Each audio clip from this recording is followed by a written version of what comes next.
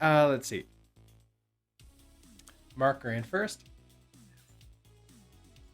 Today we are working on making things a little bit faster for our the code that's going to run on the Raspberry Pi. The Raspberry Pi is like really slow for some reason. Although our like when we remove a bunch of meshes that are drawing, it's fast again. So it's attempting to do too much too often, which is pegging the processor at like 90%. The like one choice obviously is to upgrade to the newer hardware. I could purchase the Raspberry Pi 4, and that has, let's see, that's like doubled the processor speed, and the number of cores. So that would be pretty nice. But in the end, I'm not sure it shouldn't be necessary. So the first thing that I think we want to try is to create our own event loop. Basically create our own game loop. And if we come in here and we switch over to, what is it? It is main.rs. We'll see that we do this match event run. And if I go into this is obviously in the GGEZ library itself, so I don't want to make any changes here. Even though I was actually playing with it, making changes here and recompiling doesn't actually do anything for us. So this is the full game loop that we can see. It's starting it's basically saying, hey, if the context says that we're continuing, then run through and mark like that we've gone through another tick, pull all the events, and then run update and draw. So this is what we want to do. So that being said, I kind of want to put this into its own file, and then we'll just require that on up the chain. So we're going to call this the game loop.rs. We're going to go into the main library.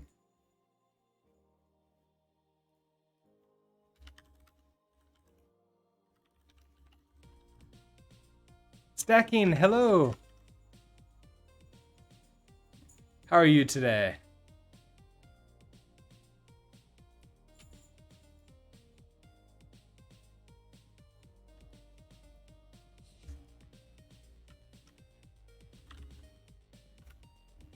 So given that it's just this run function that we want, we're going to want to go over there. Oh, and Sureshock, you redeemed Pet the Cat.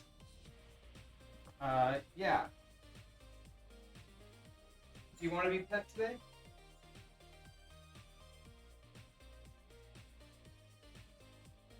You want to be played with? Where's the...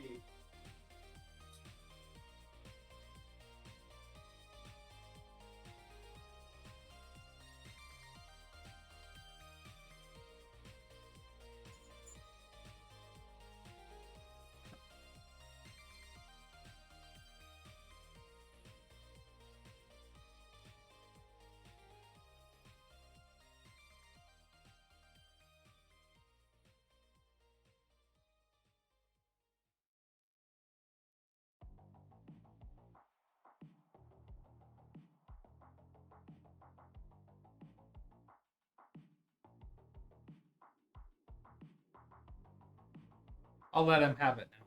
I figured playing with the cat is the same as petting the cat. Let's see. Doing that. Sure. Stacking. You request. Are them VODs from the talks uploaded somewhere? I want to watch the crypto one, but couldn't stick around. Oh yeah, absolutely. Let me stop brewing my tea because that's the thing that just happened. Over there, and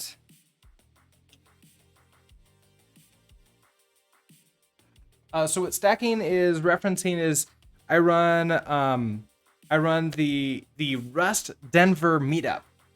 And hello Katali. I run the Rust Denver meetup, and that means that let's see, what is it? The talks get live streamed on this channel, and then I archive them up to YouTube. So open up.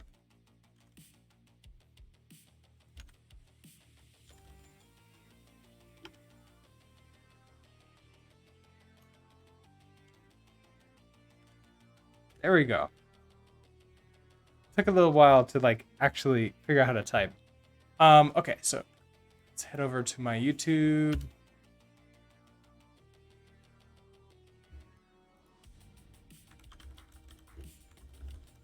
Brooks builds, what is it? Builds Rust meetup. I don't know. I'm not even logged in. I'm not focusing on that. Let's see. It's not that one.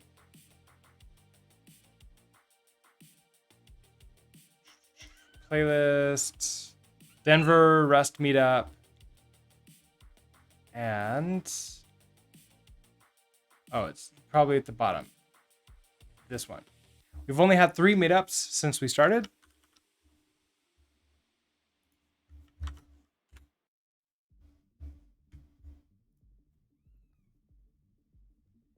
Looks like our civ is degrading. I'm just going to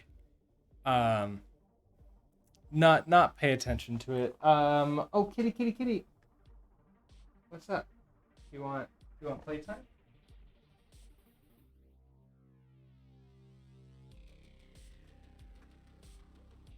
You want to go get food? Yes, anyway, so this was the speaker. He is creating a... Oh yeah, Substrate. It was the talk about Substrate.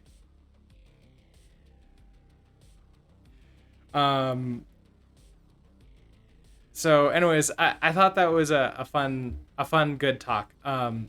And like there was some part of me that was like, there's like for example, BeginBot like has that entire fake internet money currency for his channel. I was like, oh man, what if I use Substrate to create a crypto that I could then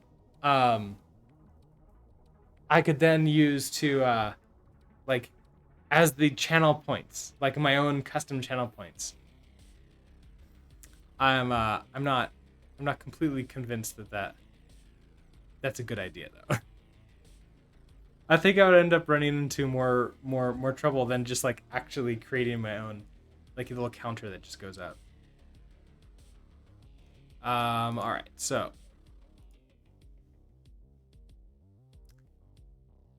yeah, we would need to like a validator and everything else, and then I think it would end up. He made it look so easy to like get started, and I'm sure that it's actually much more difficult than like the initial one is.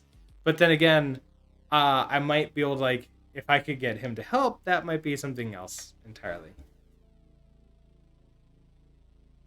That would, I mean, might is not like, it would be overkill.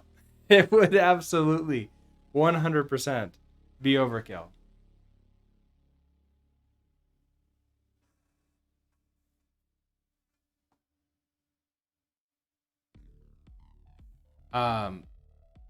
All right, so where were we?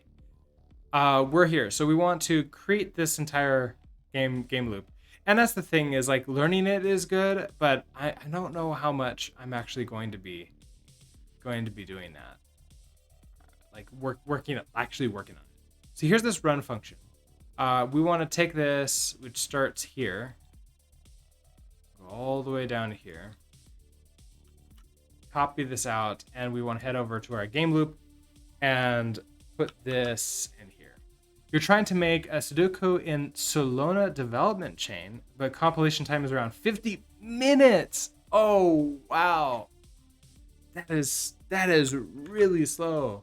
I mean, he did tell us that on his laptop it was taking 30 minutes to compile for production mode. So that kind of makes sense. What are you looking for?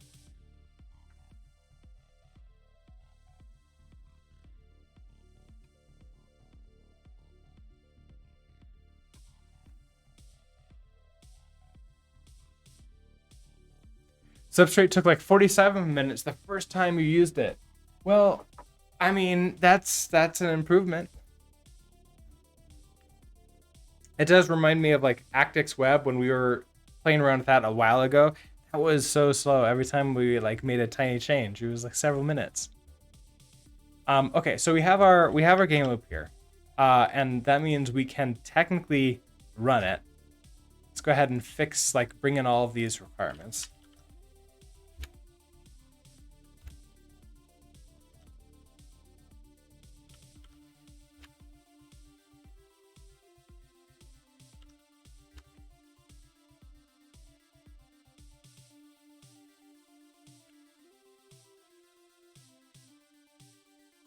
Okay, so create input.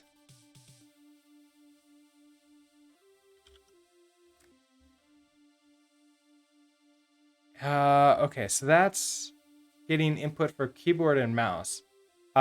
Is that something that GGEZ is actually pulling in for us?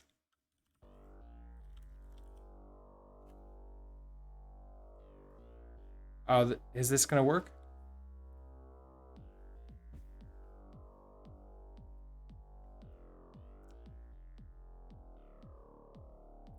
By the way, if we use lid and crane lift, it reduces compilation time by half. But at the moment, Substrate doesn't work on that, but major projects should work. So for Actix, it should reduce compilation time by half. Oh, wow. Oh, interesting. Lid and crane lift.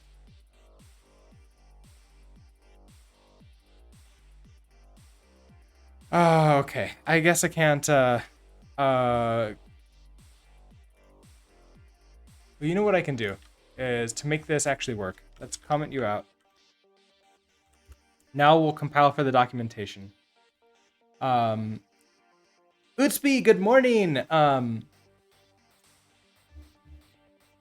You couldn't try the code on your Raspberry Pi, but a simple thing to try to lock the render rate would be to move the draw code to another function and just call that in the update loop. That way the render is locked to 60 with the update code. Oh, that's an interesting idea. Also, I am Hardliner gifting 10 tier 1 community subs. Thank you. I am Hardliner. And let's see. Sure Shaka, Giratio, my Brookzerker bot, Punkit, Jefferonius, Stacking, Geodev, The Giggles, Peyton Rules, and Jean Bleu. Thank you so much for being here, everyone, to receive that gift sub. And I am Hardliner. Thank you so much for the 10 gift bomb.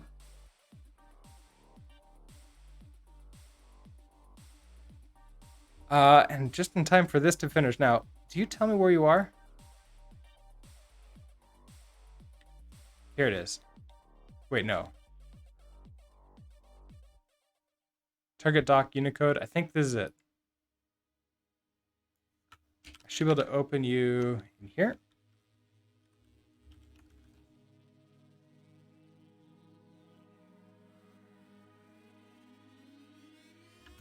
Is that it? No. What? Okay. How about this? I'll just do the open, and then it'll be much nicer for me. Here we are. So here's the local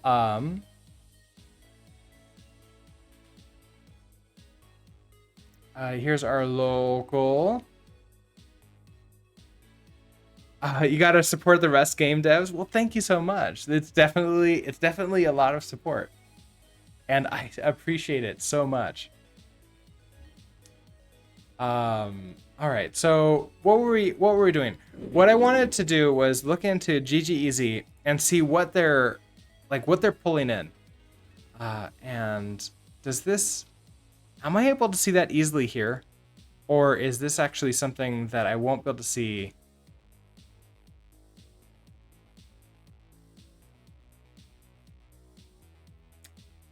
Is this something I won't be able to see until do the thing? Can I actually see the re-exports in this local doc view?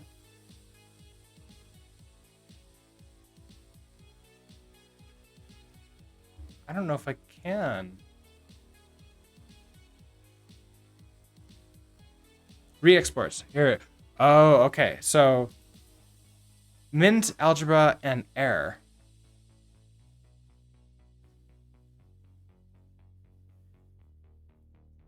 Mint, algebra, and air.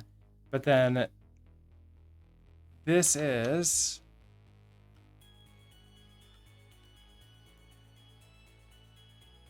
input.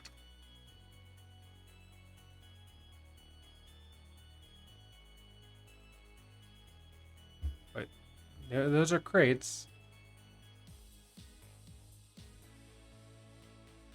I don't see input. Here it is. It's a module input. It's not re-exported. Input handling modules for keyboard, mouse, and gamepad. Okay, so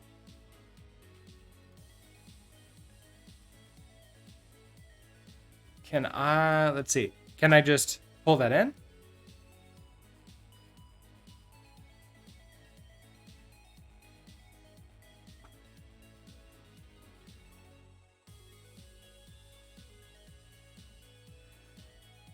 I guess like, okay, so live.rs.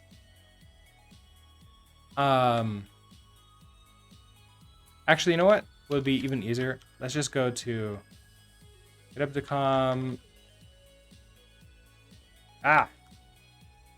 github.com gz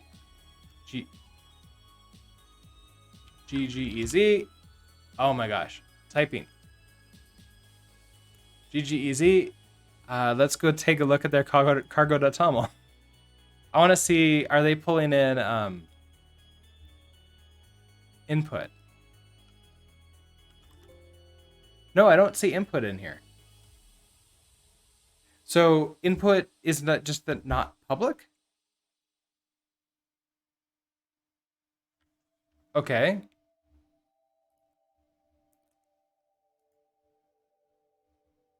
Okay, so here's input. So we have that. And then our lib.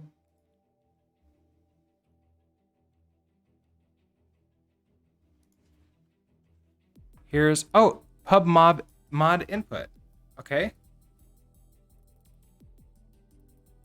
So why can't I grab that? Like, why can't you find that?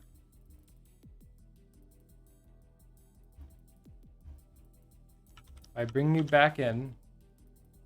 Okay, so you can't find input. Oh, maybe because I have to do this. No?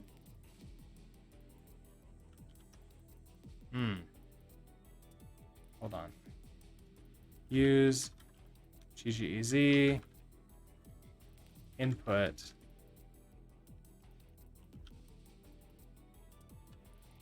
Keyboard, mouse.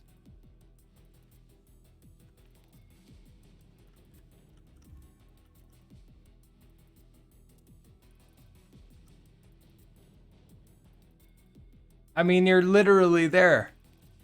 Okay, fine. Keyboard, I remove you.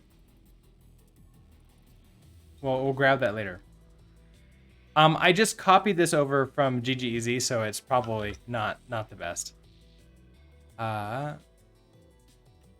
you want standard duration instant to just be that. Okay. Event. Import event from. Wait a second. Was that the right GGZ?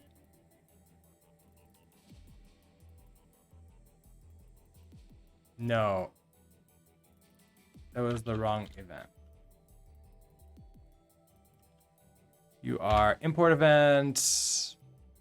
Winit event, I believe. Oh, I had the oh, okay. That would cause problems. Let's see. Okay, window event.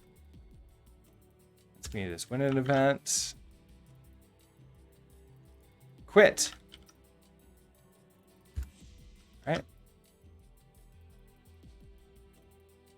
All right, keyboard event. That's this. Import you.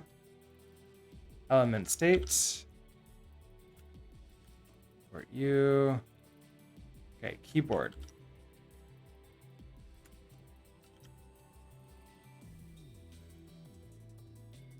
Mouse scroll data. Import you. Then just the mouse. DPI? Where are you coming from? DPI.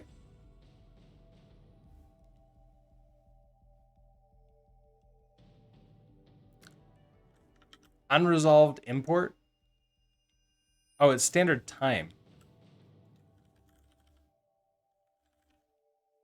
Duration. I think it's standard time instant.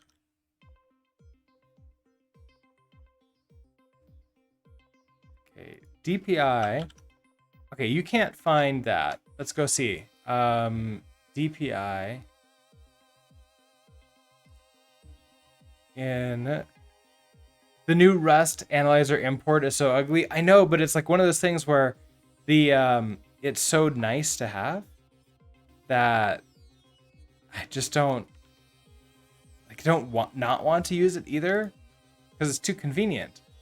Okay, so in our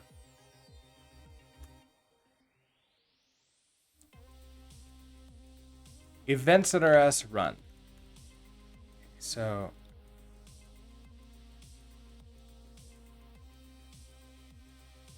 events.rs, not the same thing as. No, it is. Okay. Event.rs. So I'm looking for DPS. Huh.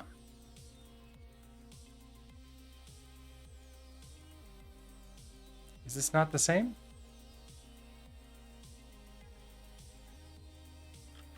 Where is it in here? It's. They do have a config to change the import style, but you forget what it is. Ooh, that would be really nice to be able to use that. I wonder if it would auto fix that all. Okay, so you're in event window mouse wheel. Now, I could just ignore mouse wheel events.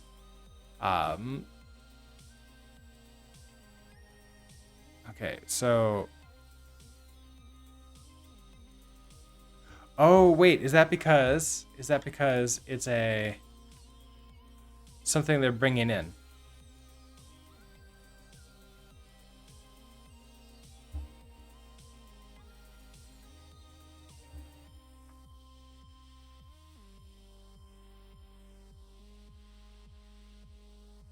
Mouse wheel, DPI.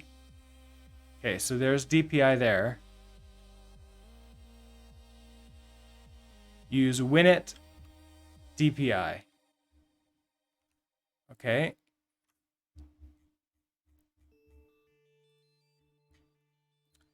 Use event. Do we have access to winit? We have access to winit event. Use GGEZ. No, not winit. Let's see. How about event? Just win it events. Okay, so we don't have access to that. Let's go find out where this is. So this is use winit. Self and DPI.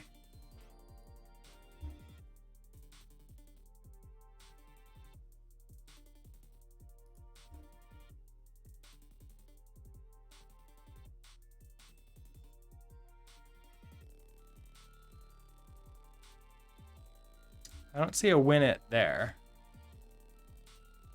How about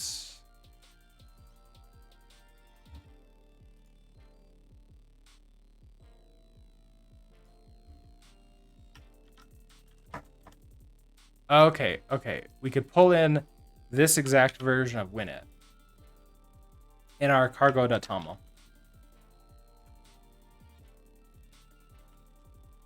And then maybe we can use this, and then we can just down here import winit deep. Okay.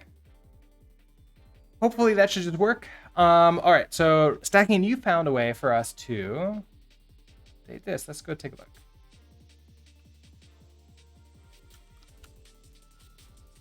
Auto imports.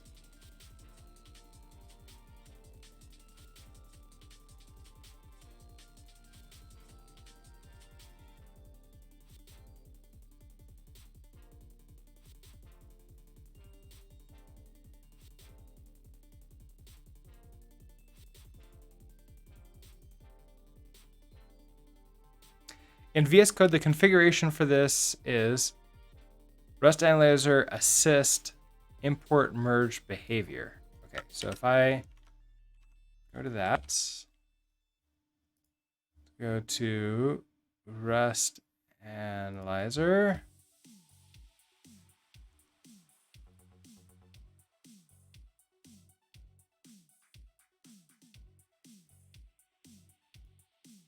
Okay, so we have full, last, and none. Here's our.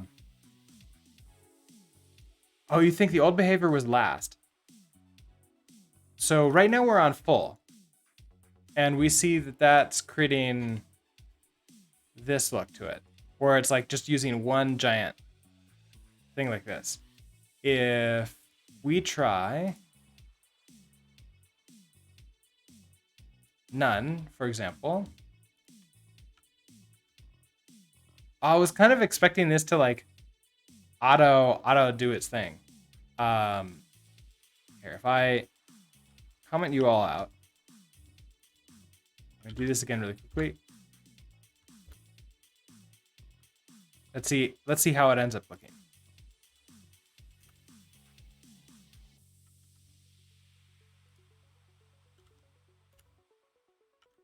So we can see that it's not like combining any of them. It's just bringing them all in one at a time on each line. It is reordering them to be in alphabetical order. Is that true? No, it's not. I don't actually know what the order, like how E, okay. Because it's lowercase? Because lowercase e comes before uppercase. Oh, interesting that. Look at that. It put a space in between those. So, what do you feel like? This, where everything is just on its one line, or we can go to last, which is only merge the last layer of the import trees. So then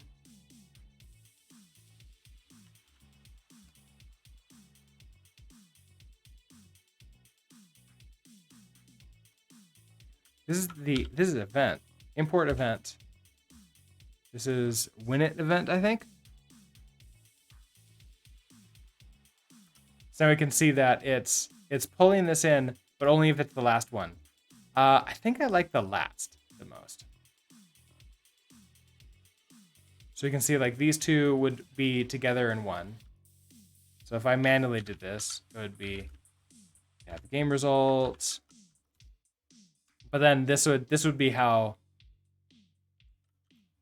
it looks. All right. Let's continue bringing all these in.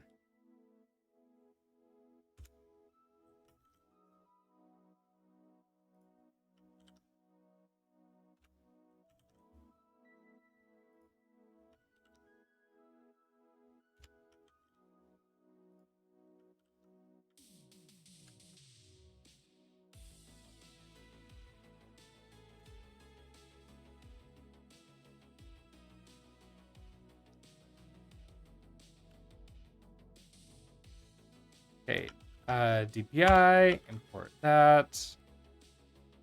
Mouse.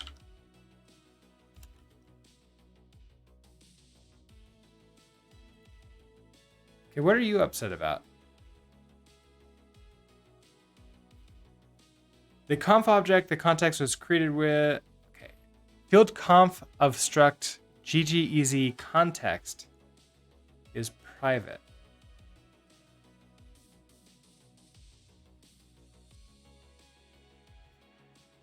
Huh, okay, so where are you grabbing this from then?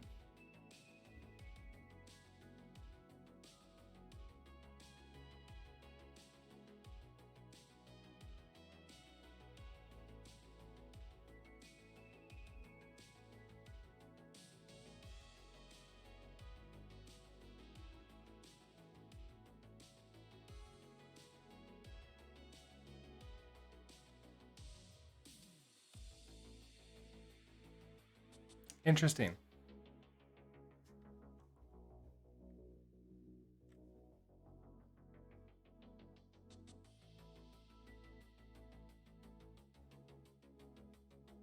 Field conf of that struct is private. How did you handle this inside of your app? Let's see. Okay, so we're in. So event run. This is in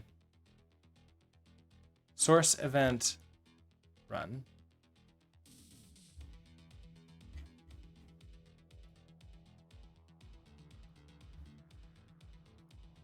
Source event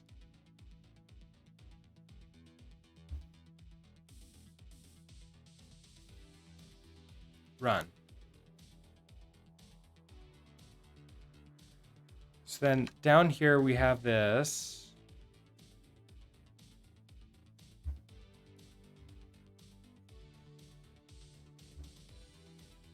If context. So we have this line.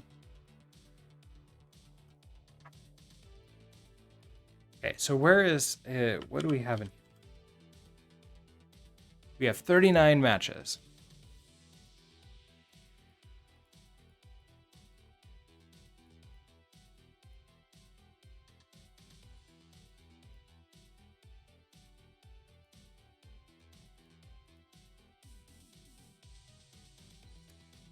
Like, context is not defined in an event, is it?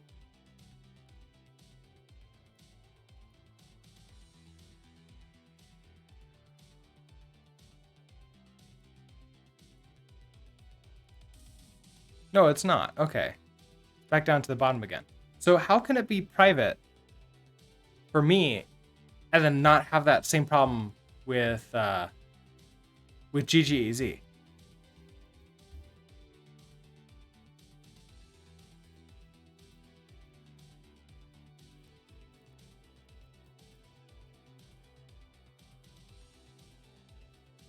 Okay, so if conf modules gamepad.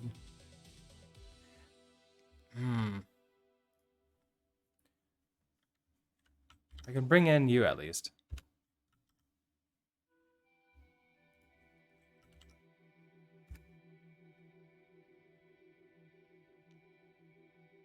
Oh, are you input? Are you input gamepad ID or are you just event gamepad ID? Ooh. I don't know. We'll try one and then try the other.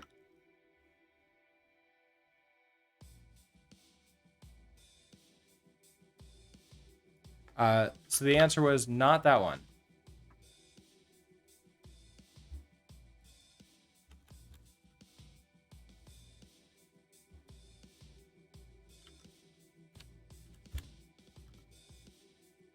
Oh, still not that one. Expected function, tuple structure, tuple variant, found struct, gamepad ID. Constructor is not visible here due to private fields because of the conf is private. Okay. And then duration.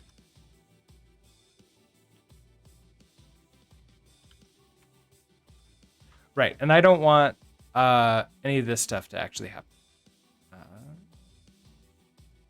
We just want to run the update and draw as fast as possible. And we're not starting with you yet. Okay, so if I run this, so if we go to our main, and instead of this match run, we instead of do match, this is going to be our game loop run.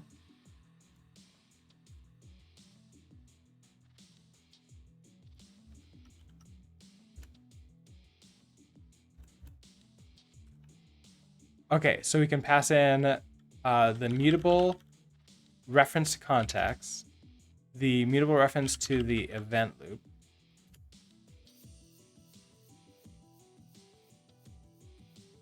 and state.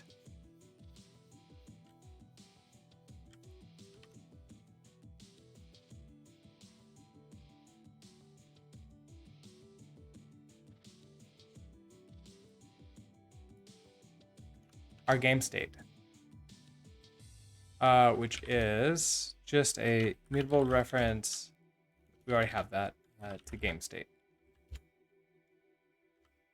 And this is where we have if it's okay. We don't really care. Print line. Thanks for playing. However, if we have an error, do an e print line. Error occurred.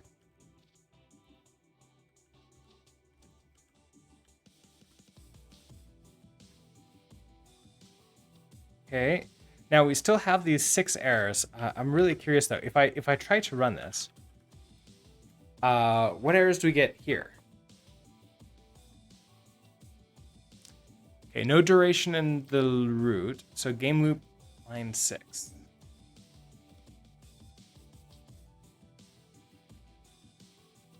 You just to go away. I don't know why I had that in there. Okay, let's try it again. Expected function tuple struct or tuple variant found struct gamepad ID. So it's not either of those?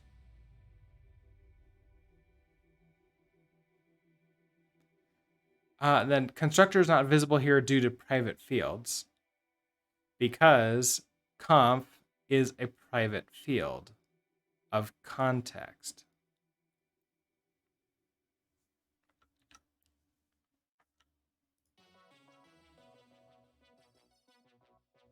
Let's see. I want...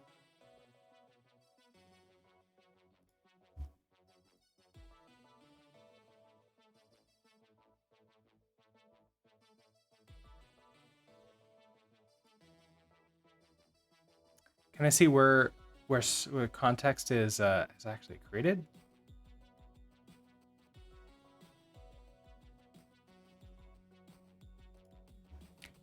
Let's see, where's context created? Context is created from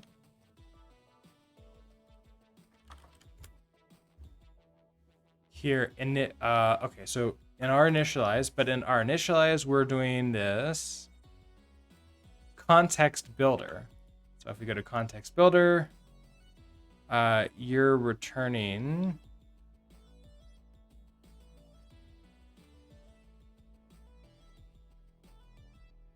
build, you return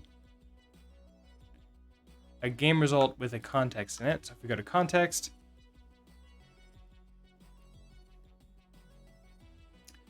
oh, look at that. Okay, so pub crate conf.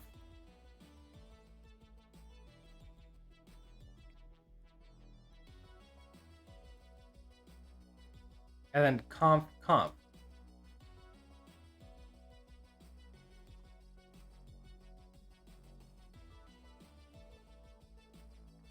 Okay, so we have conf here. Is conf available? I think that, so that means we have to pull that in, right? So use GGEZ conf.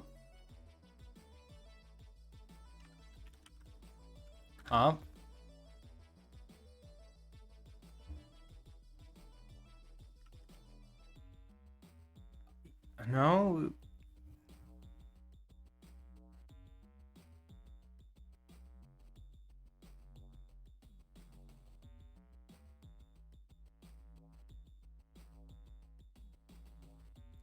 So how do you get access to that?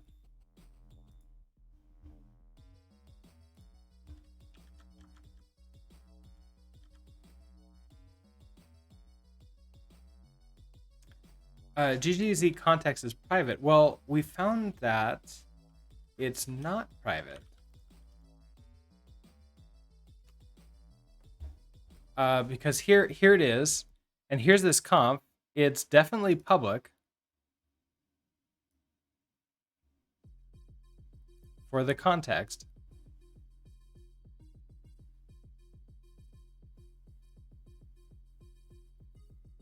It's pub crate. How do I get access to this then? We can go take a look at what they're doing. Maybe that will help. So if I look at events in here, see here's this comp. Wrong one.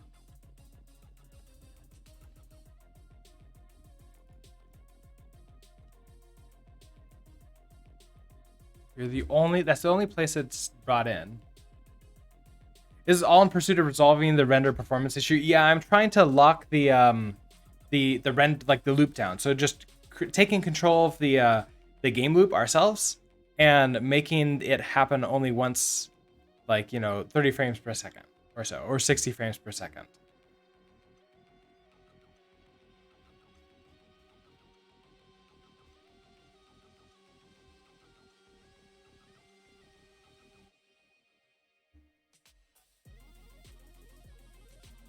Like, is there a comp?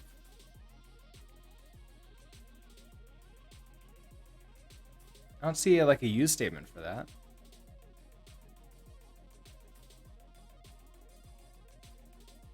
If you decided to try something easier, ooh.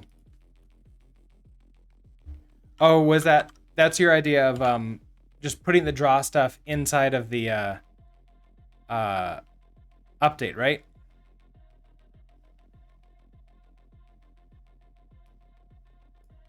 It's like we do that, everything else. Inner.draw.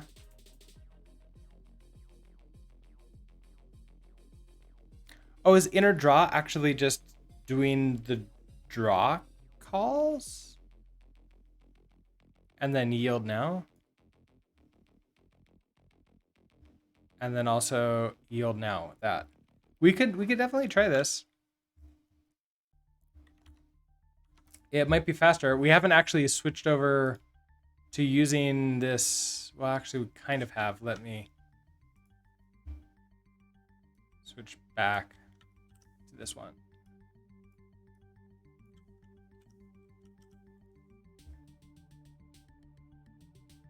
Okay, so we've got that one. In our main library, we need to not pull in game loop.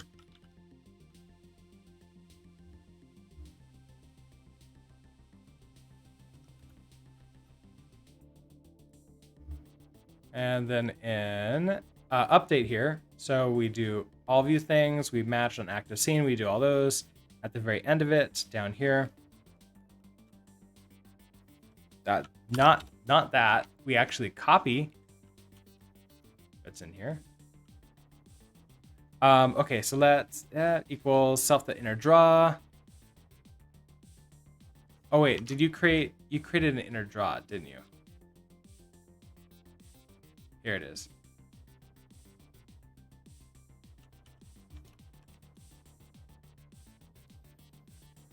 And then yield the rest of that. So then in game state, we implement inner draw on you.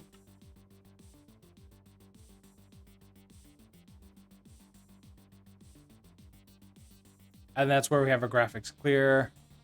And then in draw, we basically give her present, yeah. So we just don't need to do any of you. And that means we're just doing this.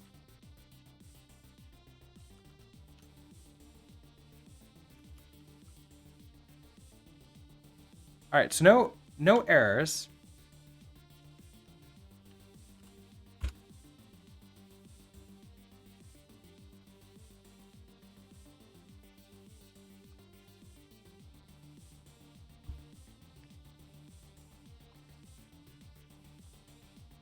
It runs. Fields may not be needed, but it seems prudent to give away to the OS rather than just spin an empty loop. Yeah, that's probably a good idea. Who knows? Maybe the yields would have been enough also for everything else. Okay, so what we don't have is something to print out the FPS. Let's do that really quickly. In our update, maybe after this happens, we can do if timer ticks mod, we can do every 30 or so is 0, and print line FPS, and that'll be timer FPS.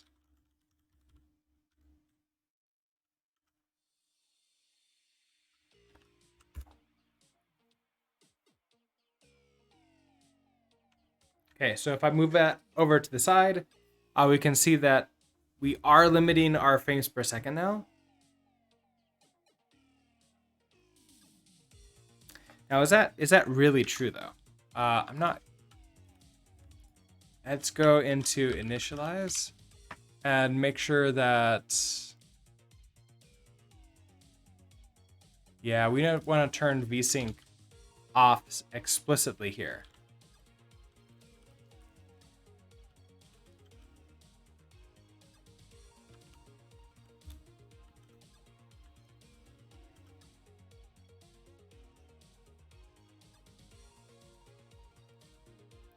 Oh, was that Windows setup? That might be Windows setup.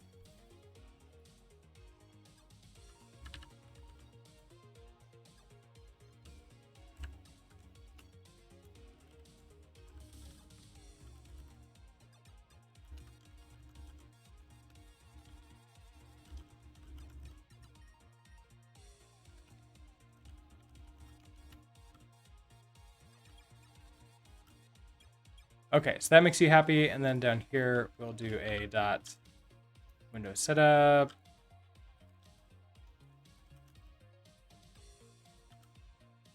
Yeah, I don't know. You had to print the ticks them yourself just to see it for real. Interesting. Okay, well let's try. Oh right, because that might be just the draw loop still continuing to run as fast as possible.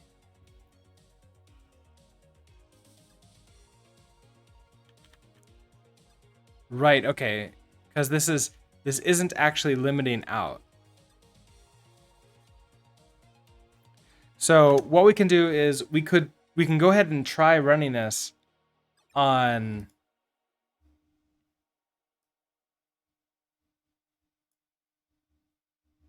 the Raspberry Pi and sort of see how that works. I do need to go grab the Raspberry Pi and then set it up here because I did move it down to my TV yesterday, so I can just sort of like do some little things on the day off. But I will go grab that really quickly. So I will be right back.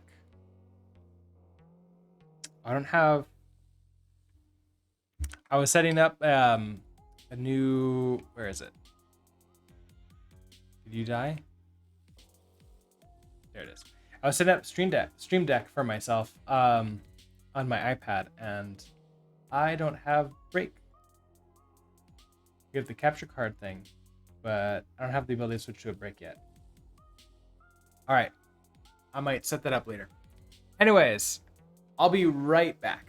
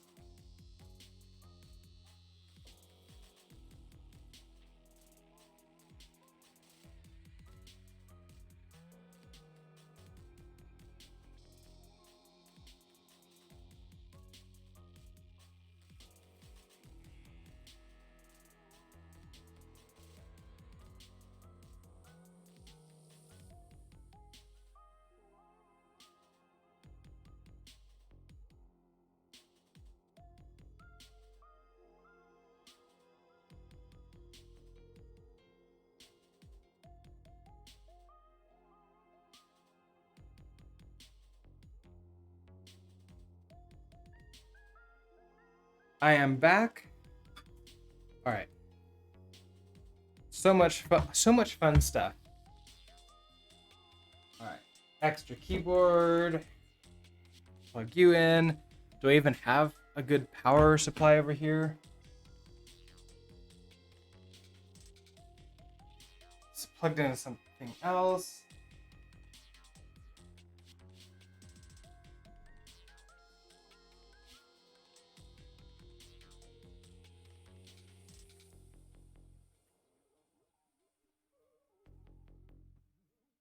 All right, I'll plug you into my table.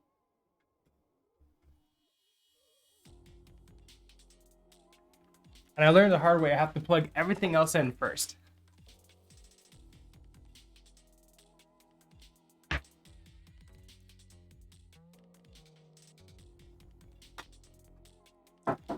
All right, so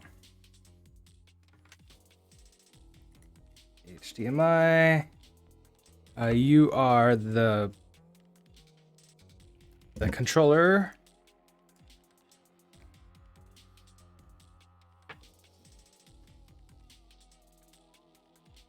This other keyboard.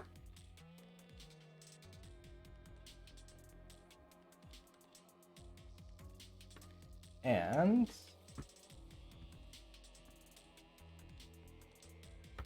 I was playing around with a second operating system because I didn't want to like screw up the one we had for the stream. I installed Ubuntu, just like plain old desktop Ubuntu that was claimed to be compatible with the Raspberry Pi. It's server edition only. So then I tried, after installing that, to install a GUI for it so that I could run GUI applications, and it kind of worked, but then it completely failed. Like it showed the basis of the GUI stuff, and then it's done. All right, so you're not. Let's just turn off cat cam. You're not helpful right now. There's no cat in here anyways. He decided to leave. Okay, so you know what? We need to be back there. Okay, so with this all set up, I should be able to turn you on and head over to the capture camera.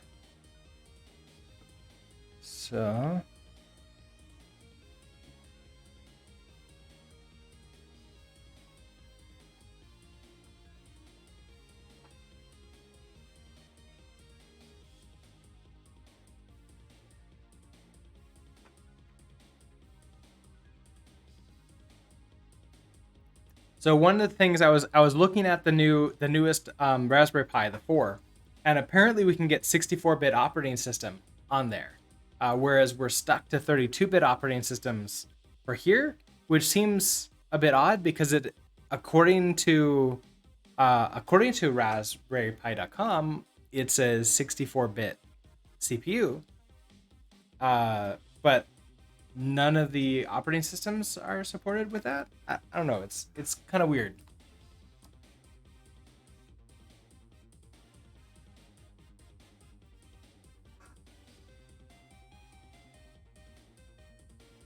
Okay, so I've got you. This is this.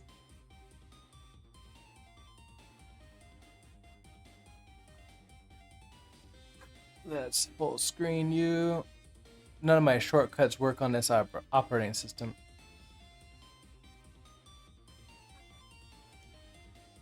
CD jungle. I want to. Now, what branch are we in?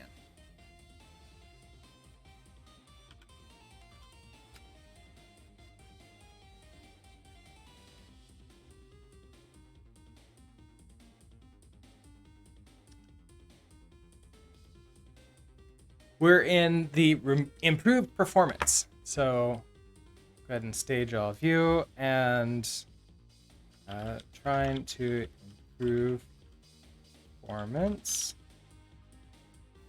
by drawing in updates.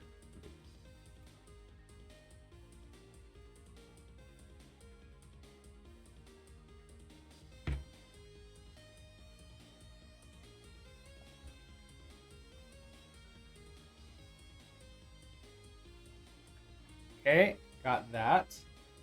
Then it fetch.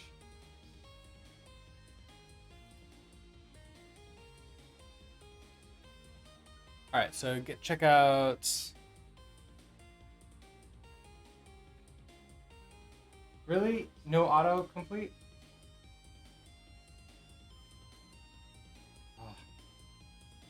Oh. Git. Check out. There we go. Okay.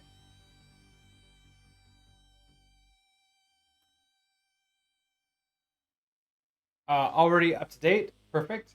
And let's just do our cargo run. This will take a little bit of time to go for us. Or not? That seems too fast. But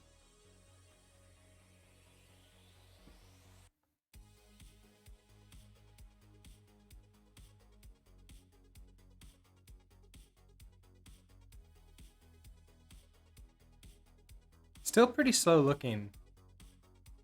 Like, we're jumping quite a bit. Oh, did I put the draw outside the while? Oops.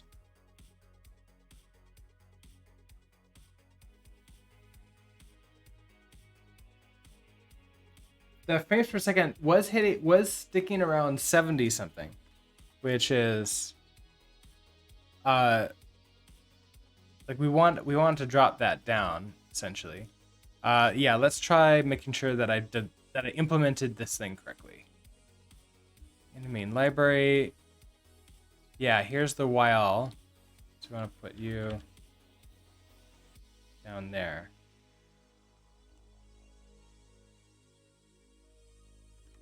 you're not really doing anything anyway, so I can comment you out.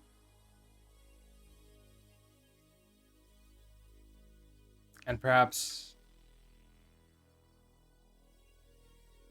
yield now can happen outside of the while loop. Like, do these things, and as soon as you're done, then yield.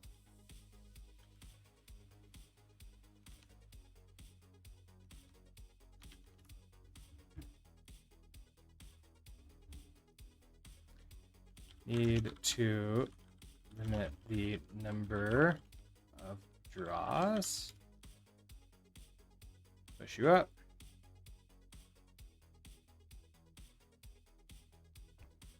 Okay, so then, forgot, like, I need to switch back and forth so you can actually see all the code that I'm doing everywhere else. But time to come back here. So cool. You need to get used to like the multiple screens and switching back and forth between the capture card and the not capture card. Okay, so we've got that.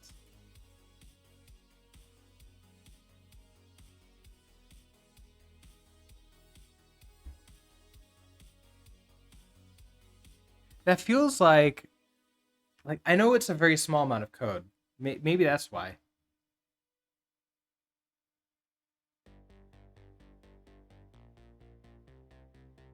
It doesn't really feel like it's changed very much, has it?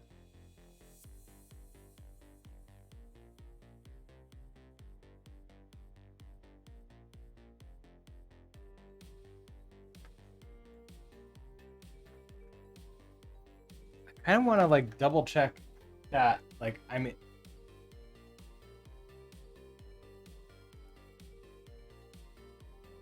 no. Okay, see, that's our problem. We didn't actually switch over.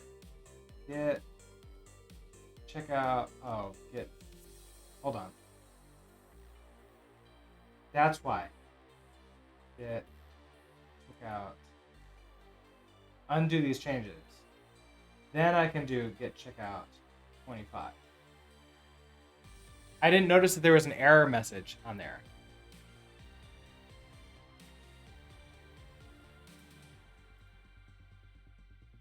Now we're up to date, and now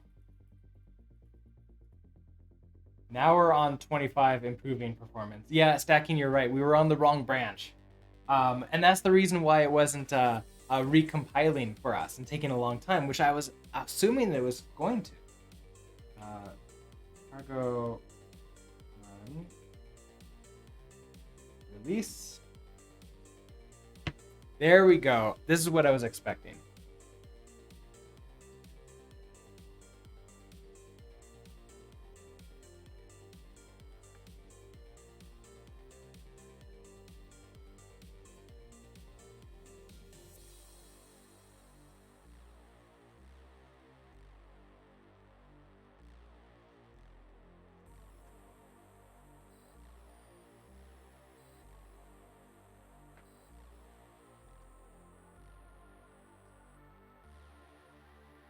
Actually, you're not entirely sure whether it should be inside or outside the WoW. Now that you think about it, you possibly put it in the right place. Well, yeah, maybe. We'll find out. So if this works, then I think it's proving Uspi your idea of limiting the number of times we run that draw loop, and then doing what I'm doing might be like the actual more long-term solution for that. That would like maybe make it cleaner code, separate out those functions so that we have to draw and update properly and properly tracking them, and able to like actually test to see how we're doing with the FPS function.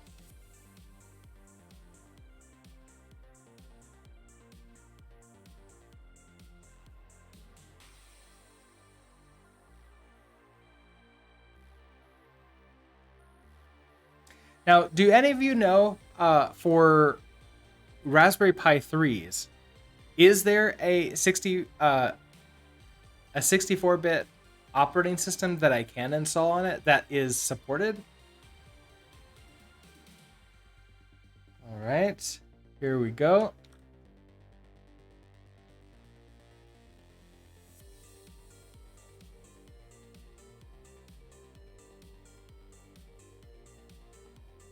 Okay, that's interesting.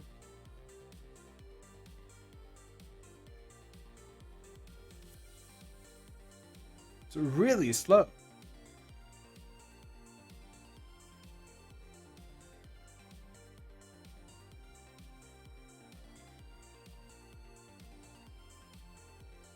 Just change the game to the Matrix, and we have bullet time. I know. Um, huh.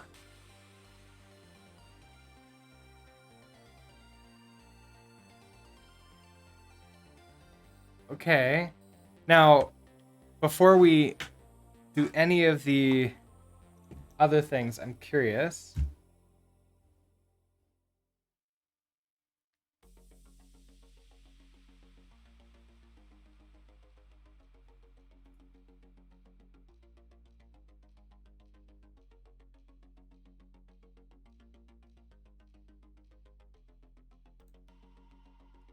Open up our task manager. So we're still on 96% usage. Huh.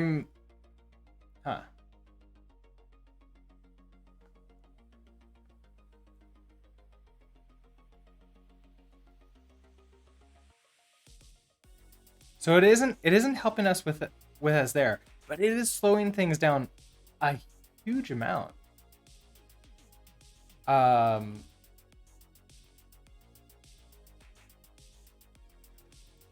I guess one question we could test to see how long our loop is taking.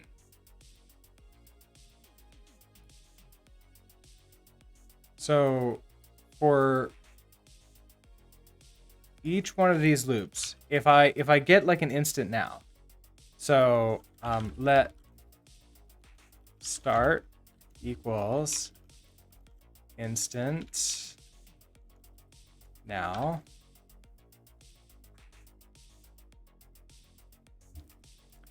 And at the bottom of this, let's not do the thread yield. Instead,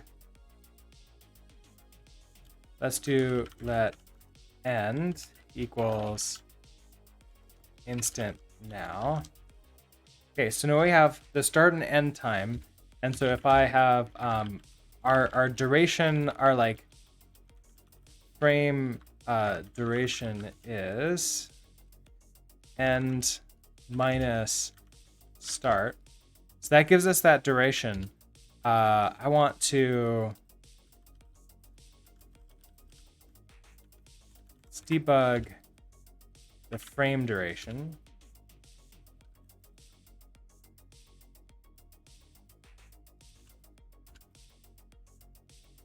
I'm curious, what is this going to look like? Okay, so we see this is nanoseconds. Although every once in a while it is every once in a while sort of like flashing. But okay, that's nanoseconds here. If I switch over to the main game and move around, this is still nanoseconds that's running on my system.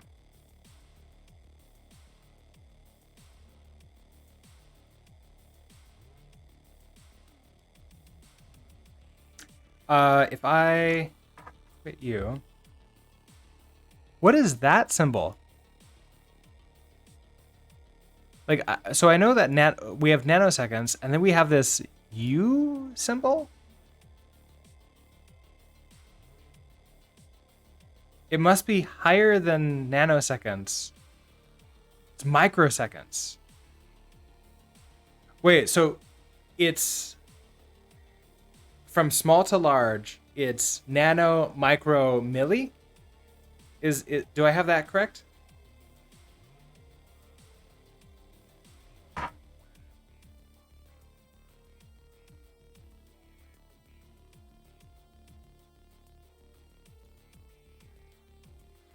Let's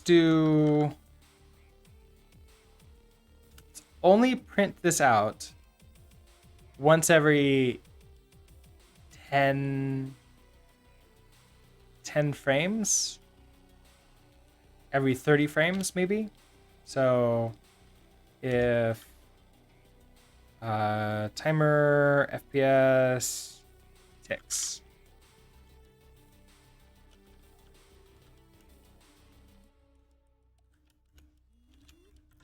Modulus 30 equal to 0. Then we'll print that out.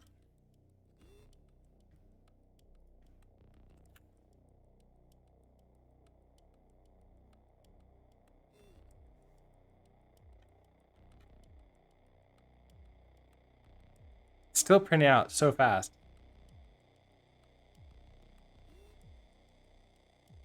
So we're getting like 100, 200 nanoseconds. We move here. Man, switching over to this this scene doesn't change anything at all. It's exactly the same.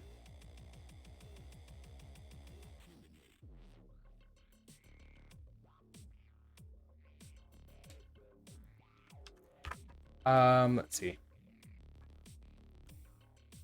We can maybe do our own frames per second counter here.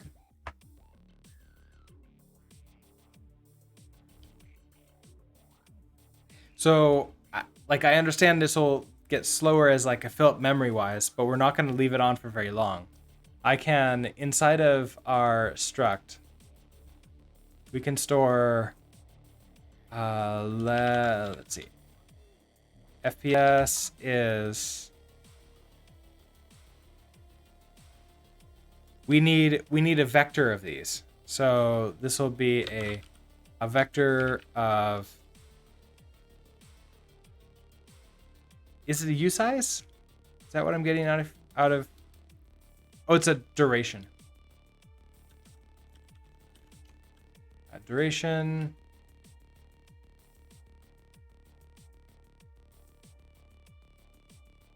Now I could also turn the durations into something else. I wonder if that would make sense too.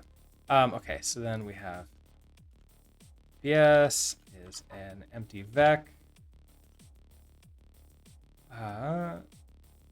Okay, so we're doing start instant now, end instant now. Then we're gonna push self.fps, that push, frame duration. Every 30 frames, I want to debug. We want to sum up all of the frame durations and then divide by the count of them. So I think that's a fold.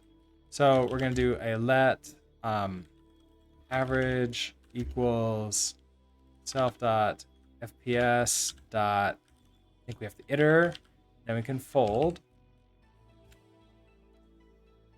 Applies a function producing a single final value. Okay, so that's what we want. Now, is there a sum?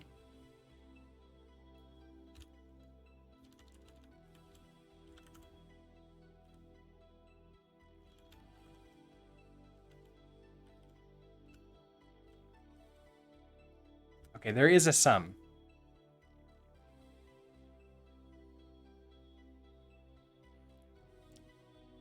Sum the elements of the iterator, it then returns whatever and returns the result. Okay. So get me the average of this, and then I want to divide by self.fps.length. And then that's what we're going to display here.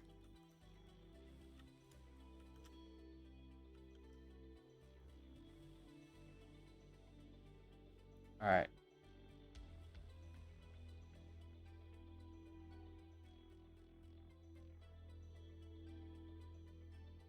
Type annotations needed. Oh, can I find duration in scope? There you go. Type annotations needed. Consider giving average a type. Sure. Why not? usize is fine. Like you could be a, we should probably do U32 because we're on a 32-bit operating system. Okay, never mind. A usize. No? Type annotations needed. Oh. Hold on. Are you a duration? Can I just do that?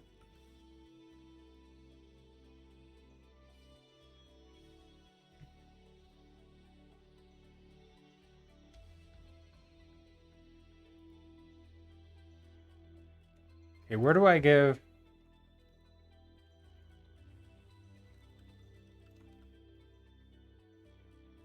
Can I actually sum up a duration like that? And then once I have that, I want to then divide this by length. I could also just do this in a second. So we have average duration. And then I want to debug. This is divided by self.fps.length.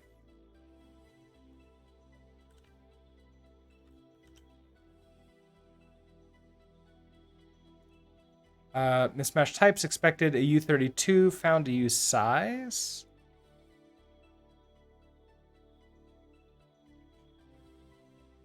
I don't put any U32s manually anywhere.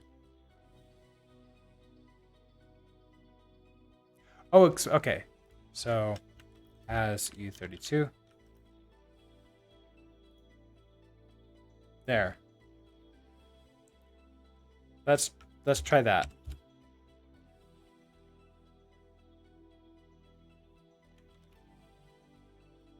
Okay, so we can get our average.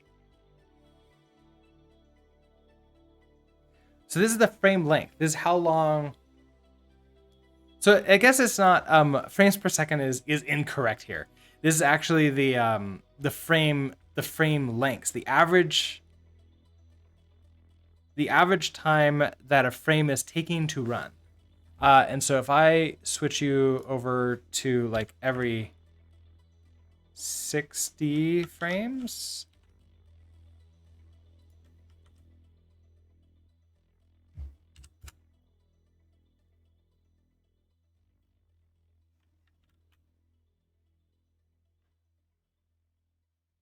And we can see that they're running so fast.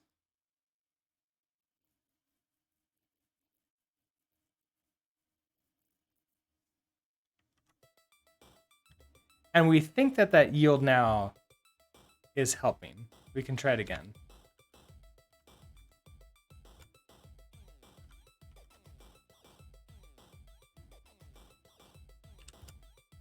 Does that change our numbers? We were at like 13 or so. And it's around the same.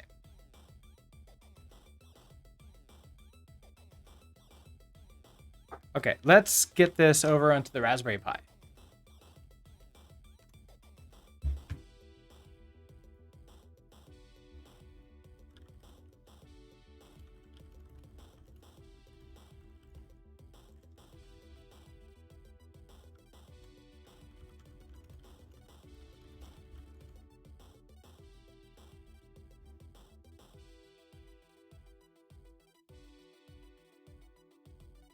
Okay, so got you over to capture card.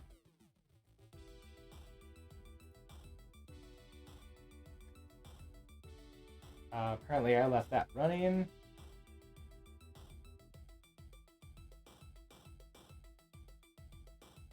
Oh, I've also got a low voltage warning. That's certainly not going to help. Hold on. Let's... Come on.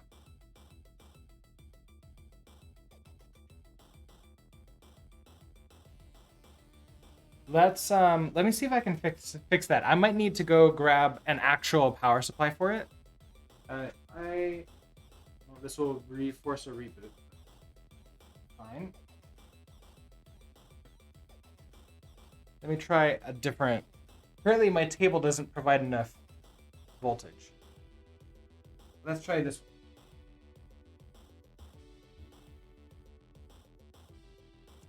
That's plugging into a USB power socket directly in a what are those? Like a power outlet.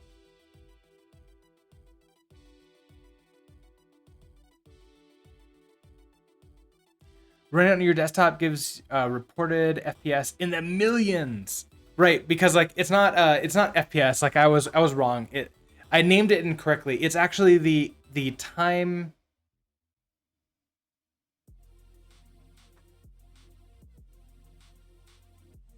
The time it takes to run. Okay, so it's possible also that like my initial test wasn't correctly and it was gonna work, but I had it in low voltage mode, which could slow the CPU down quite a bit. I could see that.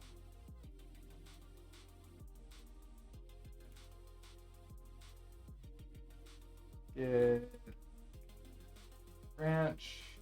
Okay, we're on 25. We pushed up U.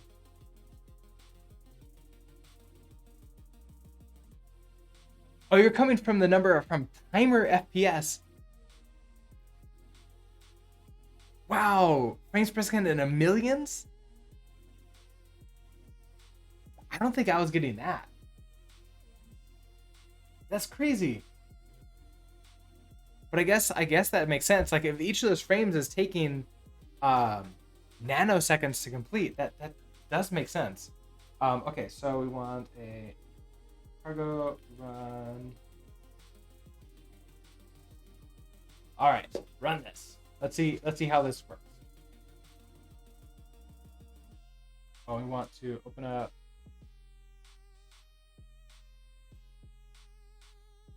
Open up this while we're at it so we can sort of see how this is working.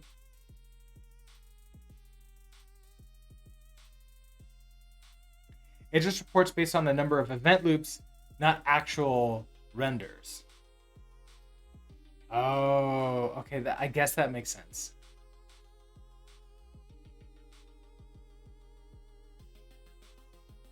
Look at that. We were fine. We were fine voltage-wise, but we just got a low voltage warning. It started drawing too much power.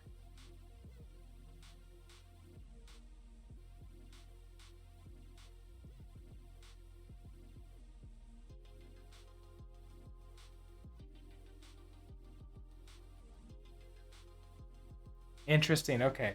Now this is during the cargo compile. Let's see what happens when it's running, because we weren't getting that low voltage warning all the time. It was just Now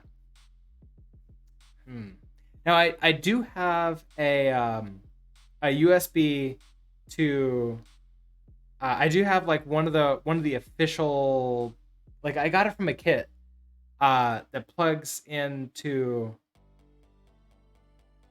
the wall socket, and that provides power. Okay, so no, we're still getting a low voltage warning here too.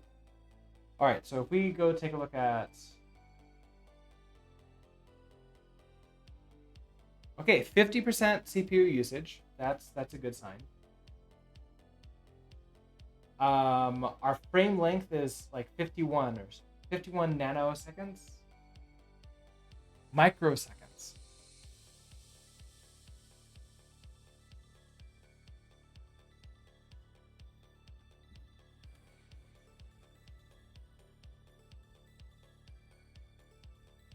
And we're getting this nice and slow.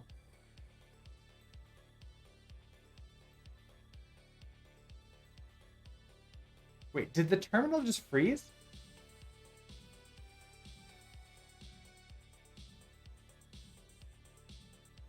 Huh. It's literally just that repeated over and over again, exactly the same. That feels kind of hard to believe.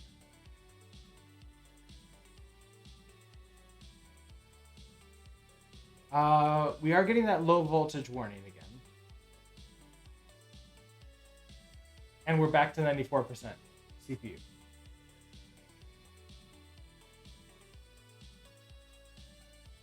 Okay.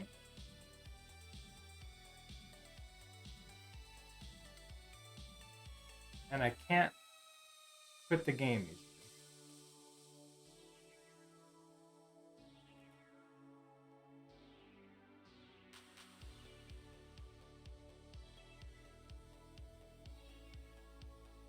Okay.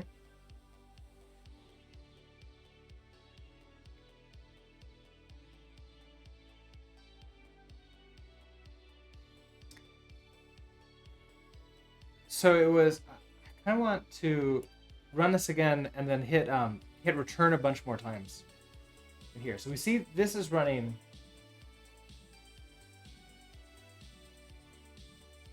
And then it stops.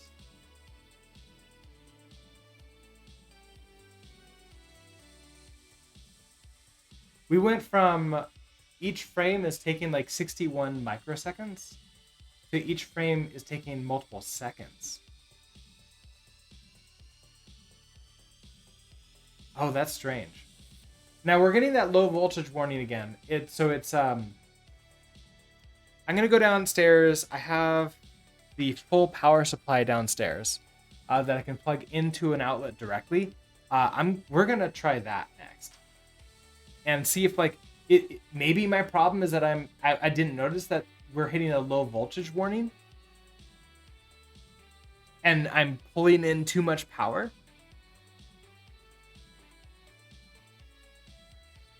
Togglebit rating with a party of 120. Welcome, Togglebit, and welcome everyone who's rating. Hello everyone. Togglebit, how was your stream?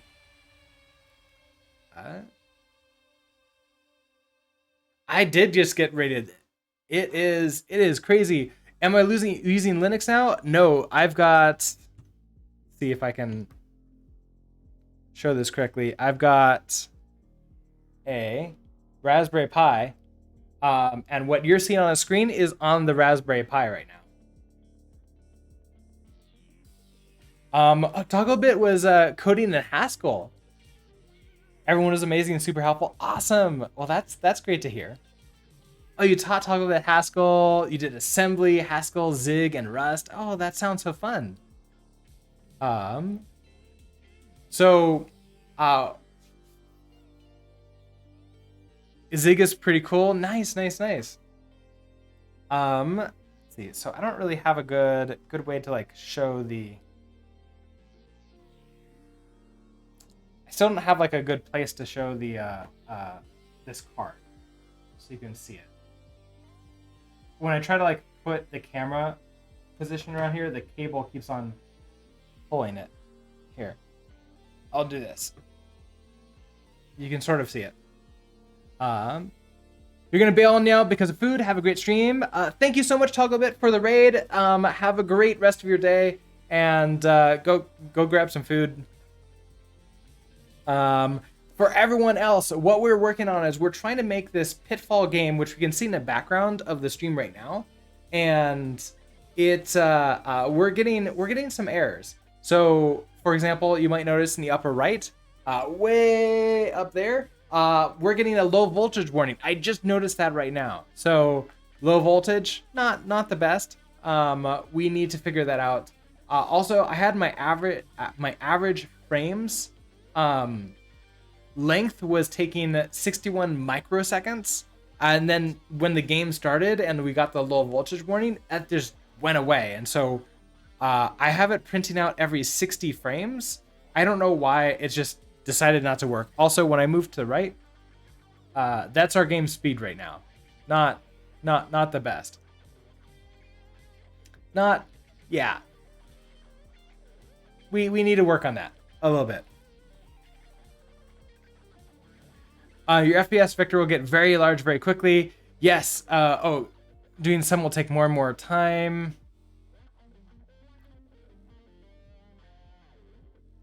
We want to be counting the number of entries within the while loop. Yeah, I know. And probably... See, I can't even quit this right now.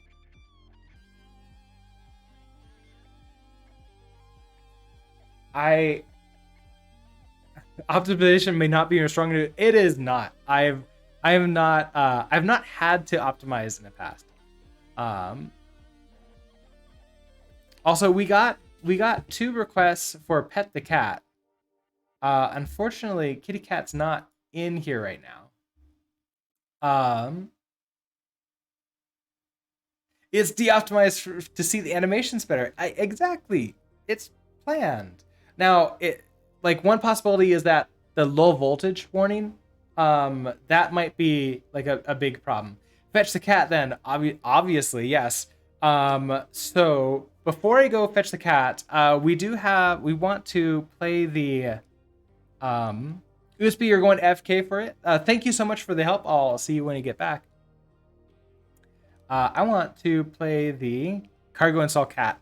Cat is somewhere else right now. I will be going and grabbing that power supply to try something else with this. But before we do that, I want to very quickly set up. Where's my? Let's see, open.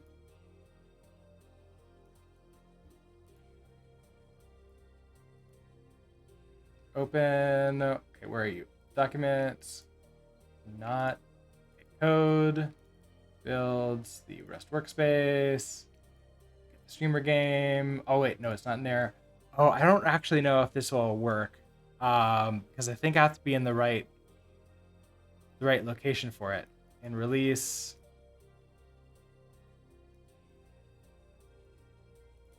If I pull you and then click you. Oh yeah, it crashes. It crashes. This is Git Kraken, yes. So I have to do this over here. All right, so and I can't do it from that terminal window. CD, documents, code, builds, workspace, streamer game, cargo run. I need to figure out like a better way to set this up because the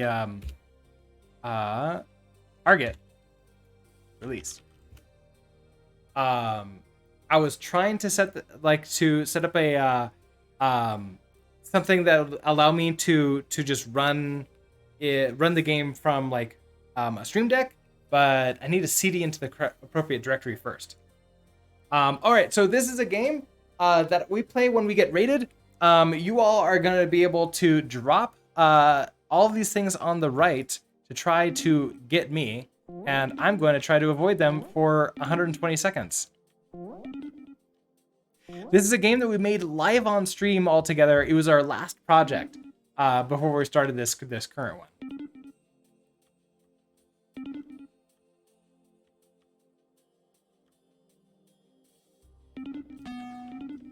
You need the CD?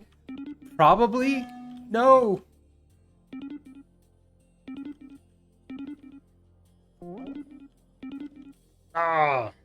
Almost.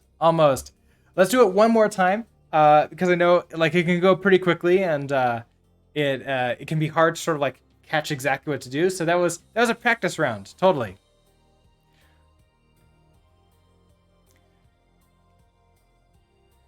But yeah, I do need to CD into the right directory.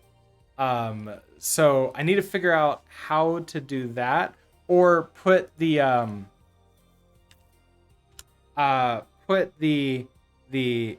resources in the correct location. All right, so let's try this again.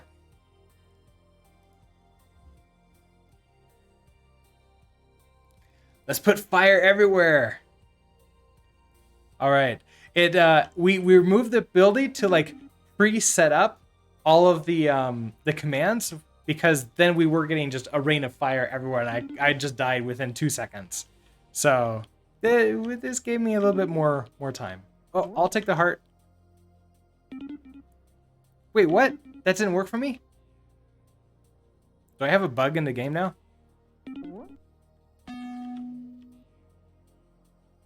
That certainly worked.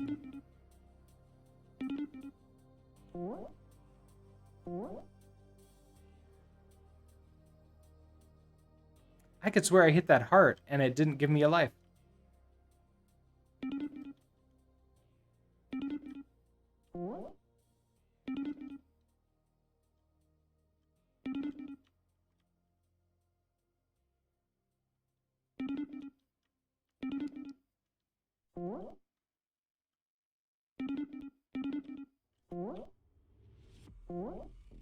like watching this and trying to like keep up with chat in case anybody says anything is the toughest part of the game.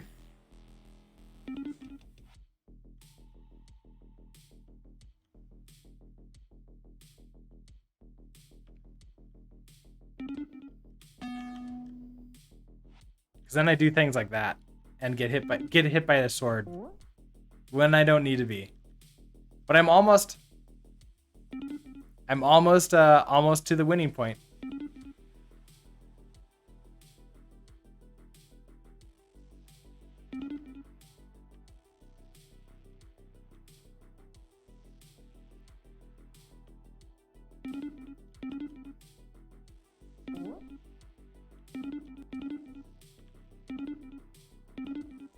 Oh, there's no way I could get over. But I won! All right, thank you everybody for participating in that game. GG, GG.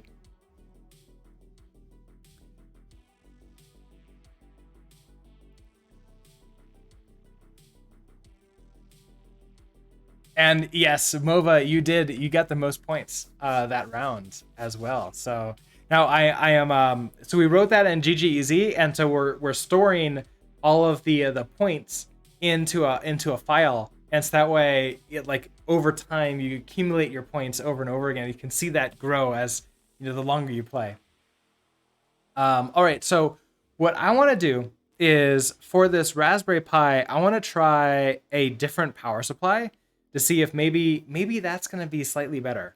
And then while I'm going downstairs to grab this other power supply, I'm going to see if I can find our kitty cat. And if I can, bring him up in here, and we'll do a little bit of pet the cat while we compile and get that going. So I will be right back.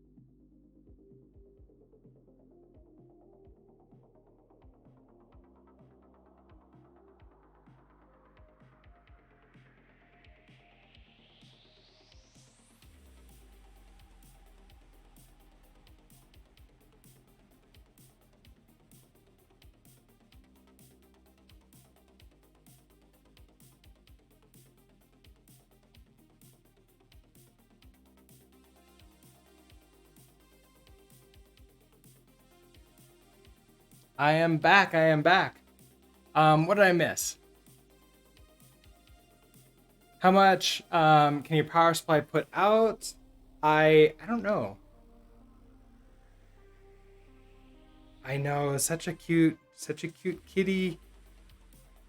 Oh, and you're gonna play kicking mode. Do I have one of your toys?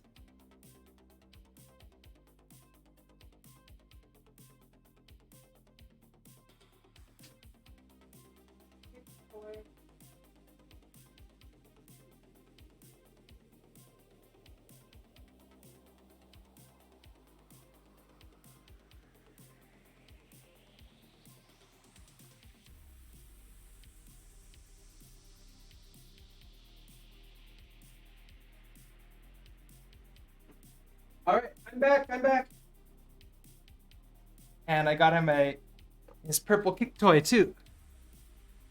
Um, does a kitten produce 2 amps? Oh, I'm sure. I'm sure more than that. So what do I? 4.2 amps is what the USB slot says. Now maybe the individual cable I'm using isn't good for that. Okay, you're going away.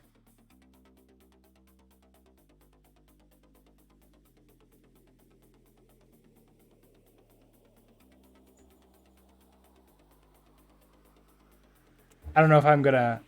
If the cable's limiting the current, you'll see smoke.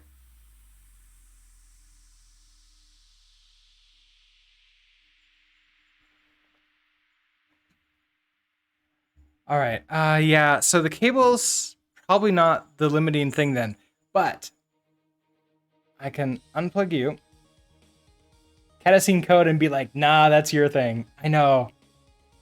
Come on, unplug. There we go. Power supply should have efficient oomph. That's what I was thinking. So my next one I'm gonna try is an actual, like, plug this in. And what does this say?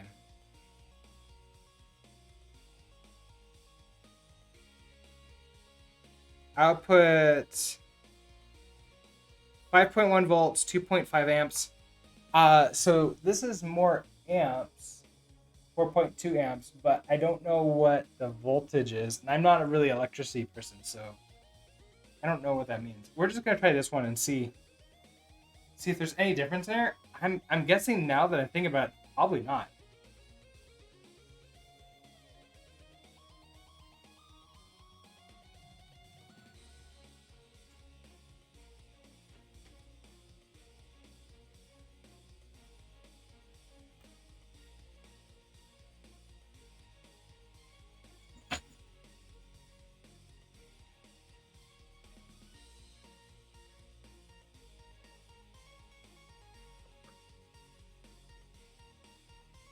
Two point five amps is actually the most the USB standard supports. Then that would make sense. All right, let's try plugging you back in, and we'll head back over to our capture card, and we'll try you again.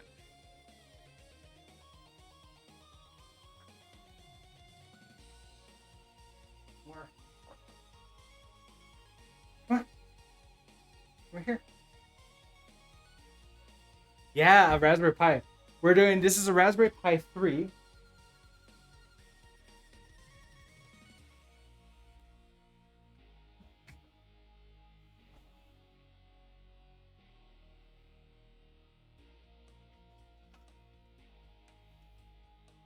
This is a Raspberry Pi 3 with our game running on it. The game theoretically should be able to run everything just fine. Have you read the Rustonomicon, by the way? No, I have not. It's on my list things to check out, but I have so many of these things.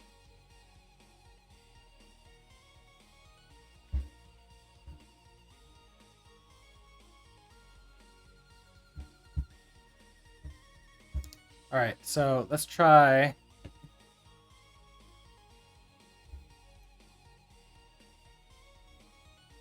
Rerunning our stuff.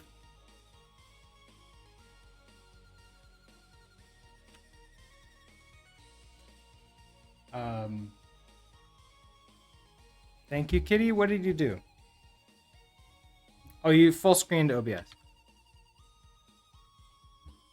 No need for that. Can you wait? What did you do?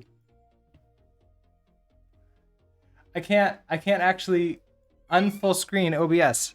How did you do that?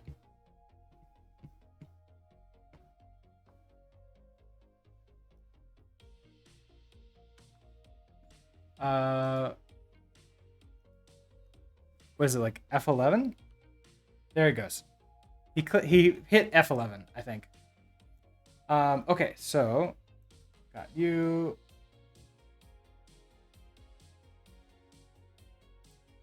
Cat is a hacker. I mean, confirmed. Okay, so CD into jungle. There shouldn't be anything for us to try here because we're just trying to do power supply. We don't have the low voltage warning yet.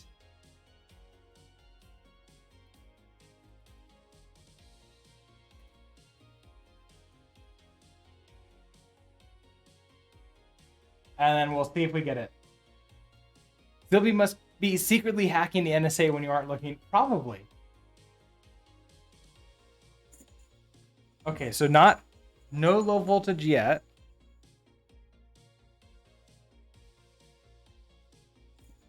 I mean, this feels like it's slightly faster, but still the same.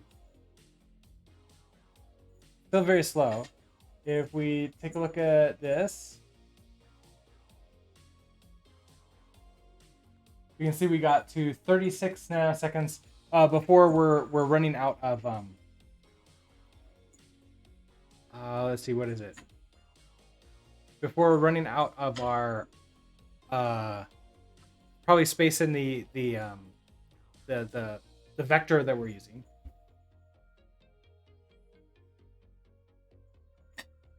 Try. Let's open up you and take a look at what's happening here before we when we launch.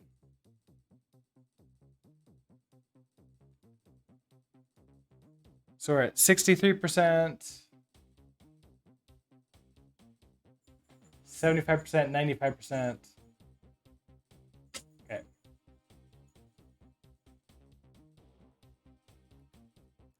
Let's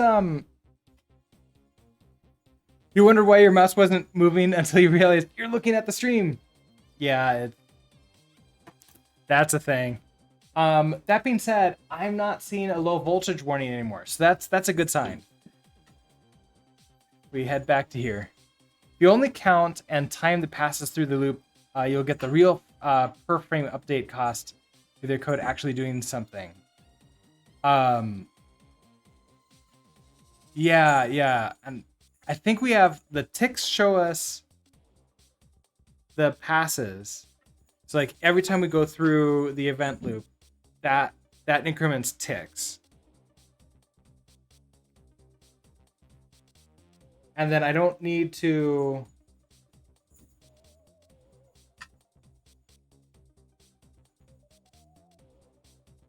I don't think we really need to care about like storing anything else. Let's come back to here. And let's rip out this stuff. So I need to do that. Do that. So at the beginning here, we're getting our starts. We're getting our end. We're figuring out what our frame duration is. We don't need to push you in there. If every 60 ticks, you're currently timing every event pass, including the ones that don't enter the while loop.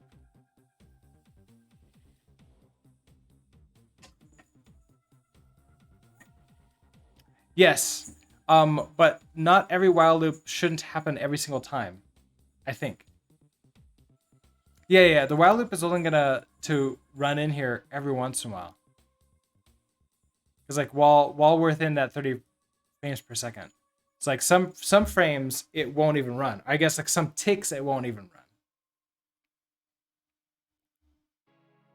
So if we do that, and then we're just going to, we don't do need to do our sum. We're just going to debug the frame duration. So we'll just see what our frame duration is. We can even, and this will be a sampling of like once every 60 or so. If I run this,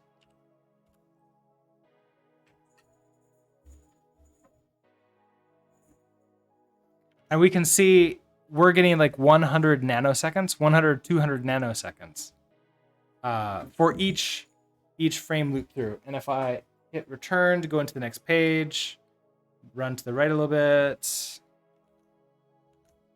we're getting, like, it's not changing at all. We're still getting exactly the same. This is how long the that function is taking to run. Okay, so if I want to come back here, just showing how long update takes every on the 60th, every 60 frames.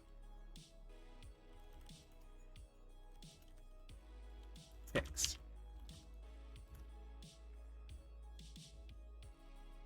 Are you also going to play Advent of Code? I've tried that before in the past, but I've never really I've never really gotten past the first couple of them before I just sort of like started doing other things, and then just sort of moved on. I'll probably start again, but like I do have a deadline for this game, so we'll see. Maybe we'll do like a post Christmas Advent of Code. Yeah, it's like I'm planning on failing at Advent of Code again.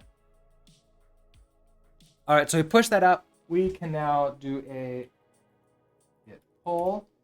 This will be slightly better. Ayo, Advent of Code is pretty neat. I like it. All right, so let's do a cargo run release mode again.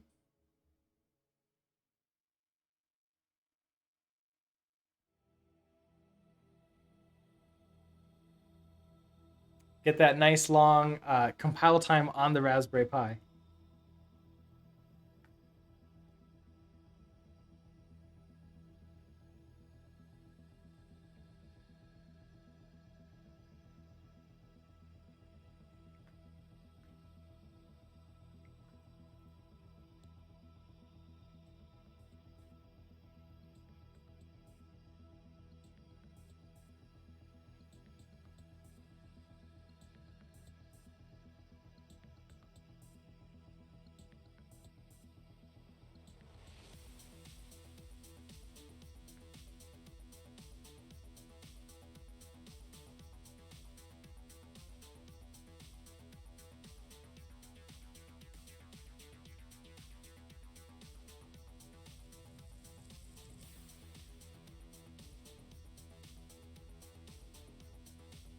Okay, so we got our game up and running.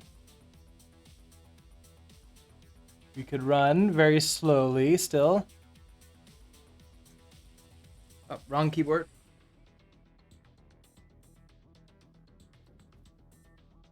Huh, interesting. It just stops running the update loop.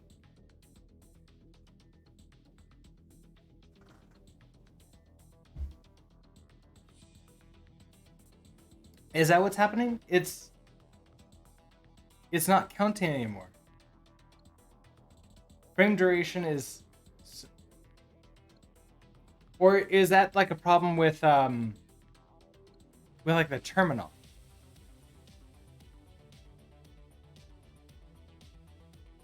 And if we go take a look at our task manager, we're at 96% CPU usage.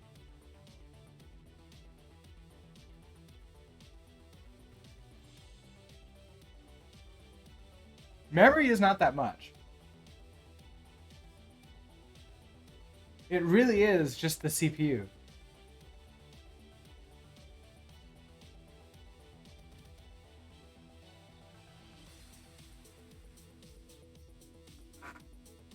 And it's like our run speed is so slow. It's decently smooth though. Oh, but again, I can't kill that. Utsby, you just posted something for us to take a look at. Let's take a look at that. Also, Lord Mist, if you happen to have another Raspberry Pi lying around, you should consider using it as a Pi hole.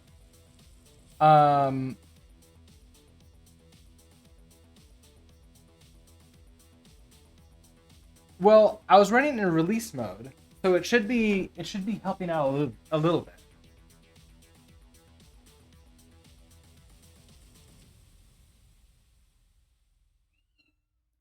Copy link location. I know, yeah. That was the other thing, is like I was trying to give it the best possible chance. Okay, kitty cat, you want to leave?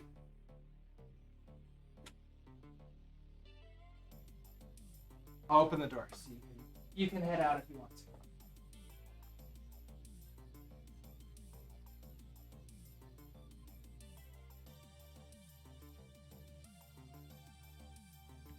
Oh, interesting. Yeah, the name didn't change on my end. Oh, Twitch has sometimes, I've noticed, taken a little bit of time between like when you set something and when it takes effect. So maybe that's the problem. All right, so Utsby has another suggestion for us. Inner game state or inner live.rs. Oh, like the actual counting our frame count. So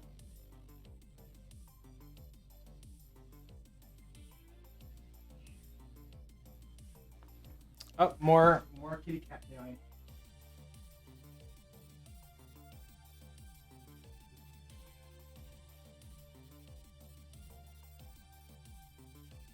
I'll leave the door open so he can come back and grab. Okay, to time the actual frame update cost. Yeah, let's try this. So we have self frame count +1. We start instant and instant. Yeah, let's try this. So looks like we're gonna have a frame count. So here, I'll move this over to the left. Get our code over to the right.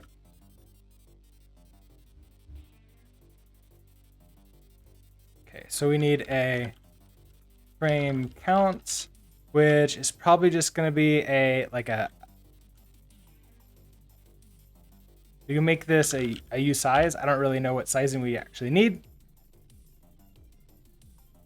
Oh, Lord Mist, you redeemed play the Get the Streamer game.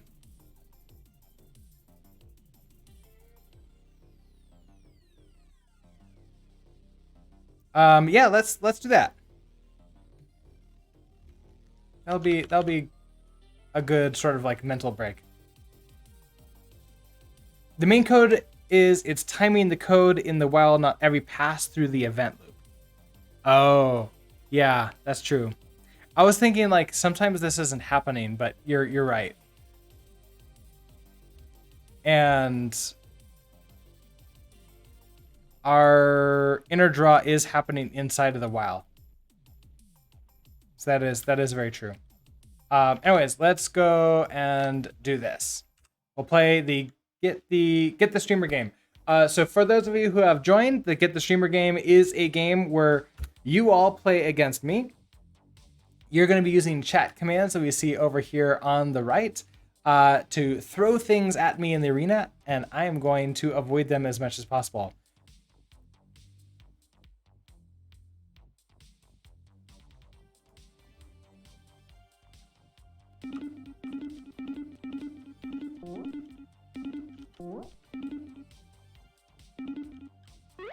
Okay, that time I got the heart. Okay.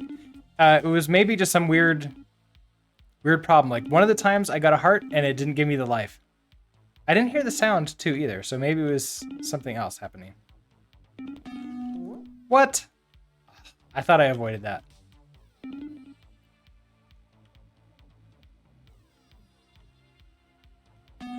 What? Oh man, looking at Lord Miss, I missed Arctic space foxes. Man, I got hit for a heart and I didn't even get the heart.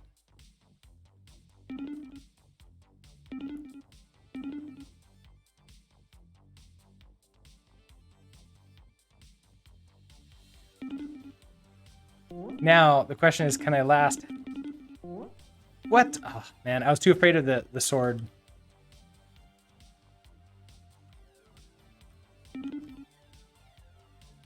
Oh, I was trying to go over to the sword and I missed the heart and I missed that other one. Oh man. Lord Miz with 45 points. But yeah, good game.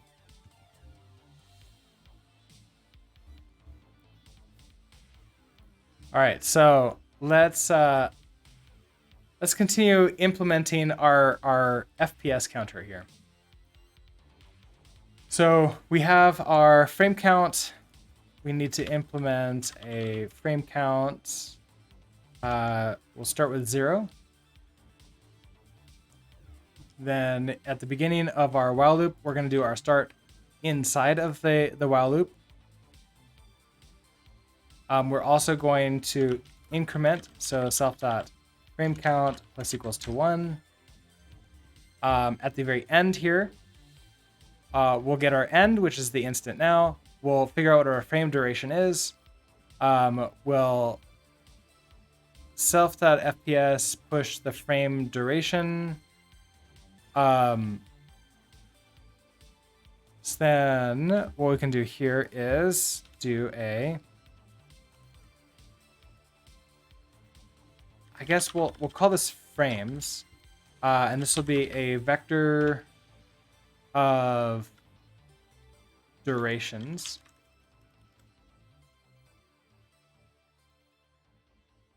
What about adding the obligatory hydrate command?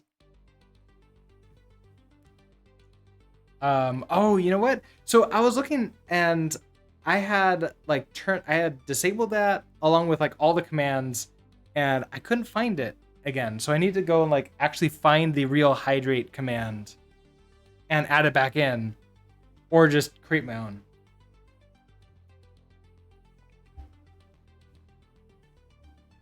My wife is suggesting that I add that in for myself also.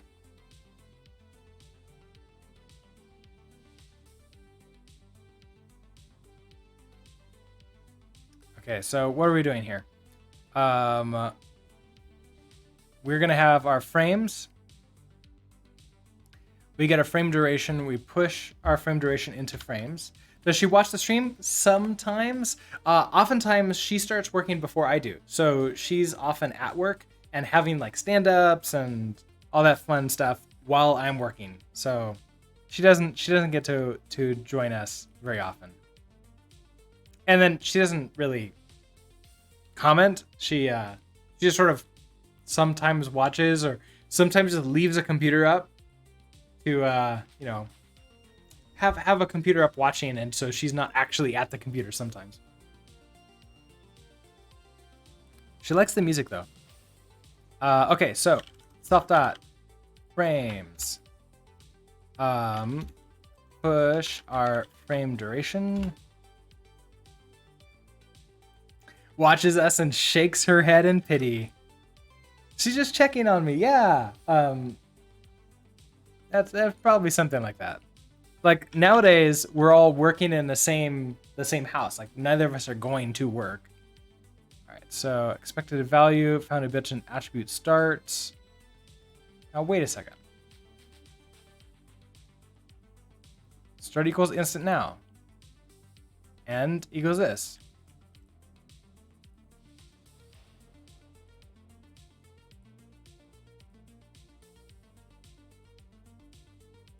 Okay, so start. Am I not allowed to use the word start? Start time. Oh, wait. You're right. I need to move it. It's not inside this loop. Let's do that. There we go. Okay. So we get the frame duration. We push the frames into frame duration. We then don't check. Okay, so if self.frame count. I don't think we're going to get that high. Let's right now, let's just try debug.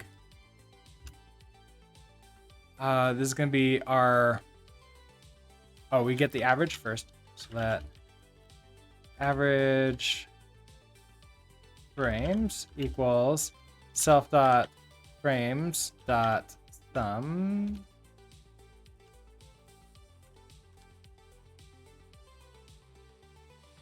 And we want you to be a duration. Actually, can you get away with this without me telling you what you are? No.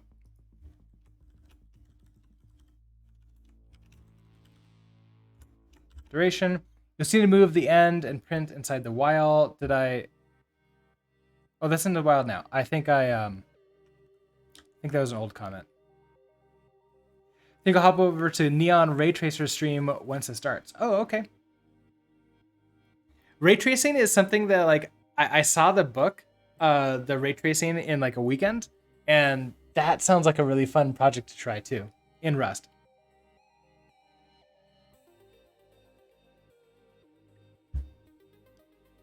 Okay, let's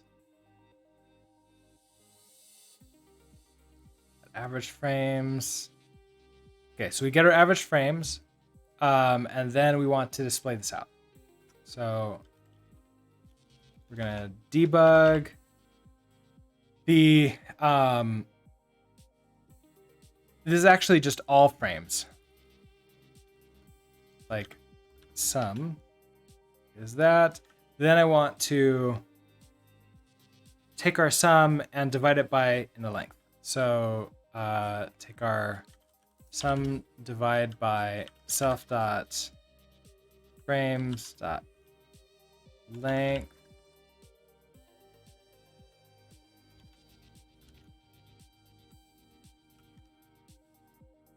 as U32. Oh, add him to the list of streamers to raid. Okay, so let me.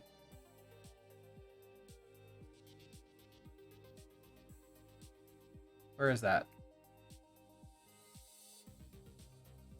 Neon Ray Tracer.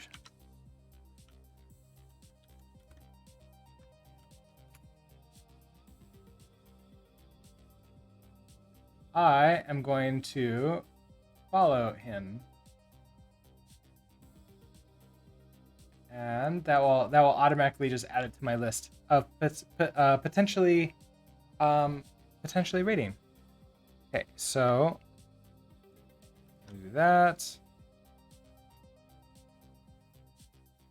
And then self.fps.clear. So we're gonna then clear inside this while loop self.frames.clear.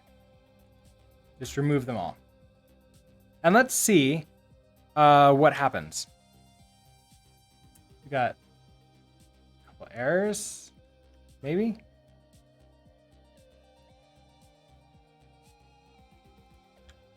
That's okay. We got frame counts and also frames.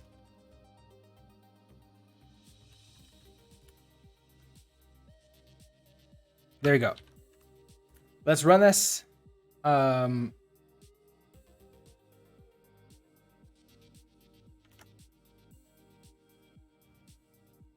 This is our average here. Now you're clearing it every time you do the sum. Yeah. Which I'm also really curious, like we've got our average here, but how many times is that counting? I kind of want to do that number. So that's going to be the self.frames.length and then that.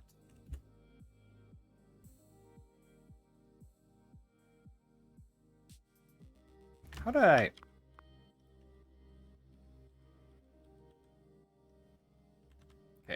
self.frames.length.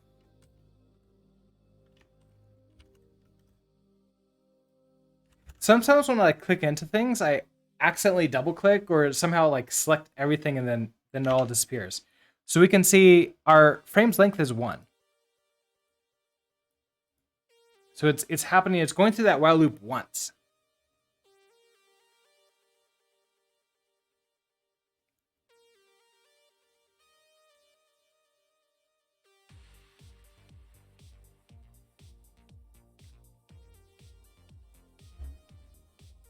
So I don't know how helpful that is.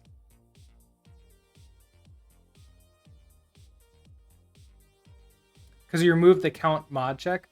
Oh yeah, yeah. Come on. Stop. There we go. Yeah, let's put that mod check back in. So we'll do, okay, self.frames to push. Then if self.frames.length, we can just say if when the length is equal to 200, so every 200 frames, count it up, give us our average, and then clear it out.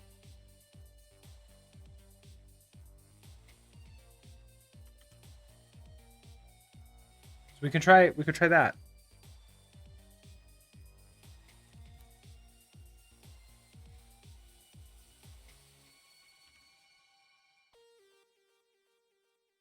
Now, how long does it take to get to 200? There it goes. And our average is 5 milliseconds. Not bad to get to 200 frames. And if I hit this and we run,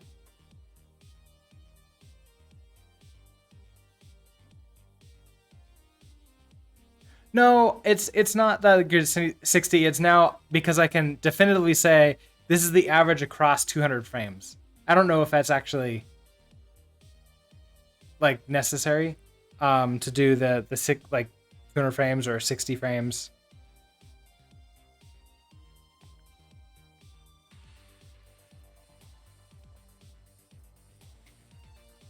Like we can do 62.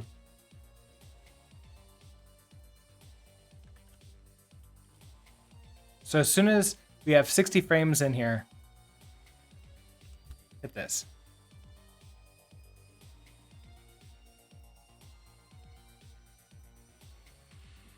Okay, that's interesting. Come on, run again, but this time, yeah, there we go. So we can see we're getting 200. We move around and it's still...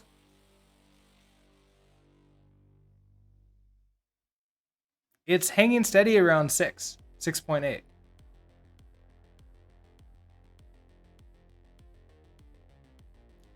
So let's try this over on the Raspberry Pi.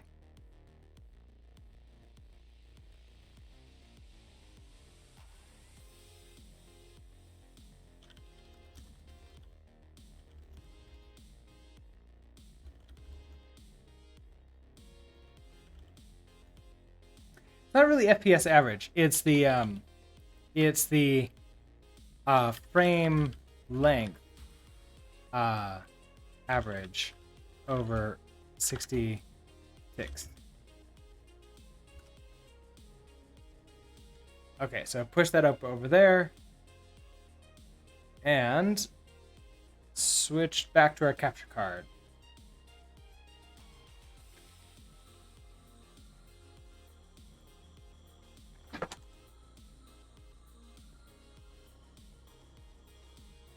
All right, let's try this with the release timer again.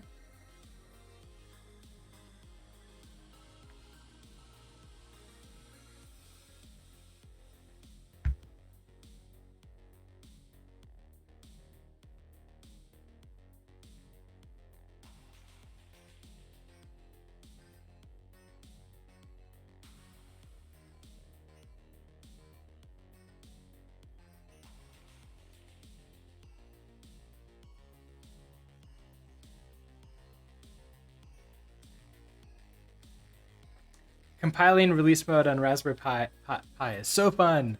All right, Neon's live. See you later, Lord Mist. Thank you so much for coming in with the raid and hanging out for a little bit, and have fun the rest of your day.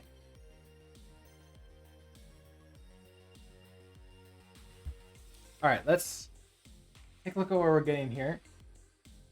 So we're getting 4 milliseconds for each of these. Now this is including the draws, like us running those draws. We're not creating meshes, we're just drawing meshes out. So not bad.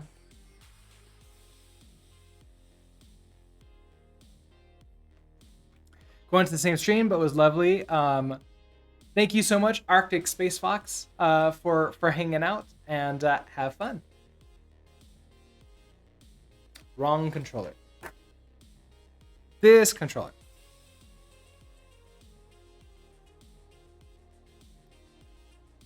Gonna move over to the other screen, and we'll sort of then take a look at where we are.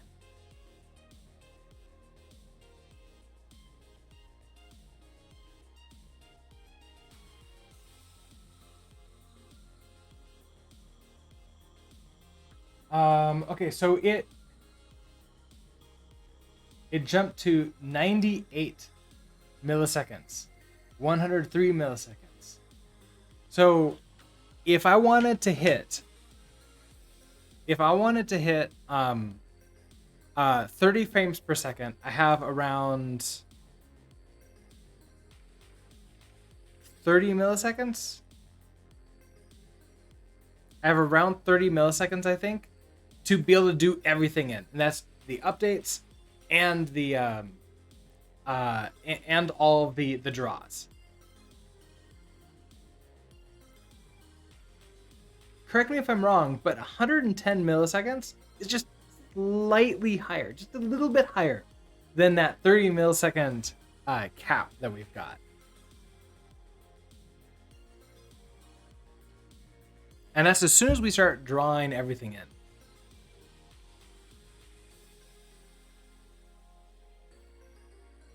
So what are some ways that we can maybe fix this? Why isn't it dropping back down though? I'm still on this page.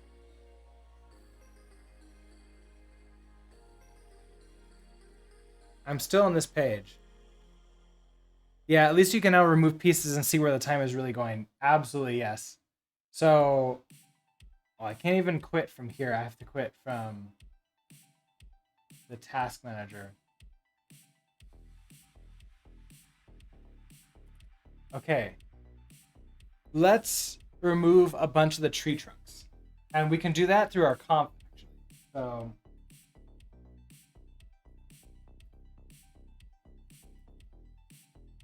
where's our tree trunk count?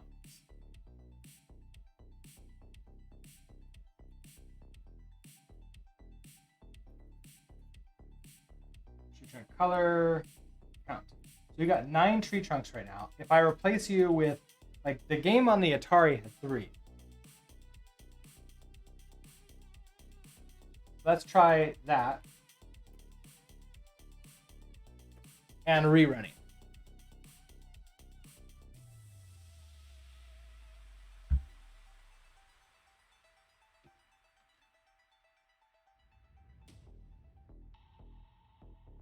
Doesn't feel like that much faster when moving to the right. And we're at 100. Oh, 105. 104. So losing 6 tree trunks brought us from 110 to 104.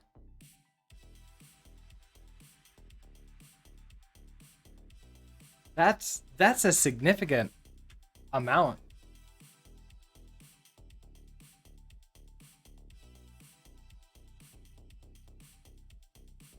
Now each of those tree trunks is like has a bunch of other meshes in them, but that's now if I kept the tree trunks and I made the background just a static background, like an image. And then I could just only put a few draws in there elsewhere. Maybe that would help out a lot.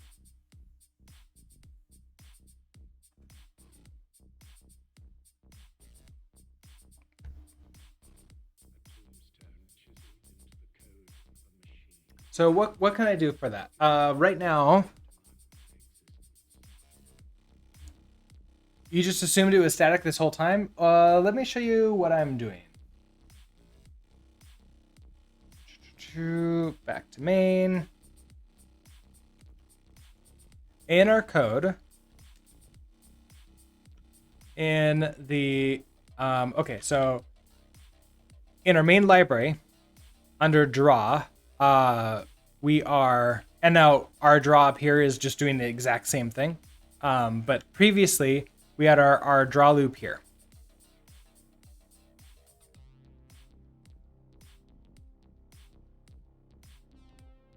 And I'm kind of curious if we if I replicate this frame duration, we could basically now store, like, we could track update duration and draw duration and sort of like see how they're different. I kind of want to do that now. So let's change this. I don't need the frames count. We're not really using that. But we're going to do this to update durations. Frames count's going away. Update durations. It's going to be a vec of duration there. And I also want a draw durations.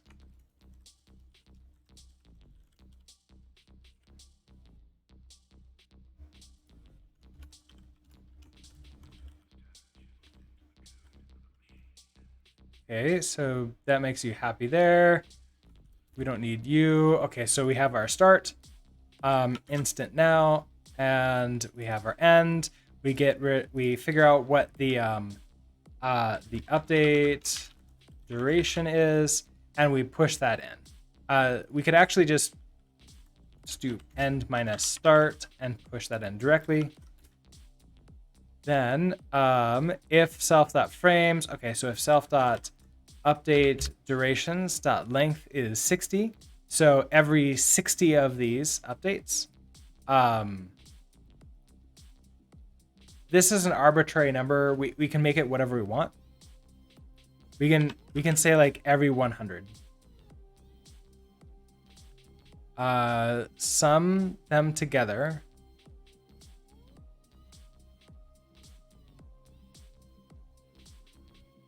And maybe we should do something like 25, because it's pretty slow on the Raspberry Pi. Okay, so sum is, we then have our update durations. We sum them up, tell sum that it's a duration, and then we print out the sum divided by the frames length as U32, self.update durations, and then we durations, date durations. Okay, so then that clears that through.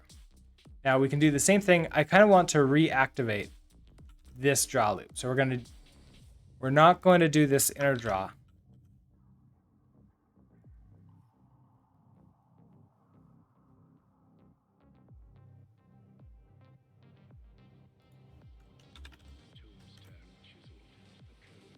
All right, so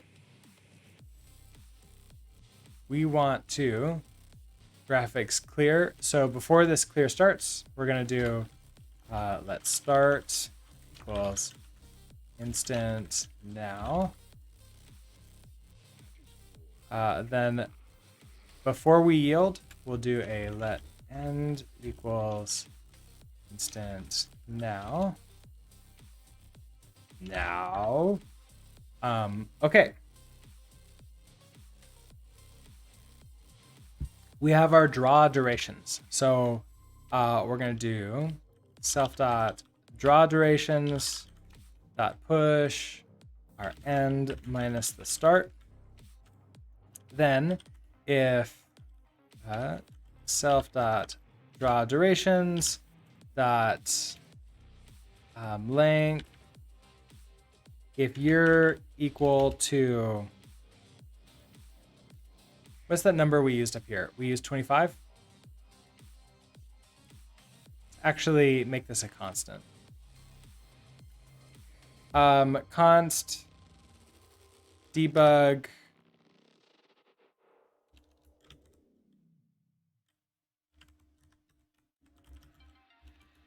every you can be a like U32. I mean, it could even just be a U8. Can it? Maybe. It might have to be U size. And we'll say this is 25. So we can use that.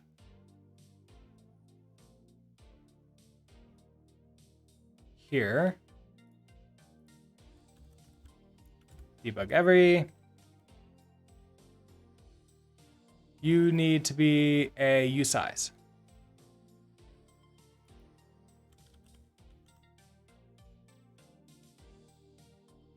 All right, so if that is equal to debug every, then we're gonna print out, so get the average, so that average equals, it's gonna be self dot draw durations dot iter dot sum. Okay, then print this out. So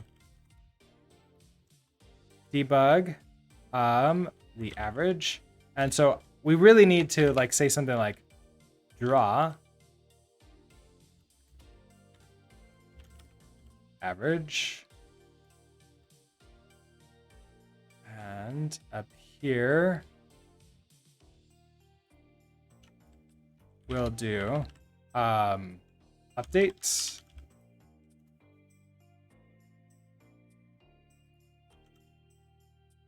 And then we clear out that. So draw durations dot clear. So we don't just fill it up too much. All right. So if we run this locally on the the really good computer, we can see, oh man, it's just so fast here. 80 milliseconds.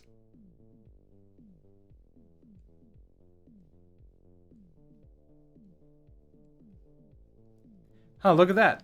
Draw is taking like 167 milliseconds. But we're getting fast move times here.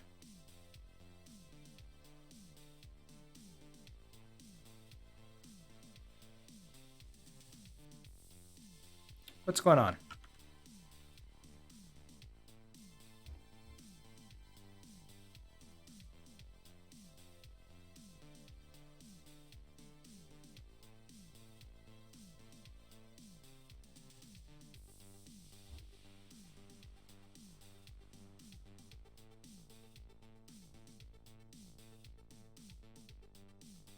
Okay, so our draw average is 170 milliseconds over here on this computer, and it's moving just fine. That feels like really slow.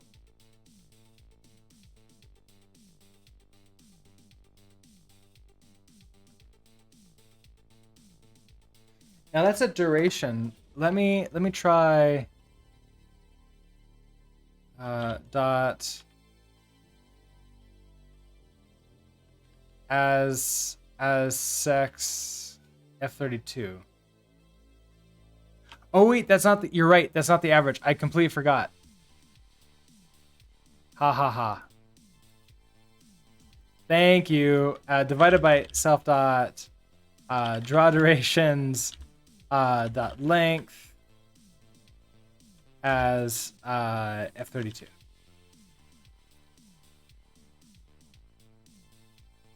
as U32. You're right, Utsby. I forgot to actually get the average, to divide it out. So now if we take a look at it,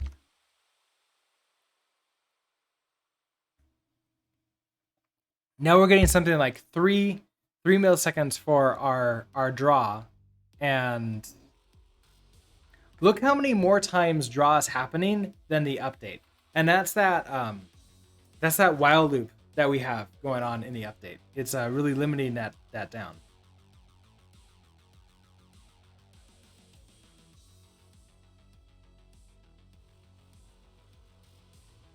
And if I move, we start the game, it doubles it from 3 to 6. Fascinating. Okay. Let's go ahead and get this sent up to the pod.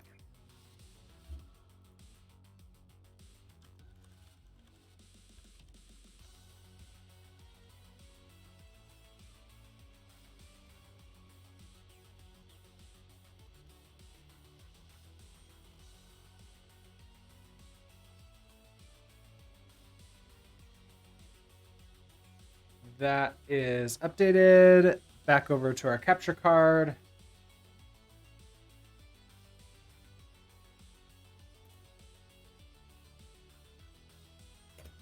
And we'll go ahead and start this over again.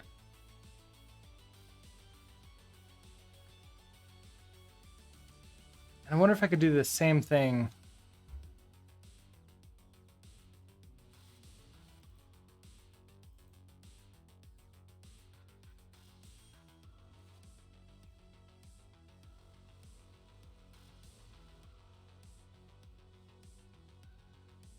Come on, mouse, work.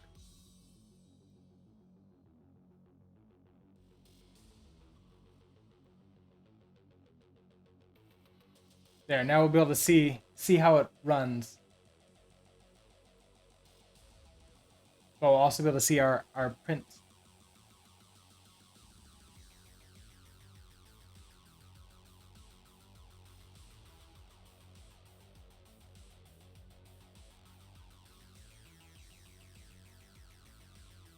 All right, so we can see it's like 10 milliseconds.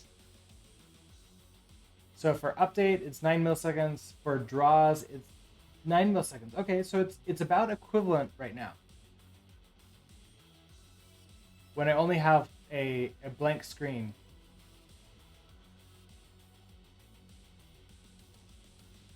And as soon as I press return or start, our draw average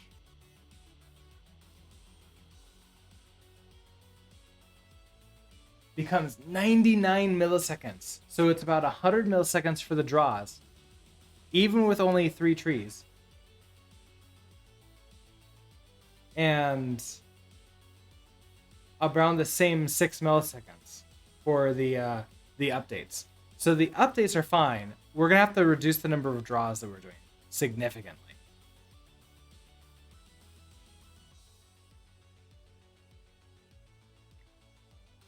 Now I'm really curious. Is the player is an image right now. So this is just a mesh with a whole bunch of points in it. That could be a problem.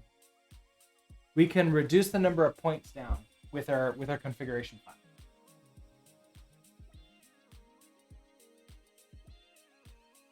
So that is the tree line.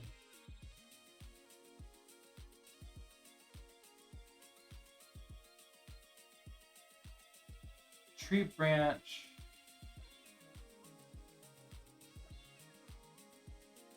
Oh, foliage points. We have 25 right now. If I do this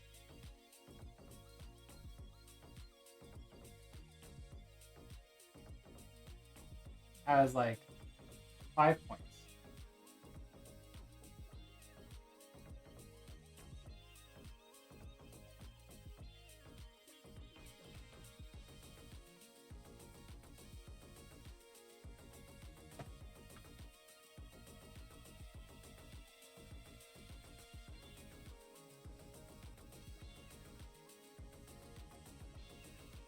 Okay, we're still at 96, 100.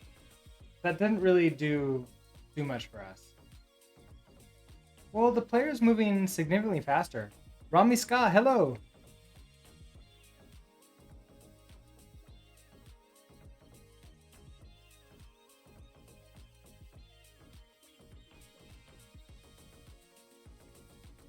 It's still pretty slow because that draw loop is taking 100 milliseconds to complete. So, all right. The next suggestion is to try combining all the trees into one mesh.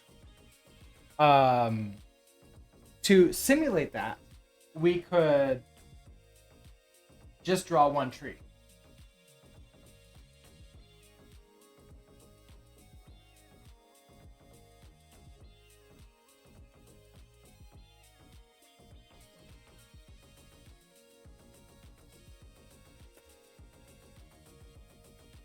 And so we have just one tree. Should be able to see.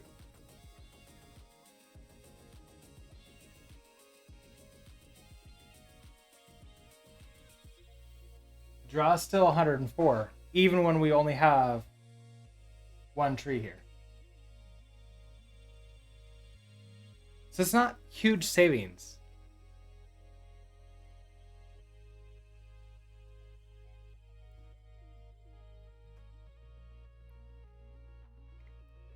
I am really curious about the player.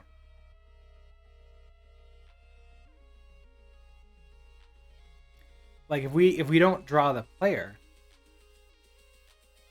one tree isn't one mesh though. It is because like each of those trees were cloned as a single mesh. So if let me show you what I'm doing here.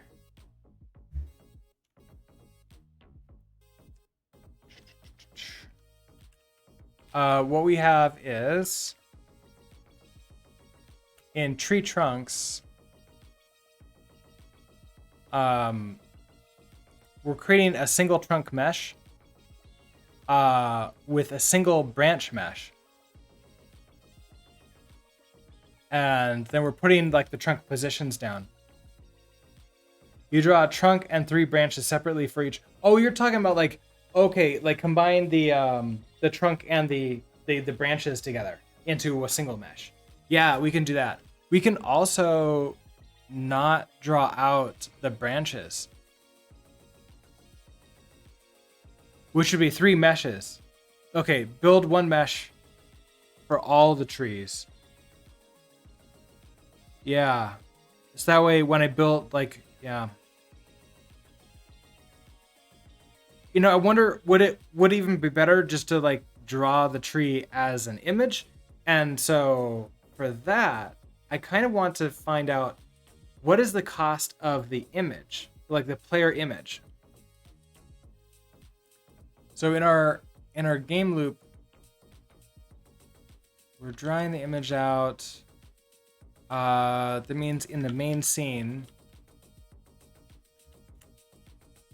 here's this player draw. If I don't draw the player,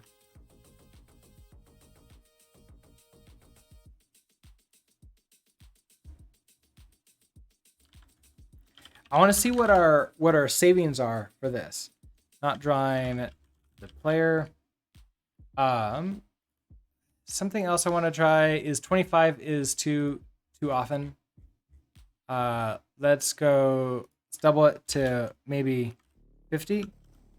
Slow that down a bit so we can, like the average number should still be the same, but it'll be easier to read. So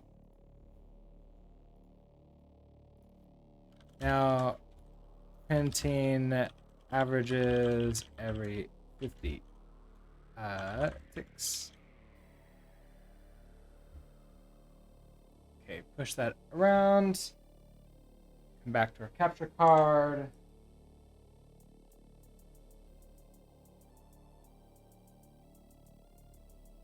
Okay, so meanwhile, Rami Ska redeemed asked a technical question. Do you know how Do you know how I can edit source code in Opera? I don't know how that. It is. Are we talking about Opera the web browser, or is Opera like another language or something else?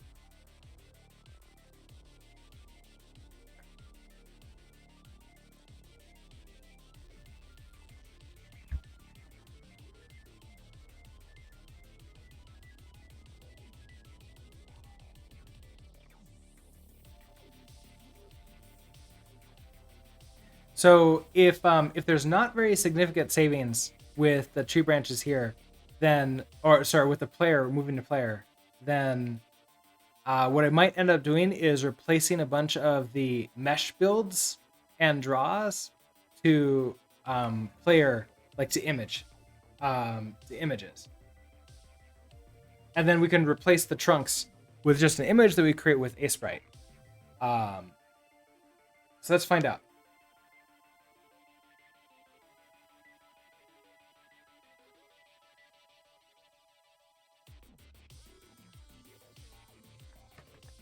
Does that draw 106 still? 106. 106. We did not get very much savings with that. We're still getting tons and tons. Oh man, it's so slow.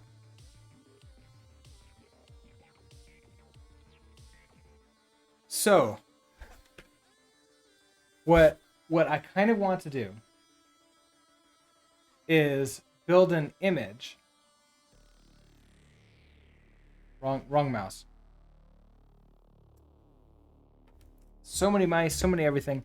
Okay, I want to take an image for basically the entire background.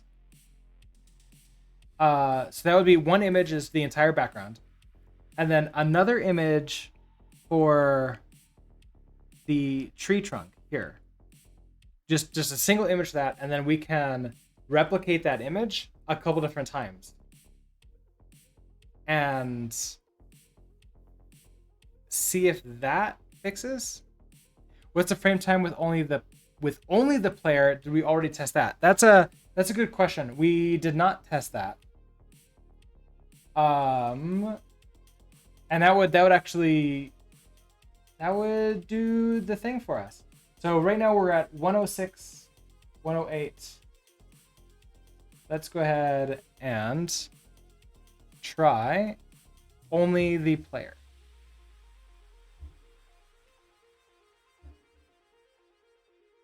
So in main scene, we'll just tell the map not to draw and the player to draw.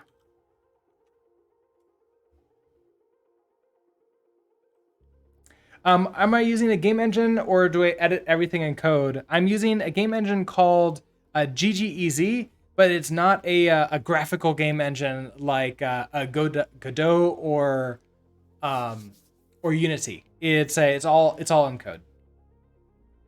So the answer is yes. Let's do this again. So not drawing background, only player.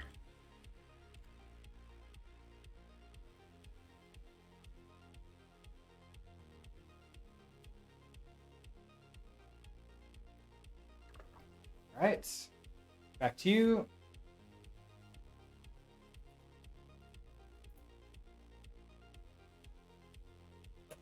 And run this release again.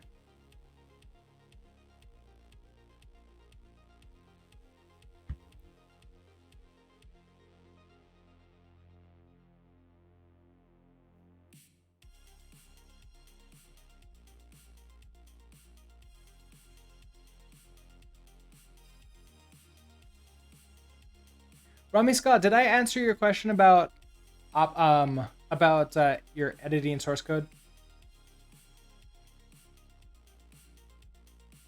Or it wasn't really a question. I had asked a clarification. Is it with Opera, the web browser, or something else that I'm not familiar with what like Opera is?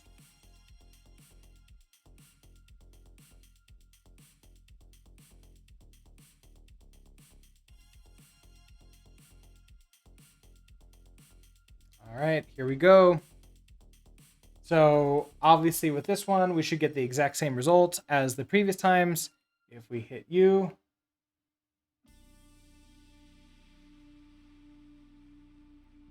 and we move your player to the right, there we are. We're getting 10.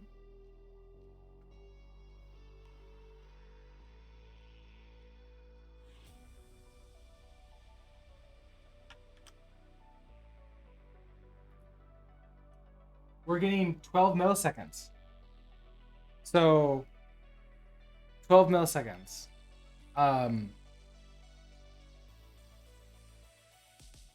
I kind of want to draw the player. That's an image and 2 meshes.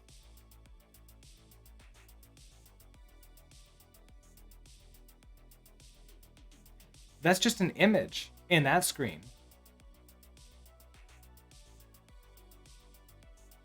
Oh, the debug meshes. Yeah, I forgot the debug meshes. I need to turn those off. I thought I had turned them off for a second, but let's go into the player draw system. So graphics draw for the image. Okay, the border and a center dot. You go away. I wasn't even paying attention to those. Okay, yeah. So you're gone. We can see that draw is like one millisecond now here. But yeah, that's 2 meshes, but it's creating those meshes every single time. Every single frame. So this would be more appropriate test. I could also draw. If I wanted to like test you a few more times. Here's our image. This is our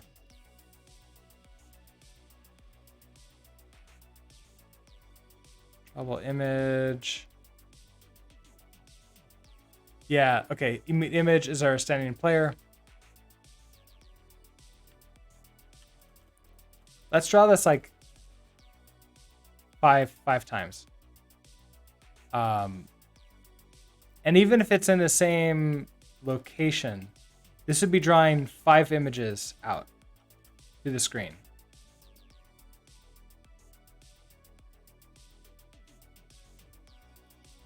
I could also.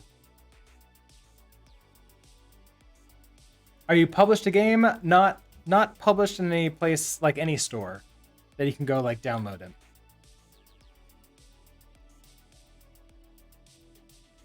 Oh, were you asking if you could edit Opera's source code? I think that's a closed source browser, right? I haven't like touched Opera in ever, really. Like I've never really used Opera.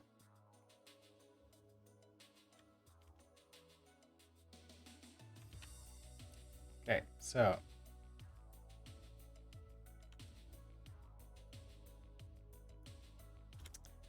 you know what? It's gonna be easier for me to do the one draw so we can do that test right away. And okay, so here that is. Testing a single draw for the player, no border.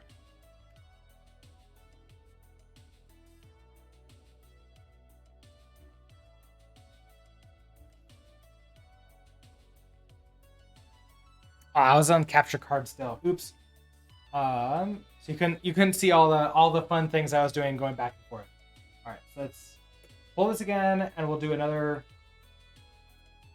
get run release, and then we can change the number of players that we draw by just duplicating those lines, and then figure out how many images that we can get before we're not allowed to get any more images, and then we can maybe just do a little bit of counting ourselves for like what can we actually get on here?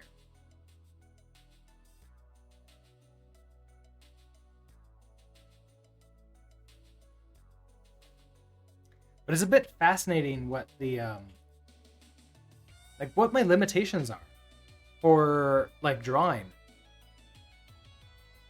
And I guess that's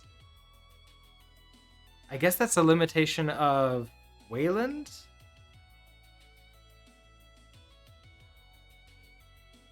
Or GG Easy's connection to Wayland. I think it's using Wayland.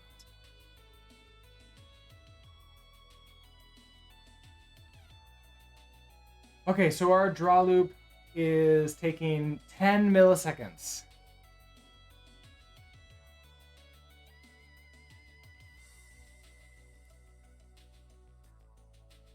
So you can see us running. It looks about right.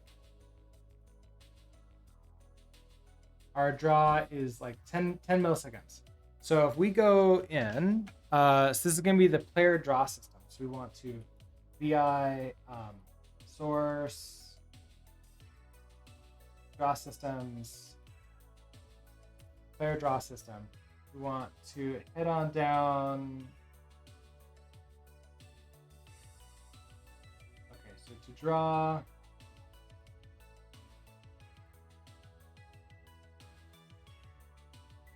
Okay, here's where we're drawing the image out. So I can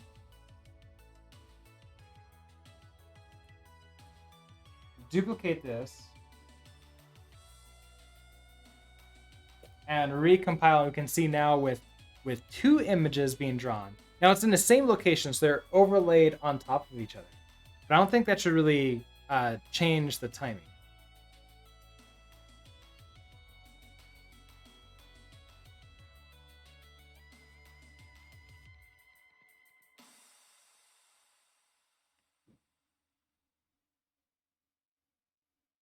Other things we could potentially do is I can see if I can optimize that image. I don't know if the image size itself matters. I think that it would. We could make it a smaller image and then scale that up. That might be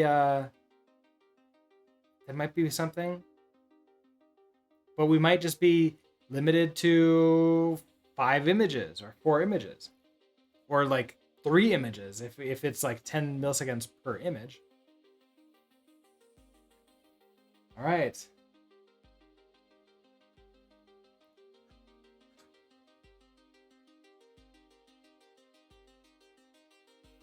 Look at that. Our draw went up to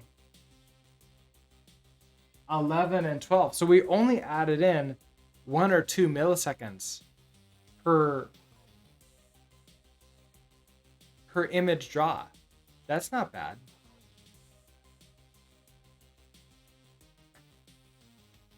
Okay. So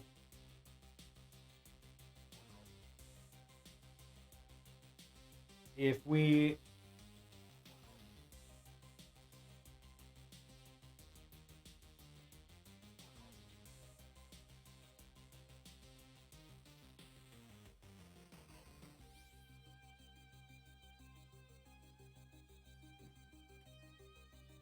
oh my gosh, nope. Don't do that. Stop.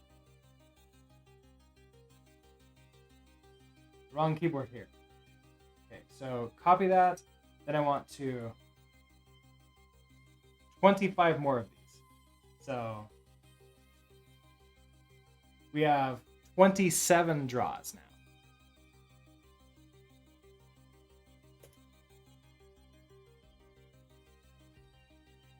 There's something wrong beyond your code here. The Pi rendering 100 times more stuff on the desktop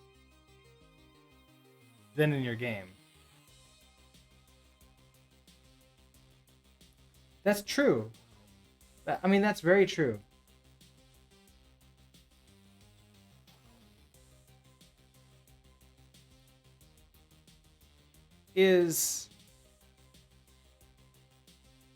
So GG Easy is using OpenX,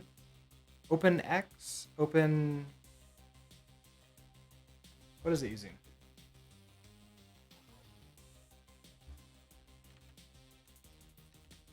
Let's go over to... Let's go to our docs.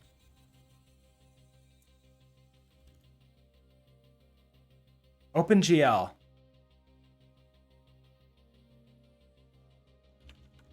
And we can set... I think there is a way to tell like what version of OpenGL to use, I believe. And so in Windows Setup, no, not that.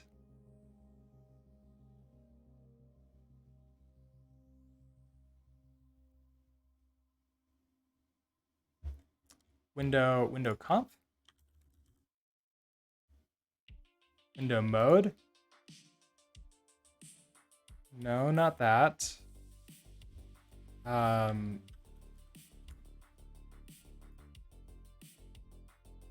backend module, which modules to enable, okay, the backend configuration.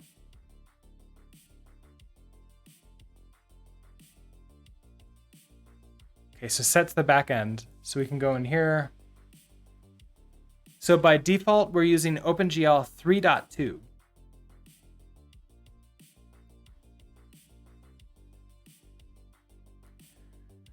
We might be able to, if we can check to see what version.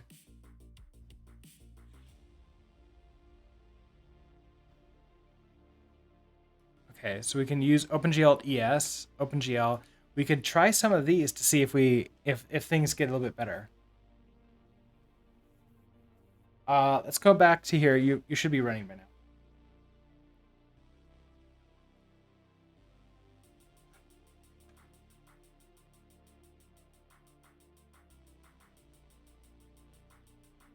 Okay, so that got to 46. So 27 is images is too much.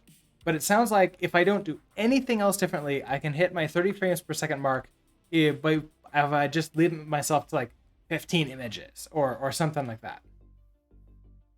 That being said, Utsby, I think you're right that we could probably try to take a look at the version of OpenGL. And is there, how do I check to see what version of OpenGL we're running? Are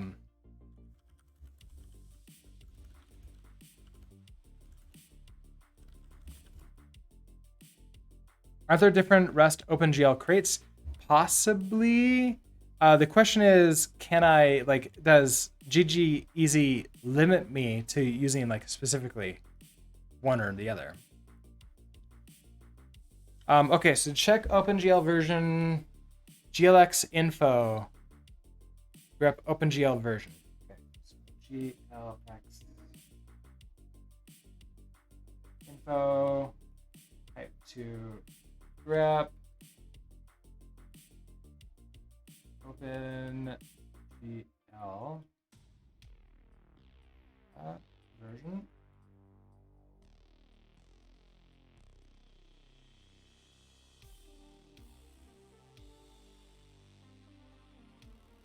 Okay, so GLX info command not found.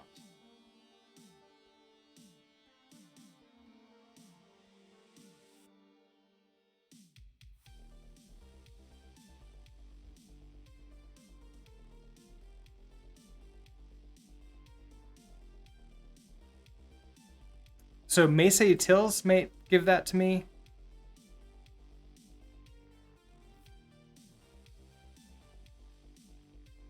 So I might need to install Mesa Utils.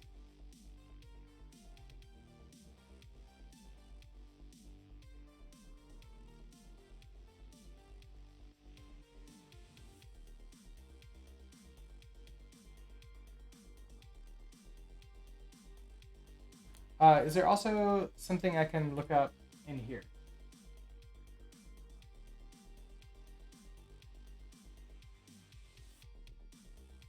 Diagnostics. Let's just Oh no, I can't do that because this is the only screen that I have showing.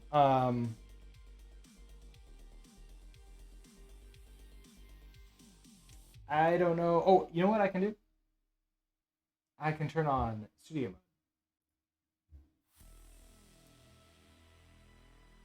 Okay, there. If I do that, I can kind of see what I'm doing. I want to run this and see whether or not it shows anything secret.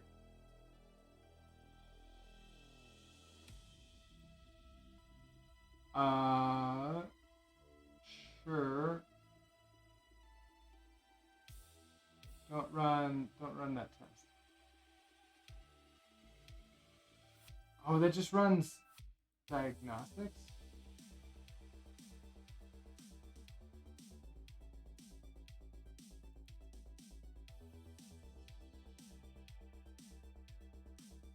Oh, that's not really helpful. Okay. Never mind. That was not.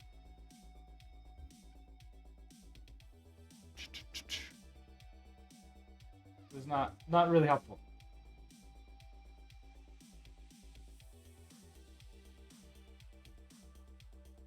Come on. Close.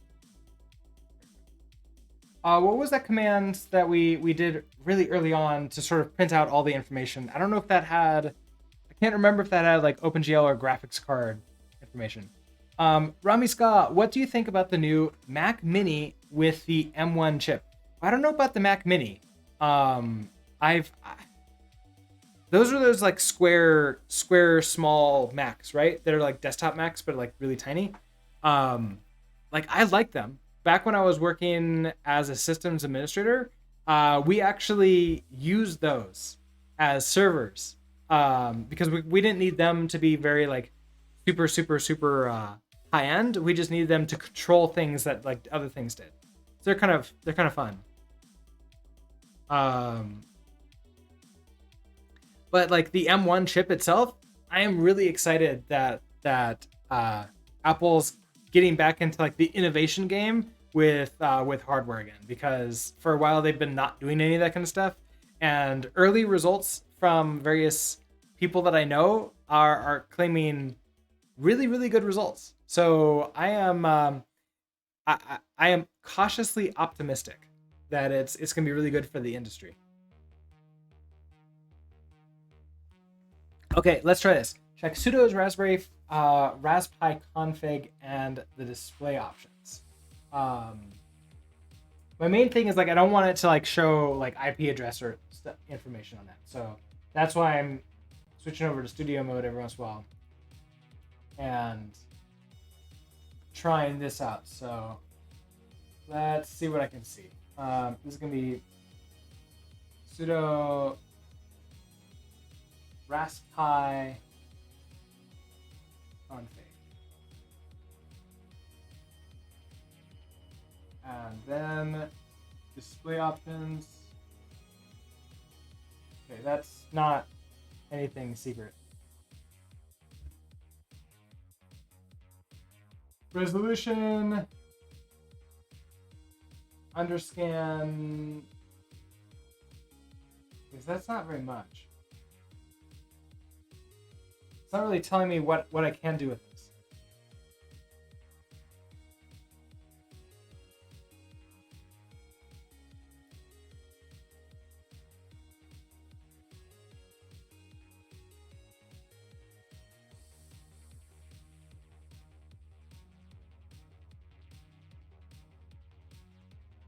Like I want to show the graphics options. Maybe I could Google for like Raspberry Pi. Uh, maybe in here, maybe under advanced options. GL driver.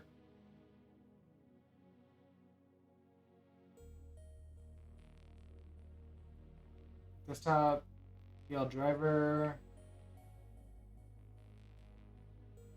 Yeah, maybe that.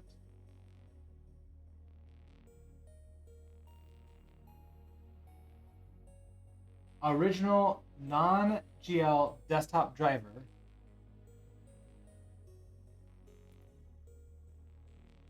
Wait. Disabled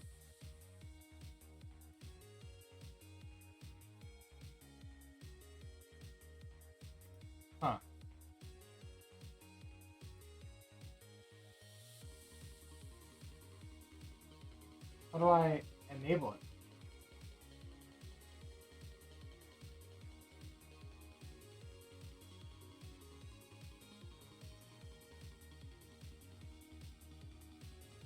Like, I press return and it just...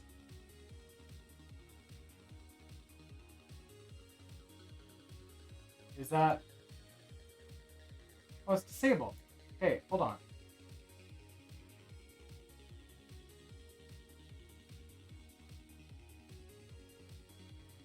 Okay, so... Display options doesn't give me any of that stuff. In this advanced options... GL driver. Okay, how about you? The fake KMS GL driver is enabled. Okay. Sure, let's reboot.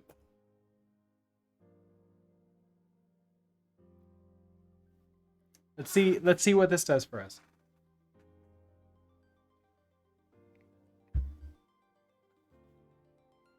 That interface is not that great. It couldn't actually tell what was already set up prior.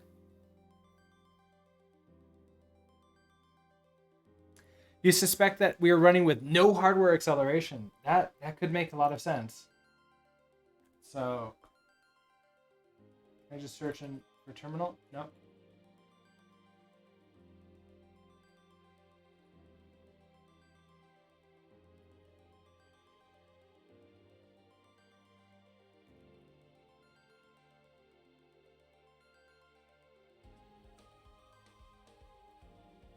How can I...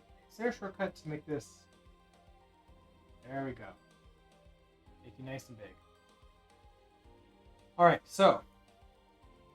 CD... into jungle... Cargo...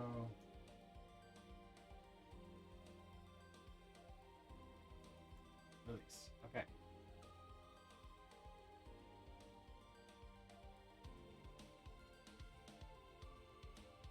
Oh, fun.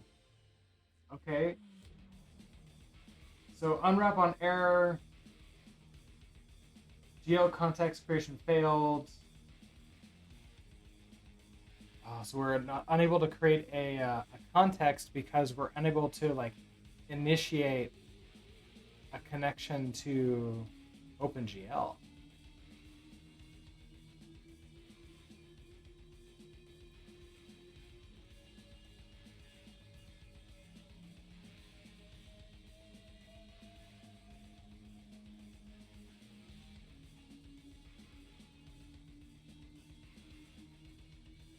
Let's try this.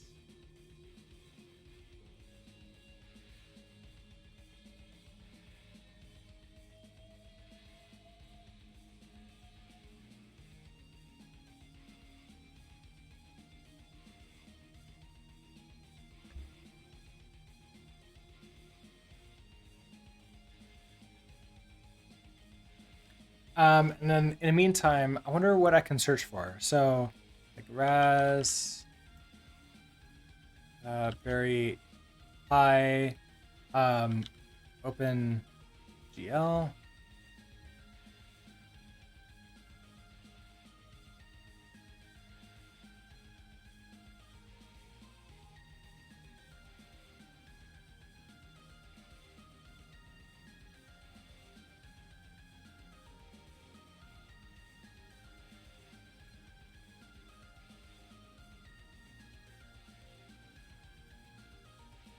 I found an article turned on how to turn on OpenGL and Raspberry Pi 3B, which is my Raspberry Pi. So,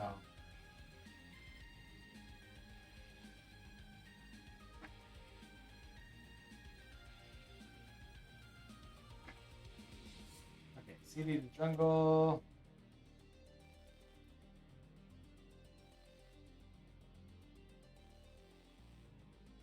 Still nothing there.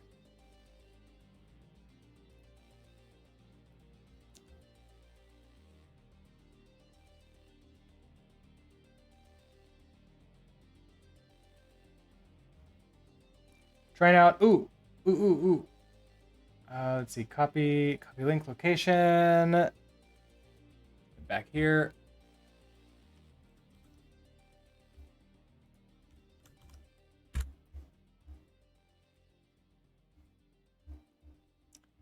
Trying to OpenGL on Raspberry Pi 3.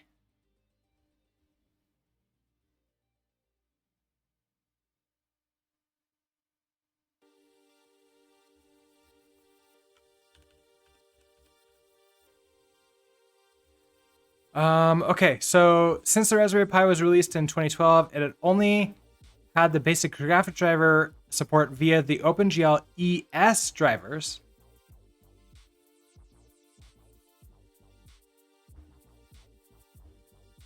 To use the OpenGL drivers, you'll need the latest version of Raspberry. Okay, so I've updated. If it can run Quick 3, it can run Pitfall, I'm sure. I don't know. Like, Pitfall is a really complex game here. We have like 15 things we want to draw to the screen per frame. I don't know if Quake actually got there, right? I mean,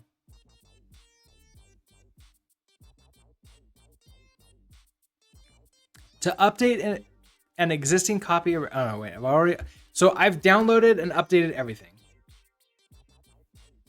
We got everything updated. Yes. I got a clean install. Okay, so we need to install Mesa Utils.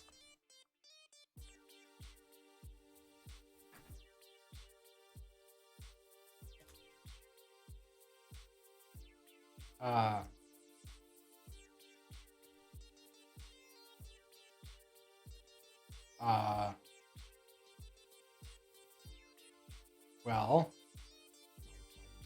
okay.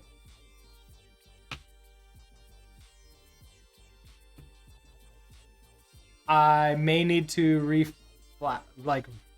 reinstall the operating system. If that, like, I don't get any graphics.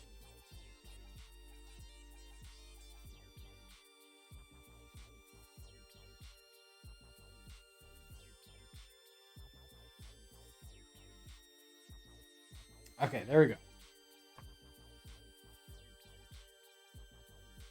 Come on, mouse. There we go.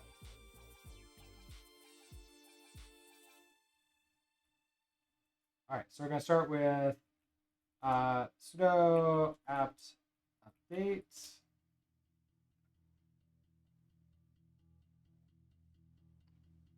And then we're gonna install the Mesa Utils package.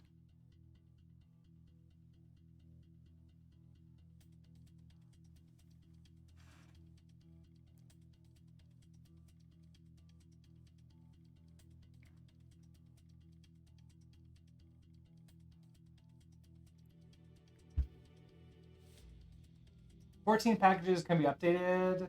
I mean, I could update those too. It was like 70 last time that I did this, but I think we should be good. Let's do a sudo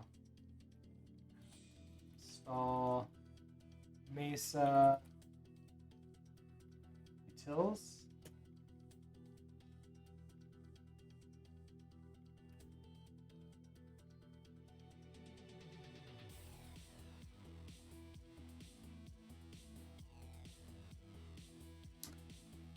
Then we could also GLX gears. Is that something I have right now? GLX gears? We do. Okay, so we can see.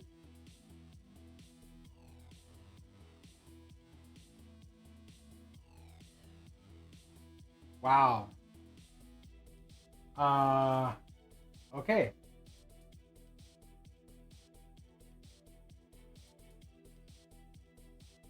Trying to switch over to one of the terminal windows that I can log in as. That's not showing anything either. Okay, we need to switch away from that graphics thing that we got, because that's really unhappy.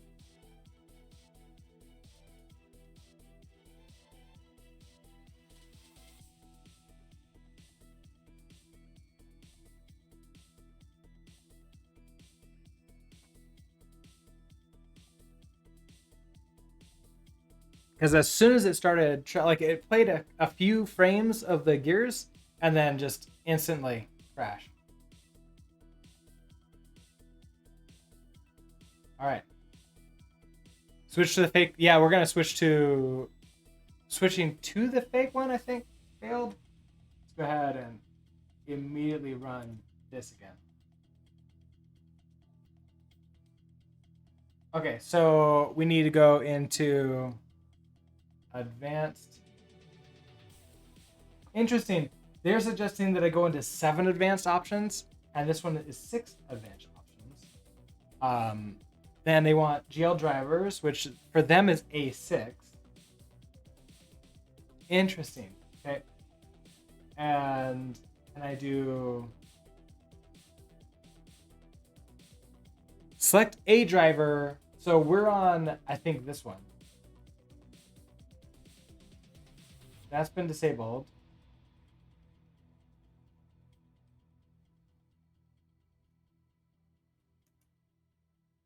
That's enabled now.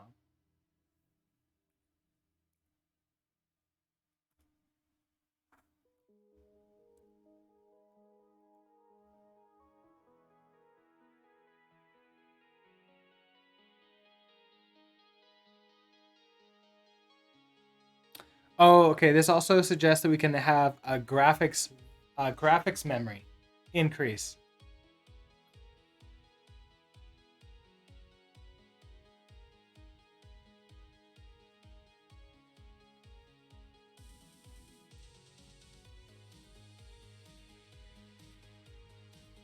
Okay, let's try it now.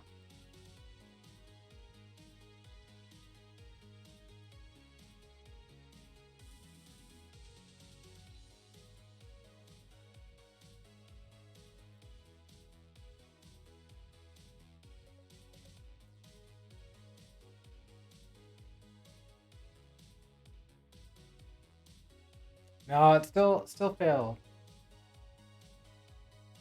Can I run the gears?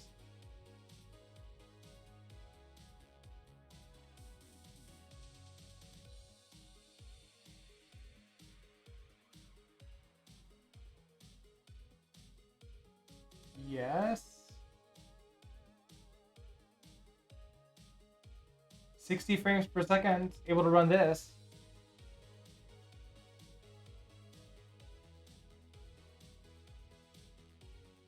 Can you force a rebuild of GG Easy?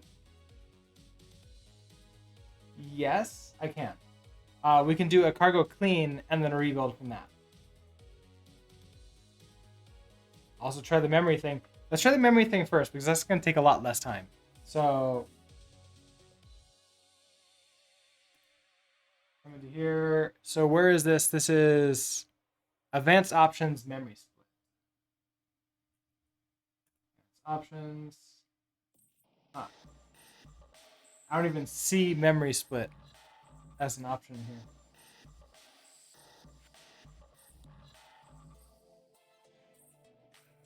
Composite. I don't know what that is.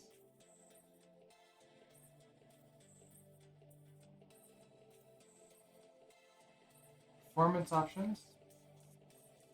GPU memory. Let's have 256.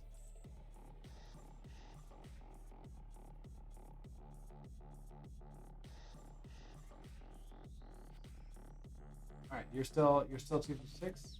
Good to go. All right, let's try that. Ibn Baba or IBN Baba. Hello.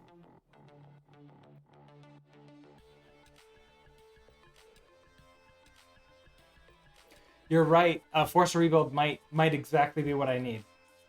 Because like it might have compiled with the specific graphics card and for like stuff in there.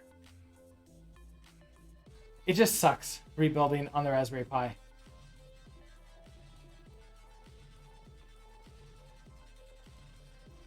Okay, let's try this again.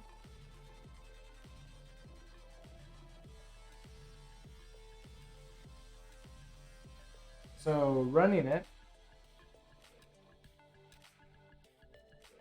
Oh, we get that error.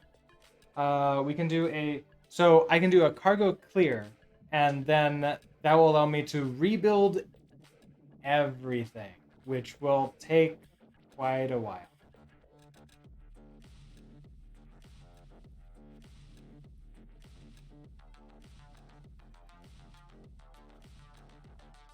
Oh, clean.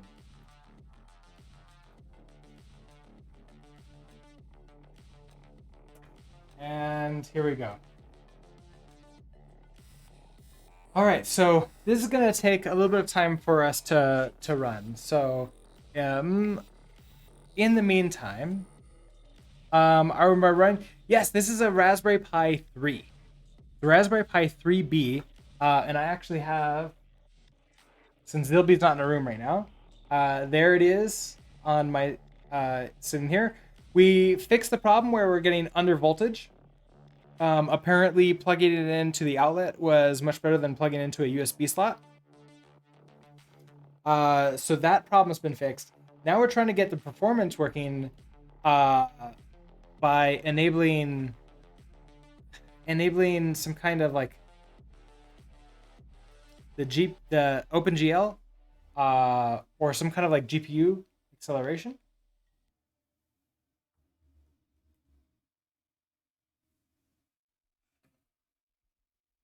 I'll leave that there. Okay, so while we're waiting for that,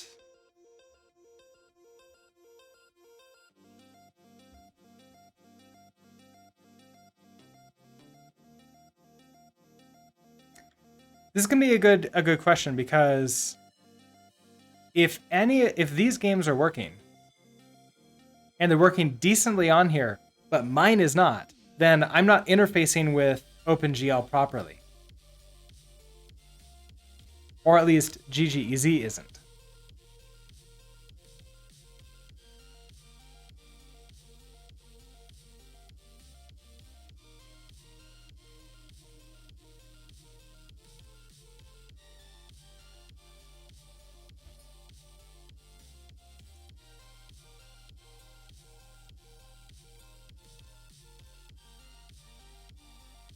Wow, 70 frames per second for Quake.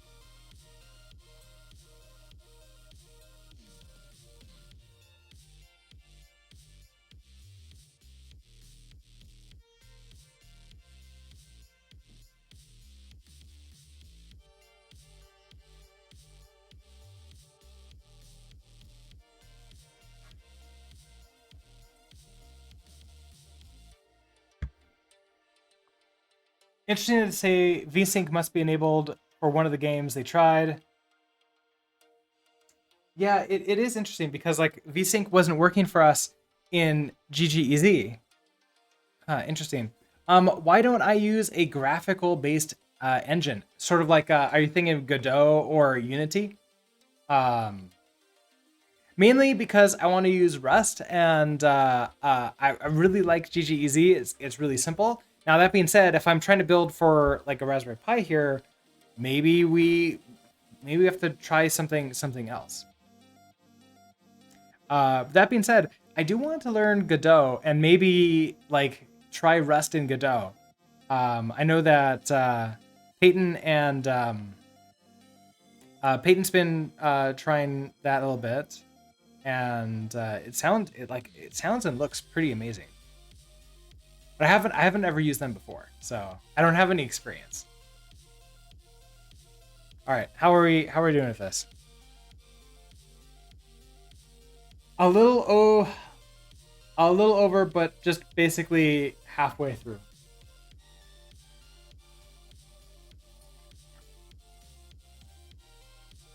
What is this? What did you get, Zilby?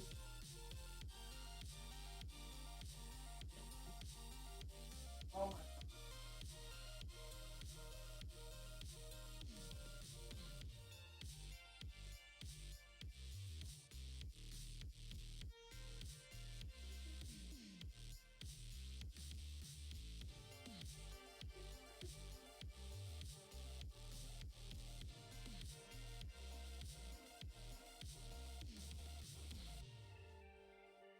So Zilby just runs in here, trailing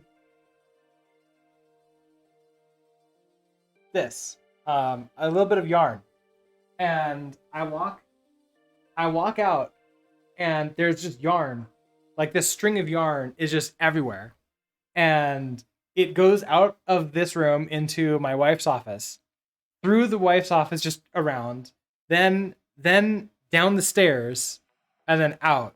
I think he found a ball of yarn and just untangled it and dragged it everywhere throughout the house. So that's fun. That's a thing.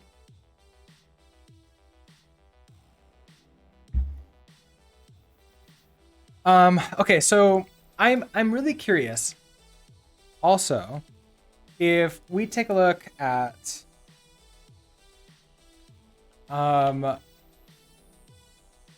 oh wait, now that we have graphics Mesa as drivers, hold on.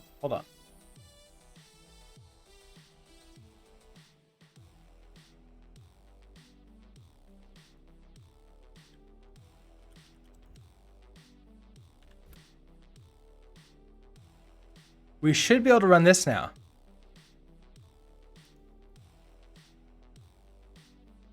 Because I installed the Open Mesa. So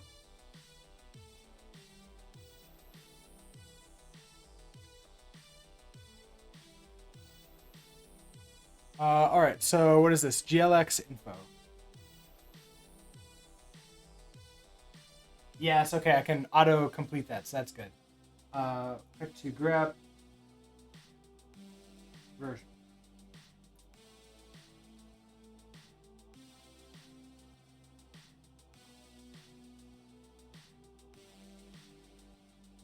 Okay, OpenGL version 2.1 and ES profile version 2.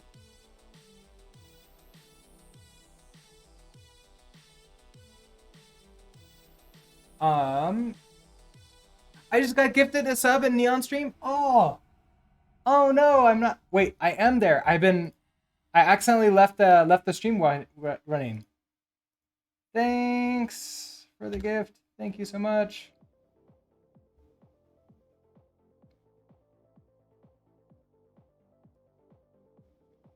Wait. I'm not. I mentioned so much in the chat over there, but I'm not actually paying attention to what, like, the context of everything. So, thank you. Oh, I am Hardliner also. Oh man, I am Hardliner. You are so awesome to the community. Thank you, Lord Miz, for letting me know that. Okay, so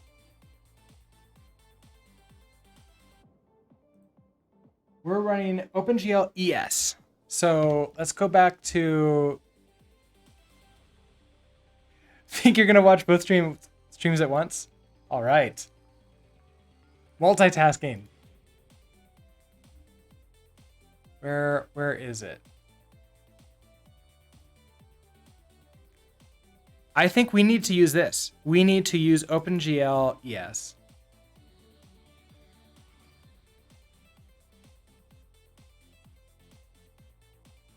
And we need to set the version to be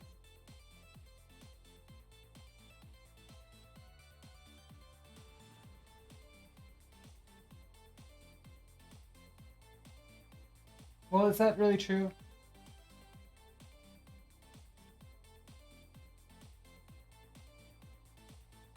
OpenGL version 2.1.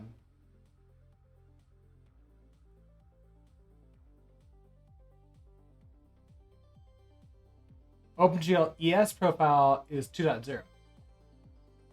So we could try 2.1. Oh, yes, absolutely.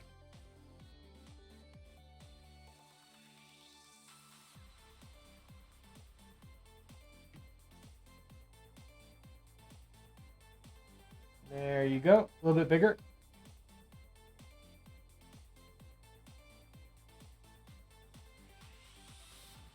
Okay, so we're at 2.1.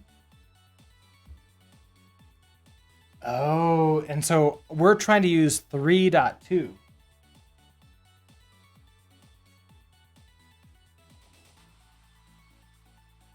So that's a really ancient version. Let's okay, so this is in conf backend.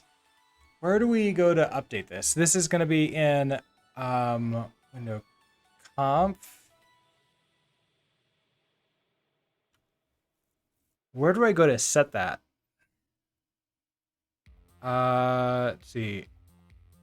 Window setup? A window mode, I think. No, not the, so we can't set the backend here.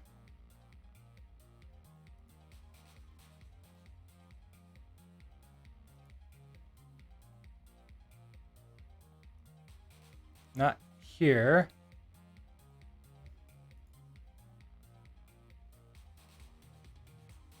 So there's this backend in here. Where does that get set up? Maybe context builder. Okay, context builder backend. Oh, what is the name from the Raspberry model? This is the Raspberry Pi 3B.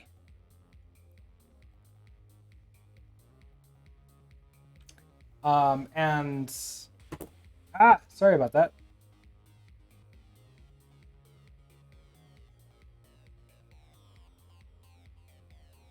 I think the case is blocking exactly where it says like 3. So unfortunately, I don't think that's really showing very properly.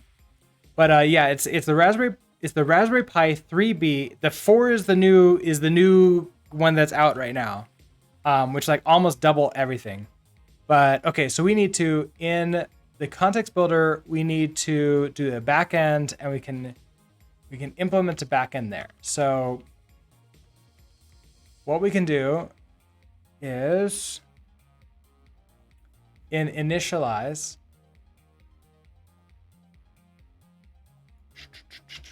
let backend equals backend default dot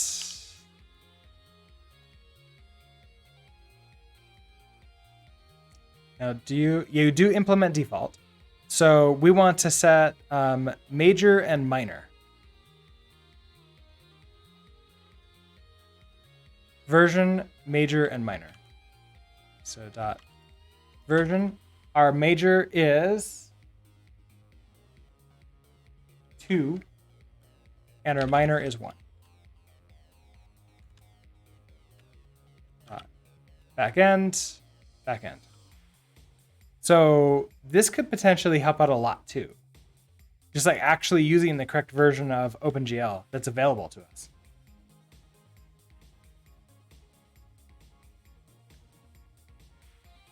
So let me go ahead and save this out. Is there any like,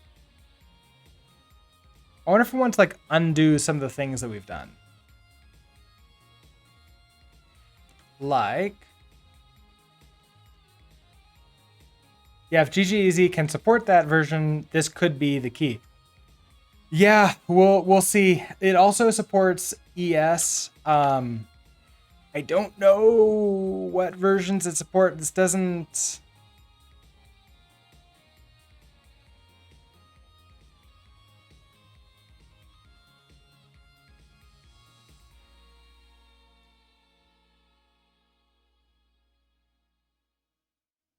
Yeah, we're gonna see. I mean, I could always go and send IceFox a message asking him, but I don't want to like, I don't want to bother him without at least trying all these options. And then even then, I would probably like just put an issue into the repository. Okay, so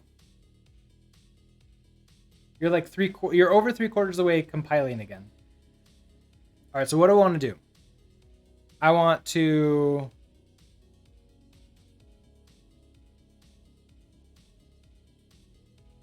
rerun, like switch back over to.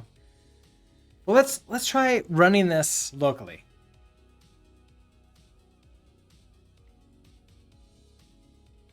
I'm actually curious, like, will this even work here?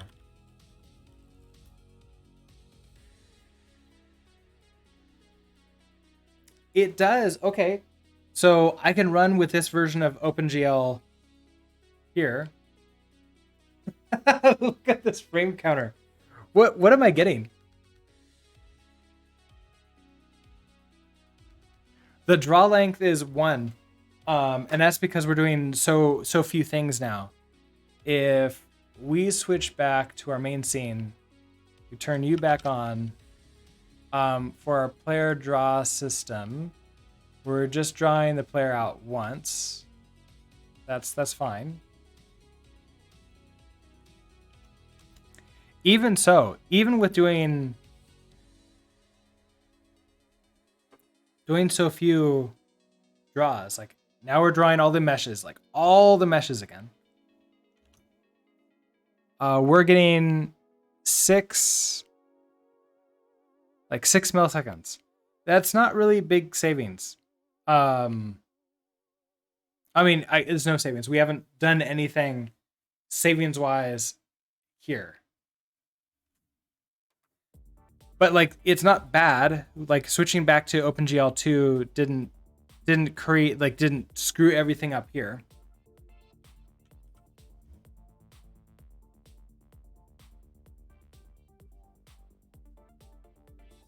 That's at least not a bad sign.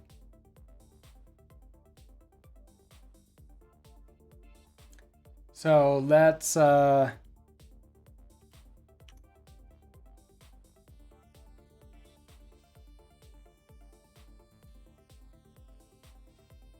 we're drawing everything again. Okay, so draw all the things and using OpenGL 2.1. 2.1.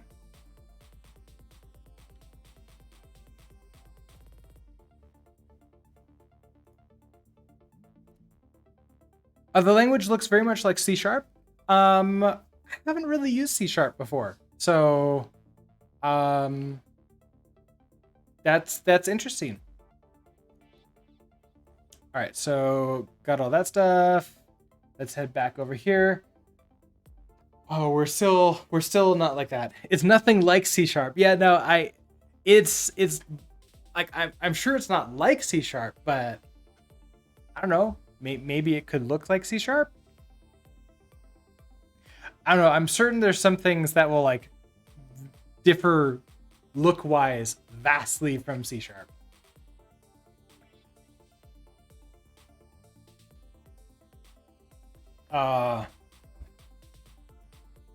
What happened? Come on.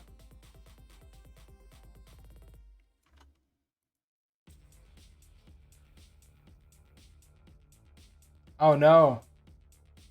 Oh no. So I just lost the graphics signal to the Raspberry Pi, which is unfortunate because I can't tell when it's going to be done compiling. Let's see. So we have the blinking green light.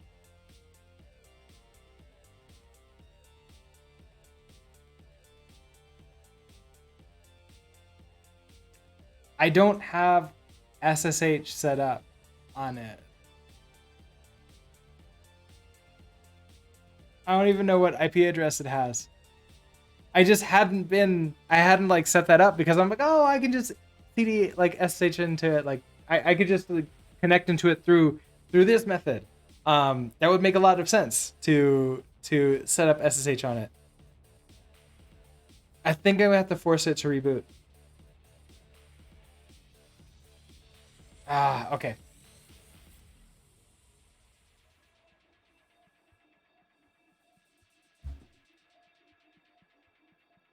And we'll do this again.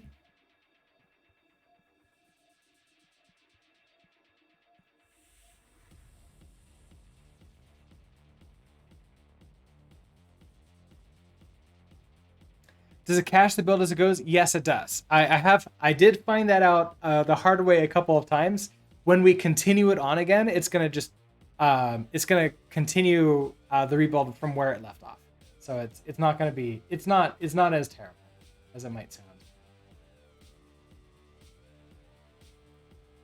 Okay, let's do this.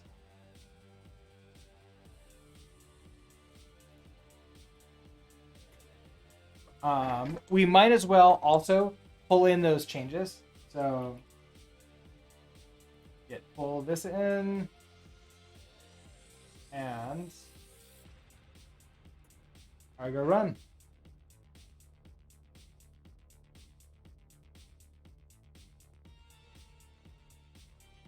Yeah, and so we can see we're almost done with it still. So it's not even gotten to our code yet.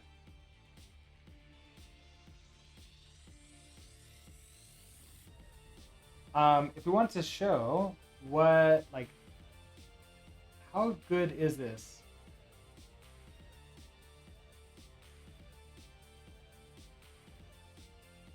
Take a look at our task manager.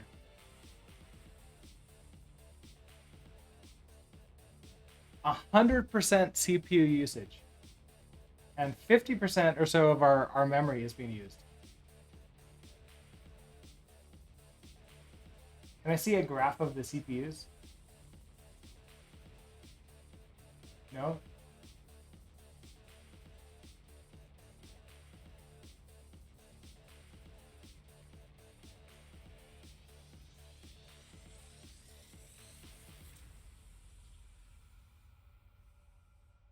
How long do I plan on streaming?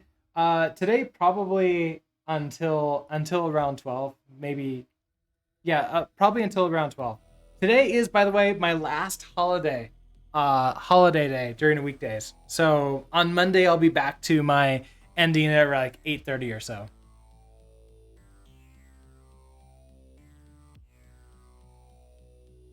All right. Well, I've been drinking a lot of water, so I need to go use the restroom while this is continuing to build for us. So I will leave this this camera on, and I will be right back.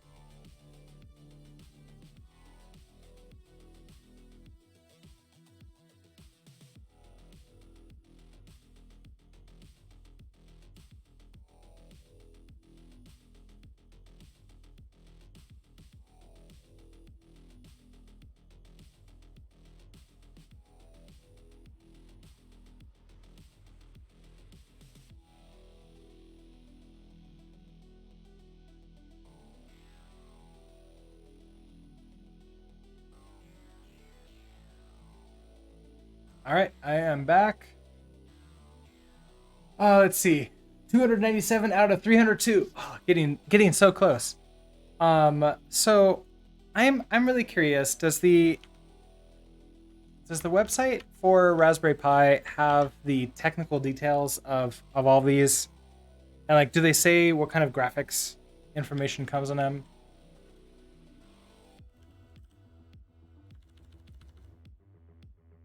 Let's see.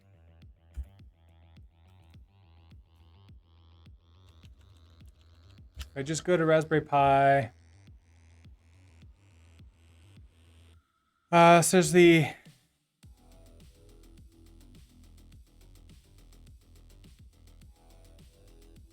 Raspberry Pi,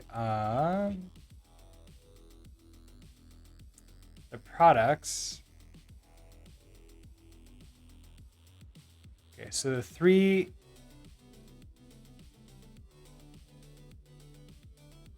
Oh, there's the 3B plus too.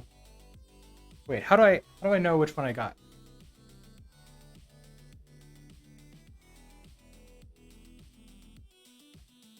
I don't even.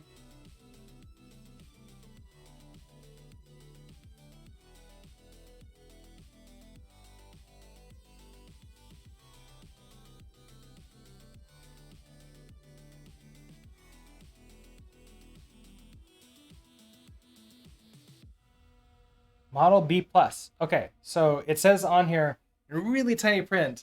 I have model B plus. So more info on that specific one. So it's a 1.4 gigahertz 64-bit quad-core processor.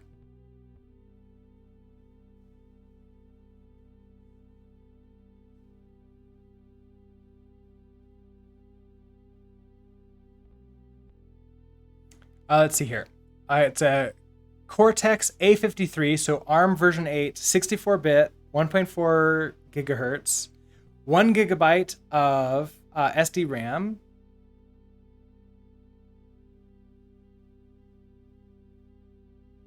The USB ports are 2.0, but that's not that big of a deal.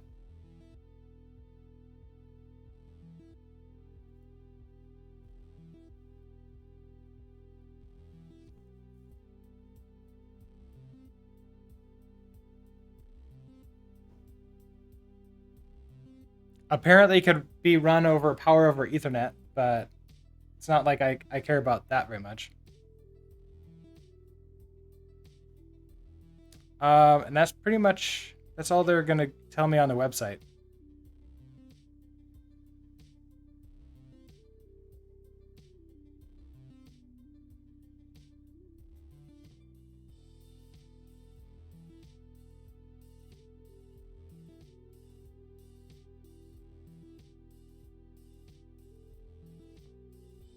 Oh man, we're so close to being compiled.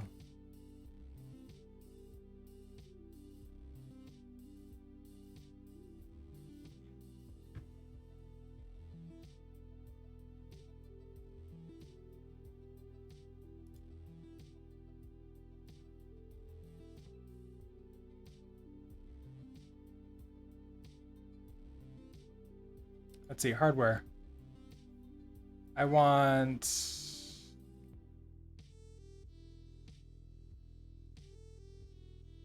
Okay, so you failed. Why did you fail? And then what can we do about this? We could try going back into recipe config.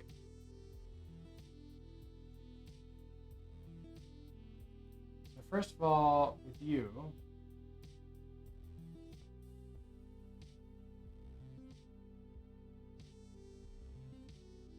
there's nothing here. You haven't updated the code to the version change yet? I thought I did.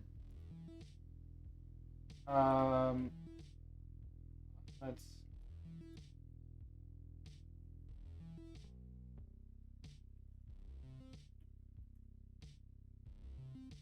Yeah, that's up to date. If we cat, where is it? It's in the source initialize. Yeah, we can see it's using the new backend here.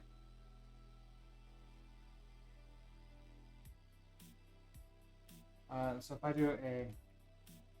go run release again,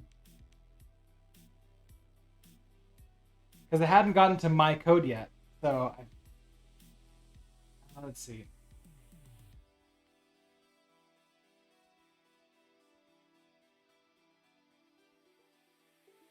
So it's in value other.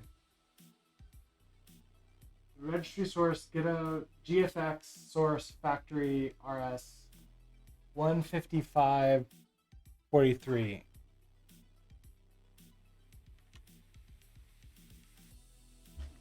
Can I actually go in there? I want to go. Oh.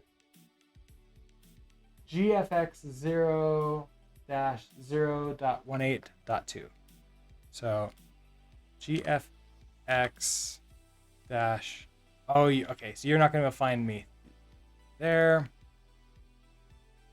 You're in.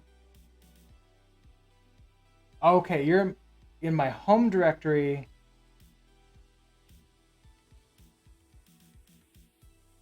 So I'm going to open this manually.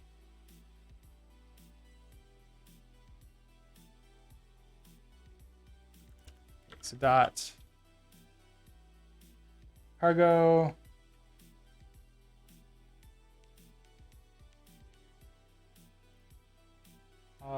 cargo registry source github.com. Okay, 23. Oh, I have no idea where you're going to be in here. So let's just open up code in here. Code. Well, we know this is GFX 018, line 155. Okay. So code dot cargo source. Oh, registry source. Oh, okay, here we are. The one choice we have, and we want GFX 018.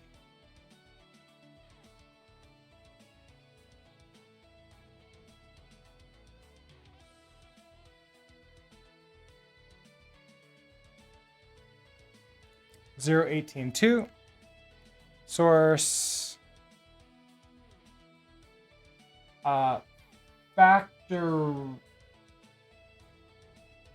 factory.rs line 155.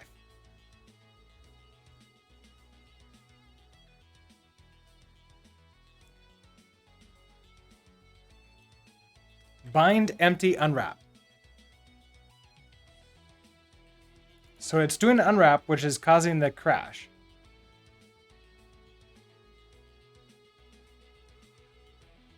Well, it's when it's creating a buffer. There's not really. I was kind of hoping it was like a match or something, and it was not really like using something else. But I guess is this bind empty, and you're not telling me where this stuff is coming from.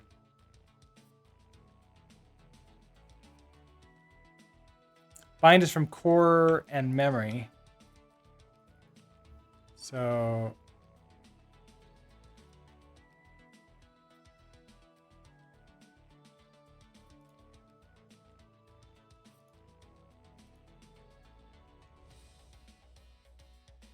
is okay, use core factory. Is core a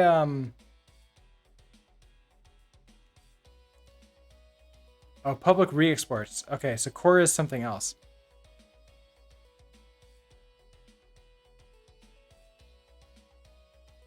Core.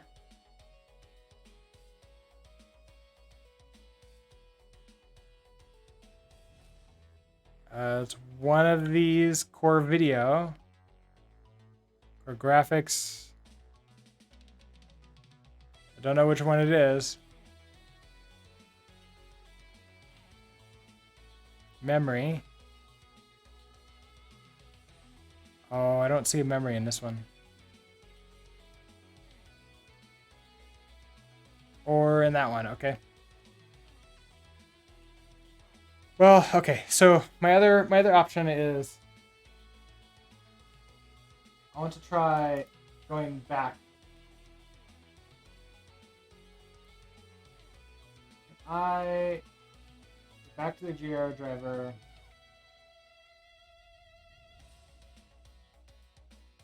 Will that do anything? Sure, let's reboot. At least the game like kind of worked beforehand, and I'm curious whether or not like that kernel entry of saying, hey, what like the fake driver to use, maybe that's not like what we need.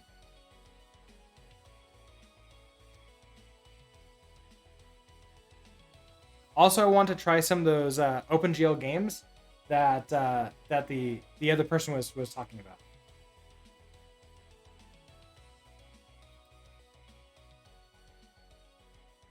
Okay, so first of all, as a curiosity, GLX gears.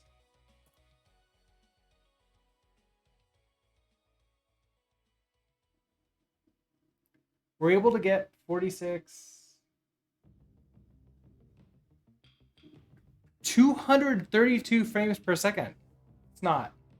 Okay, that is significantly better than the last time we ran Gears, which we were getting like 60 frames per second. Okay. What was the command?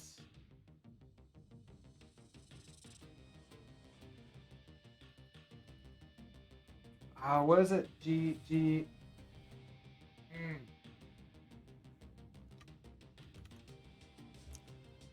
The command to get GLX info. So to grep version.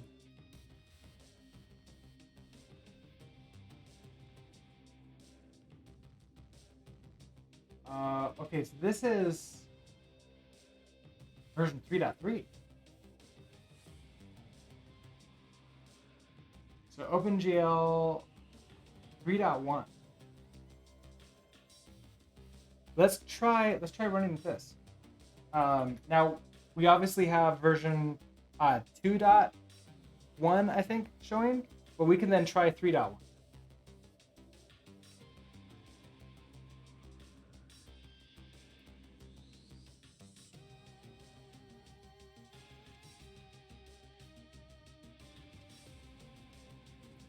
Okay, GLSL 1.5 is not supported. Supported versions are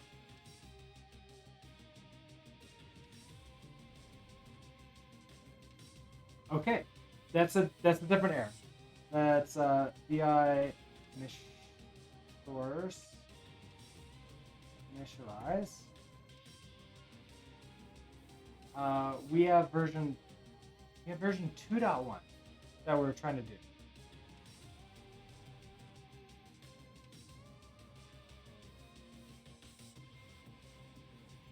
Let's try, what was it, 3.1?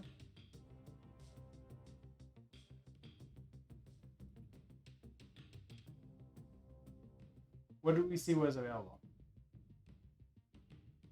3.1.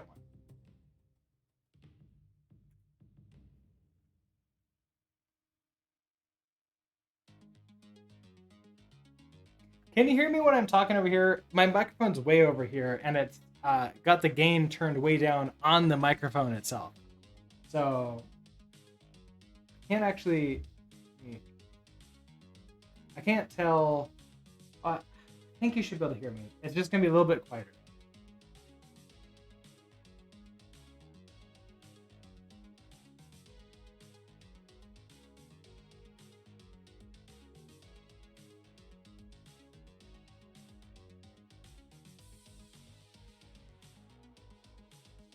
All right, we're almost there. Does the ES version need to be specified somewhere? I don't think so, because it was in the documentation it was saying use the ES version instead of the non-ES version. But we can definitely we can only specify the what version it's using. ES, we could switch to ES, or we can switch to normal GL. Now, what are you? Okay, so shader program error, vertex compilation failed, GLSL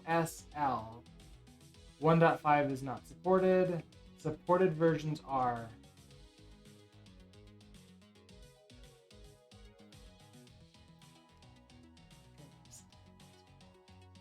Do not mean that. All right, got more water delivered.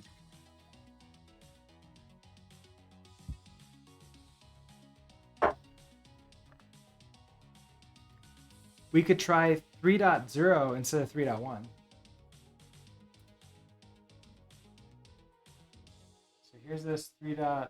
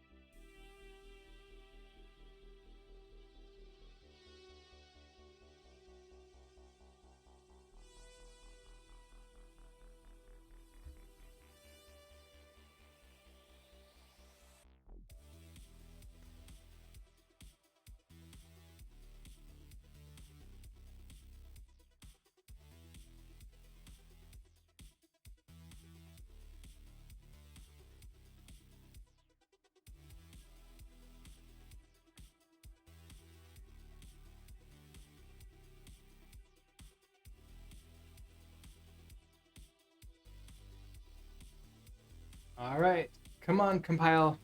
You can do it.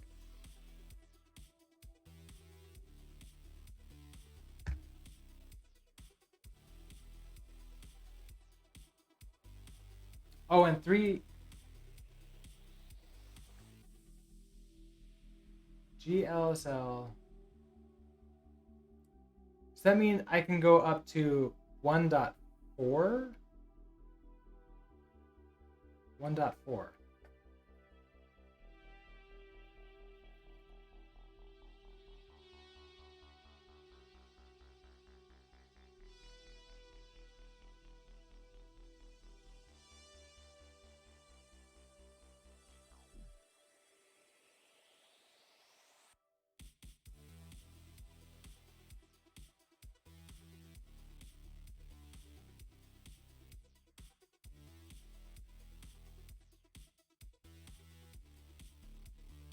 So I was trying to look through to see like what versions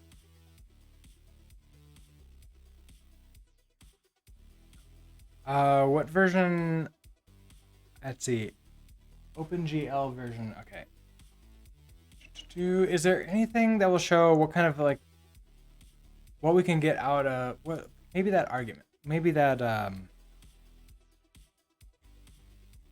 article again.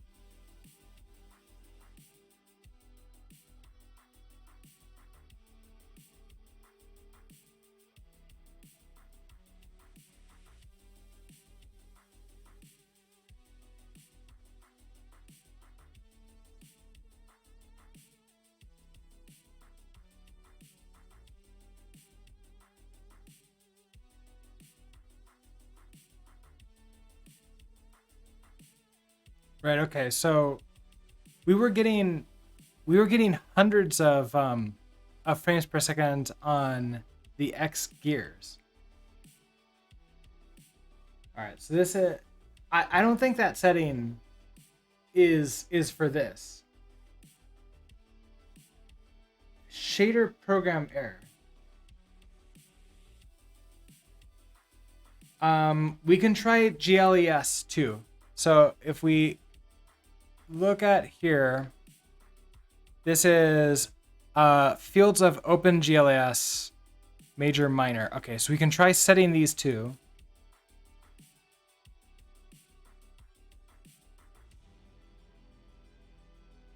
OpenGL.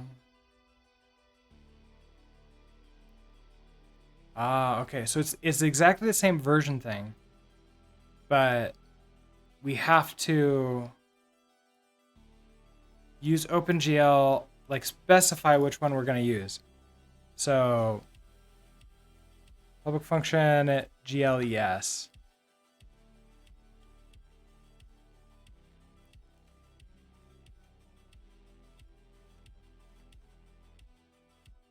So we go to initialize. We have backend. We have to use version. What did this show us?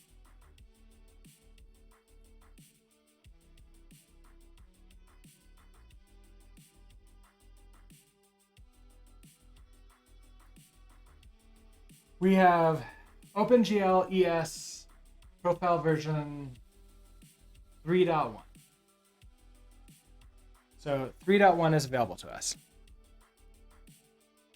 So 3.1, and then before we do that, we'll do a dot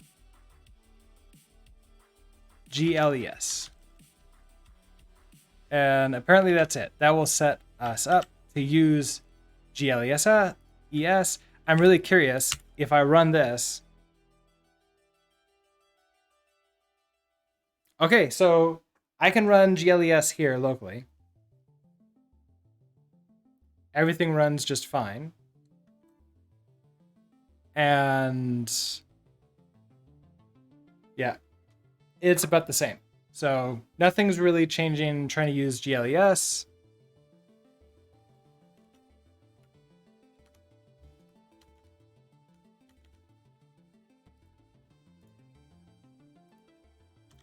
Using GLES 3.1.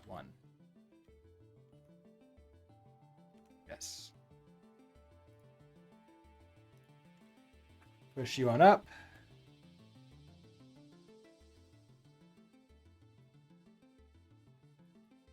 I made some changes in that file, so you're going to be very happy. Let's do a checkout first.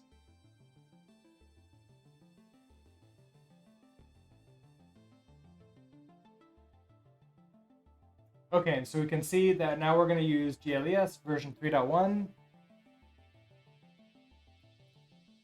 Let's try running this.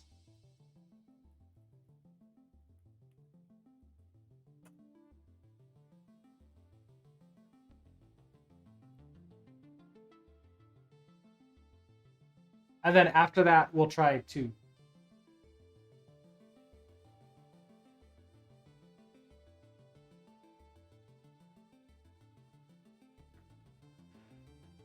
But I figured I'll start with the latest and then move backwards from there.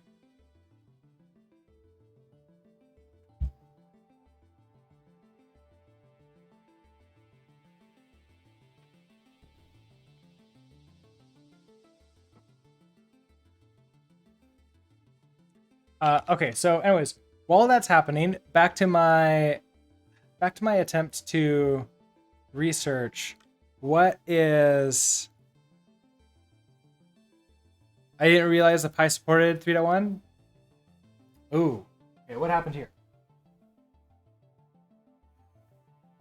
Hey, it tried! It tried! Okay, so this is really good news. We can now cd into target. We need to var resources.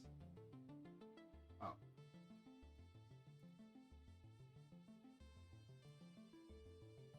Okay, we want to symlink resources here to /. Okay, there.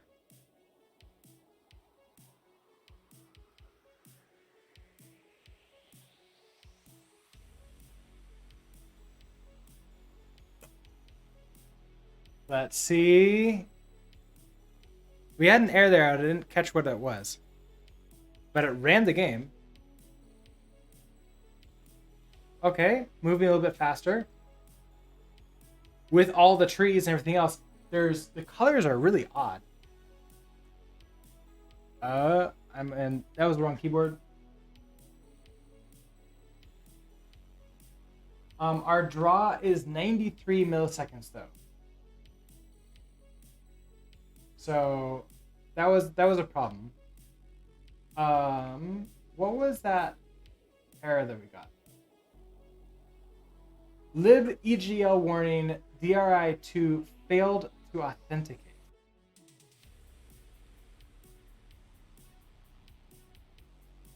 Do I need to run this as sudo?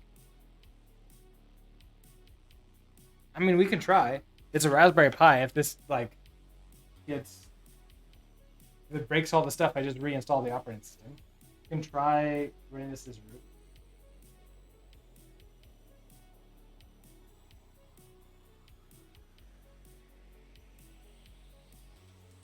Oh, because you don't know. Oh, because like cargo is local.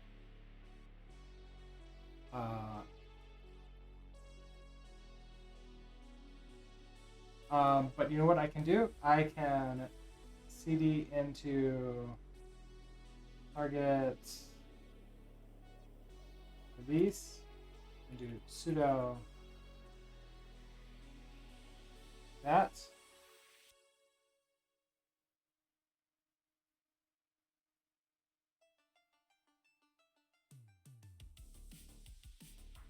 No such file or directory. It's looking for releases.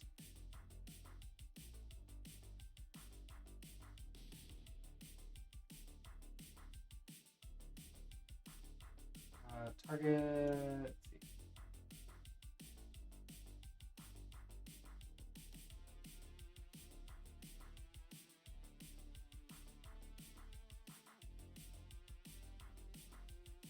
Oh, that's still okay. So even when running as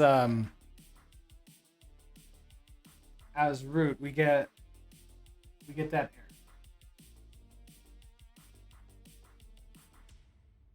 Okay, driver failed to authenticate. Okay, so 3.1 works. Those colors are weird. Then I want to now try some of these other graphics drivers.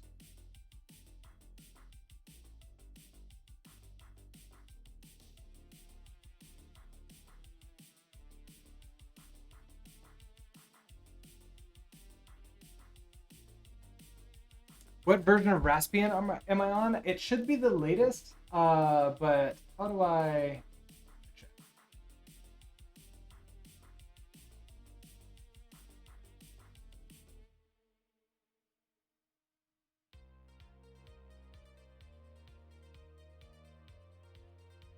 By diagnostics? No. Where does it throw the version?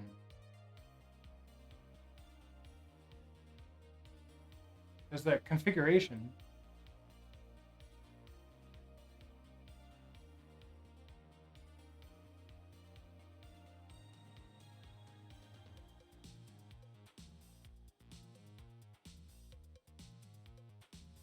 Cat Etsy OS release. Let's do that.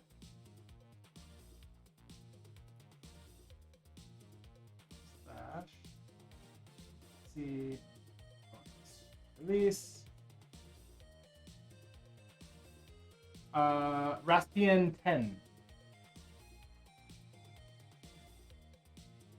And I created right before we did this, I created a brand new image and threw that on here. So it is the latest version that they will give me from their own imager application.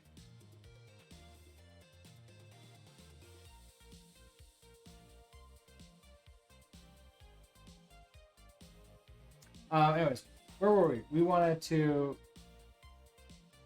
sudo the config. And I forgot what that command was.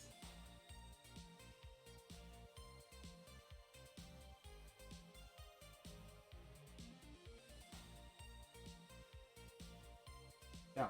Raspberry config. Okay, so let's go back to. Now, is there Okay, update these tools to the latest version. That could be good too.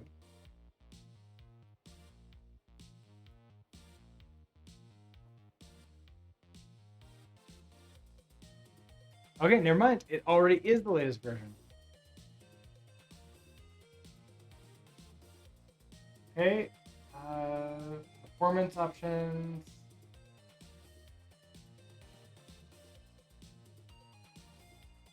GPU memory. We're still at 256.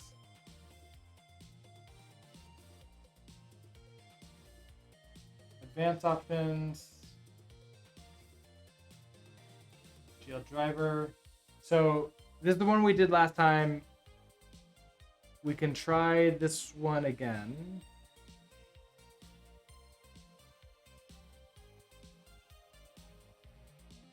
Oh, nope.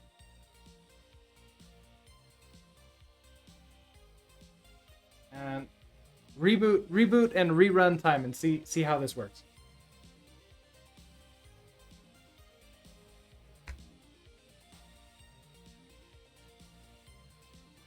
We might be able to try.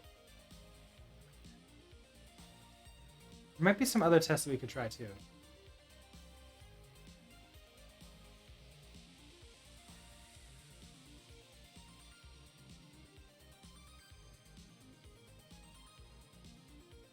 All right.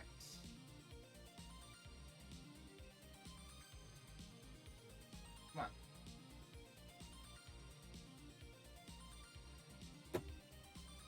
Okay. Let's cd into jungle. I guess out of curiosity, does that change RGL GL?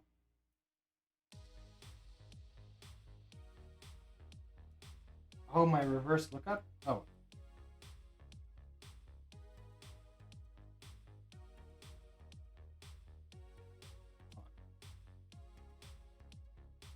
G L X. There it is.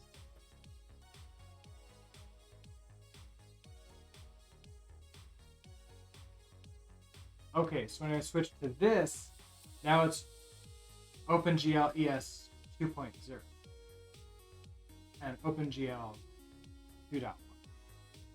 Okay.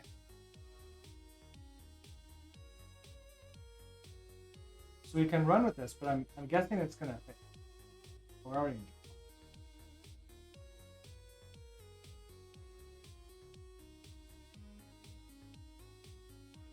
Because it doesn't even have OpenGL. Yeah, ES. Wrong version. So let's vi source initialize. And what did I say it was? 2.1? 2.0?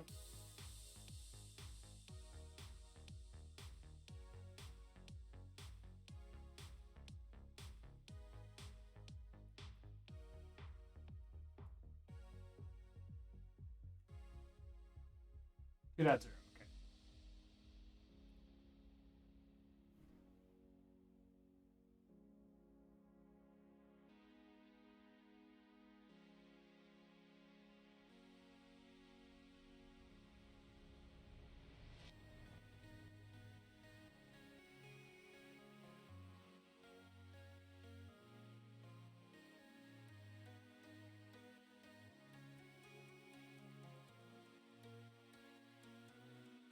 And the other one was just causing crashes and like blinking screens. So I don't think we can go to that.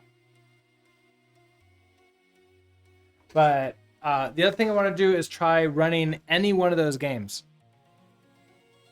that person talked about. Like Stellarium.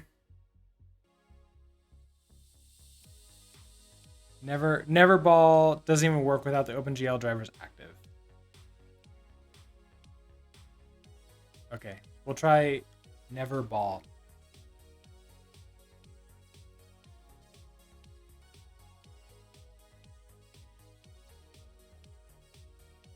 I don't think Timberball is installed.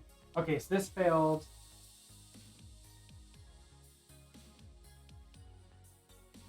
It failed in that same location where it couldn't open up and use the graphics drivers. So GLX gears.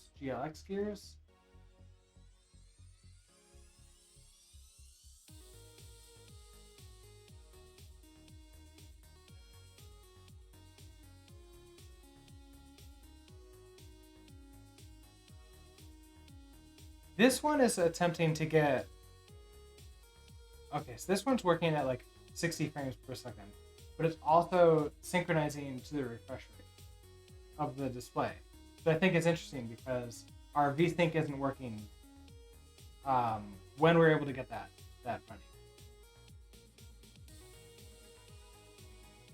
running. Okay, so what was it? It was... I think we have to install Neverball. Like, you don't exist. Sudo apt install. Oh, you don't. Okay, there it is. Neverball. Go ahead.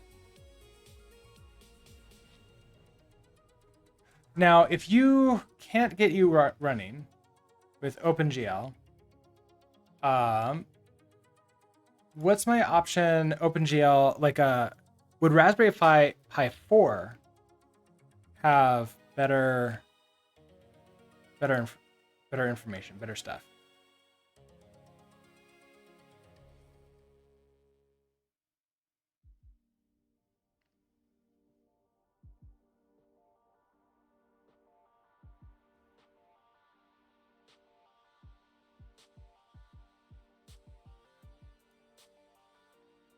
Googling brings up a few references to disabling and enabling user share X11 XOR to comp 99 FB turbo to comp to resolve the DRI error you had with the previous drivers. Oh. And would that be this driver too? Ooh, okay, let's try that. So if I...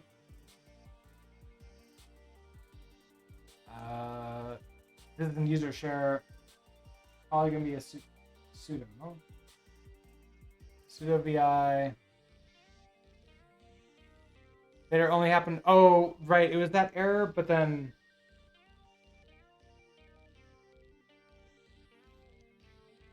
I mean, we could try it. Let's try doing this.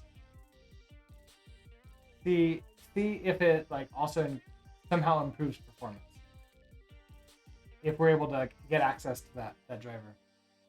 Okay, so sudo vi / user share x11 xorg.confd.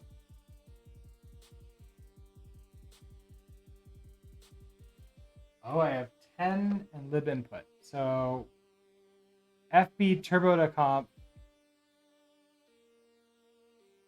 I don't even have one of those.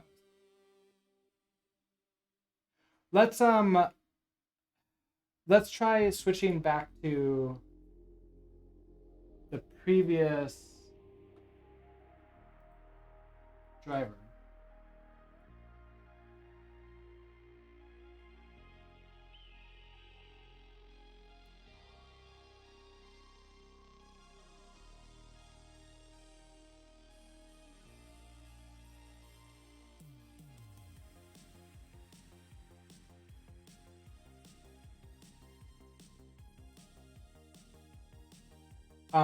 Because that might have given us that. In the meantime, okay, so not hardware.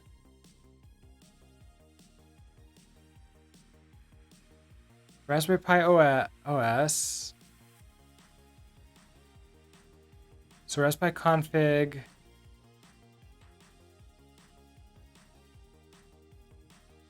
That won't really give me much.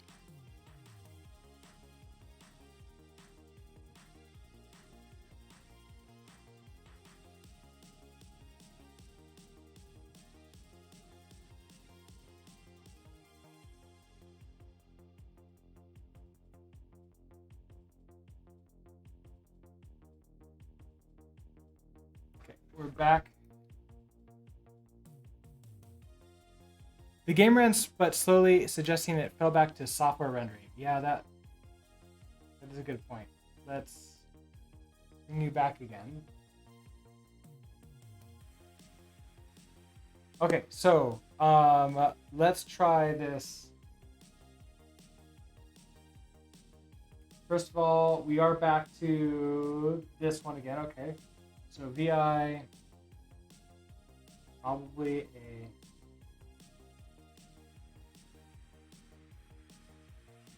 sudo VI. You don't know what I'm talking about. Sudo VI / user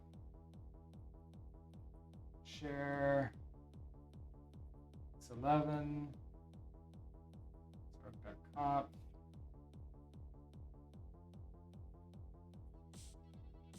Okay, here's the 99F turbo to comp. All right, not much to go in here. Now, what were you suggesting? Disabling and renaming that file to resolve. Okay, so this file completely.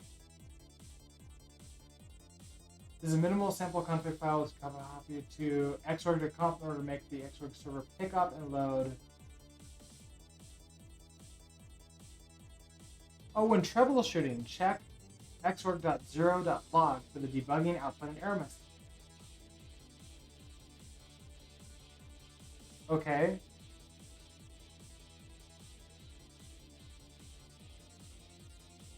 So if I just try renaming, move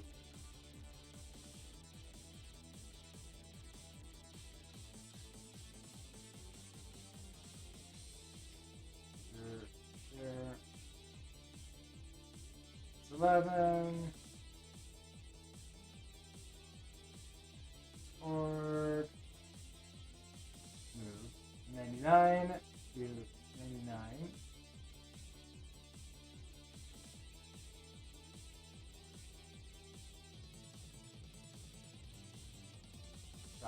Back. Permission denied. Sudo.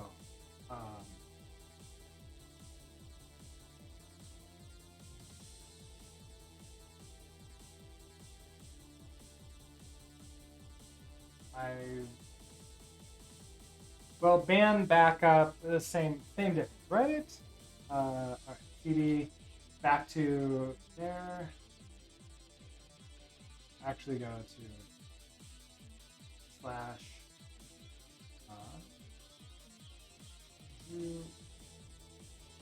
jungle. Okay, that will make it so I can get back there really easily.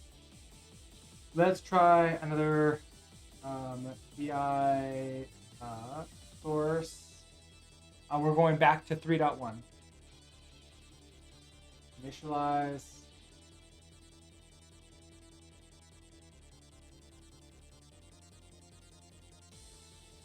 SU3.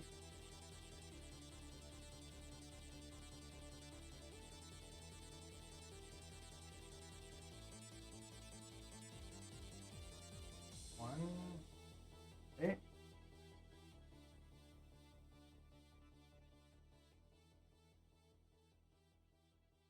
All right, let's try this again. A reboot probably is in order. You're probably right. Let's try this really quickly first. See what happens.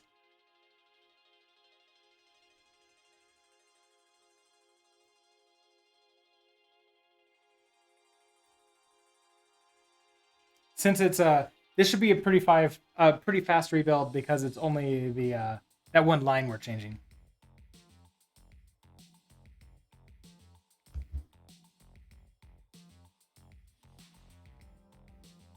And in the meantime, I've been looking through on this other screen. I've been taking a look at just through the documentation that I can see what we have for just like graphic stuff.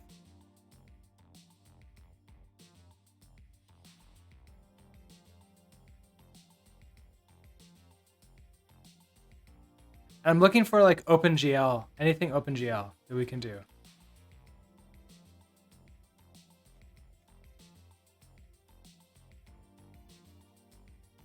Okay, so we still got that failed to authenticate, so we'll try the reboot, see if that fixes it. And we're getting about the same. So let's try a sudo reboot.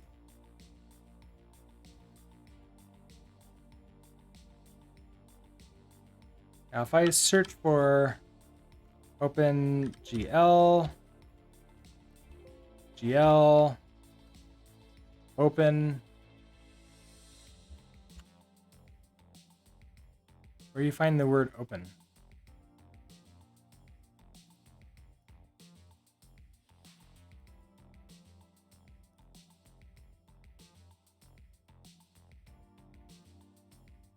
Are you hidden? Huh. Okay. It doesn't talk about that OpenGL in the video options in the config.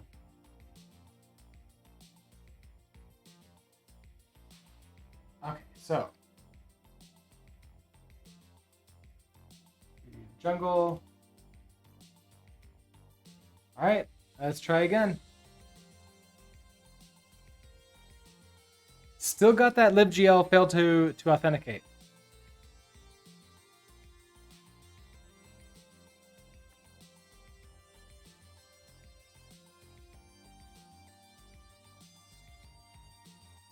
Still getting 86 frames per second.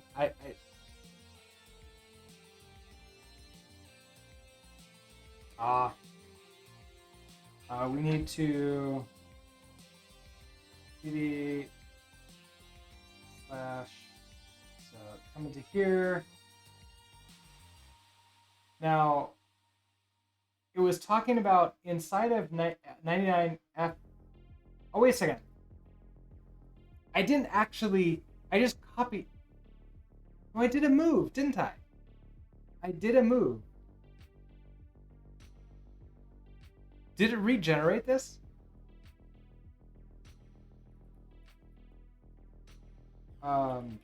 At 9 turbo comp. Yeah, this is exactly the same.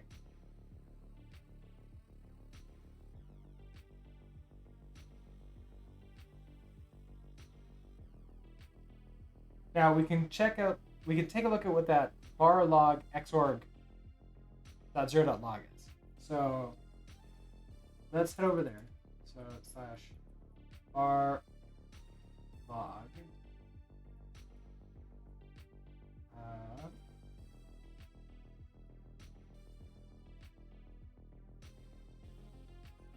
Xorg, I don't see anything new in here. Oh no, there it is. Xorg.0.log. So we can cat that.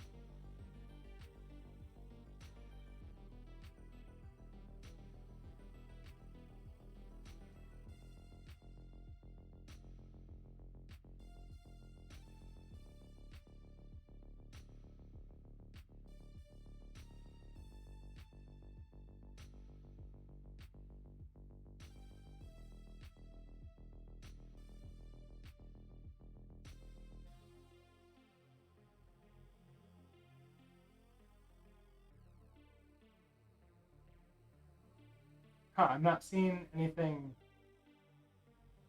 It's just like setting what input driver.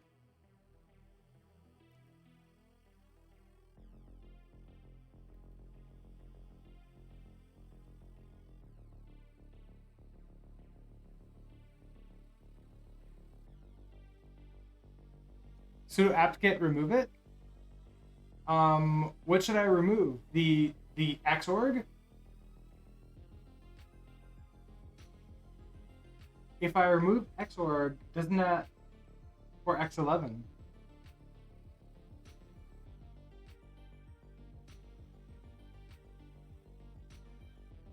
No input driver specified, ignoring this device. Oh, that's for the mouse and keyboard.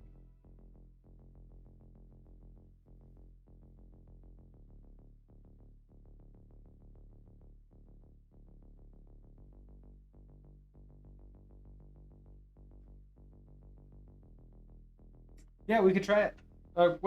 What's the worst that could happen here? I have to rebuild this. I'm sort of treating the Raspberry Pi as like a Docker container. It's just a really slow one. All right, let's try this. Sudo apt remove x server dot x server dash xorg video fb turbo.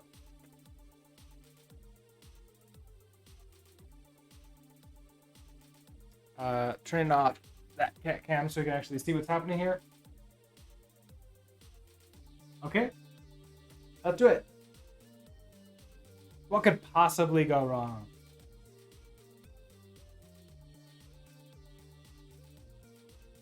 And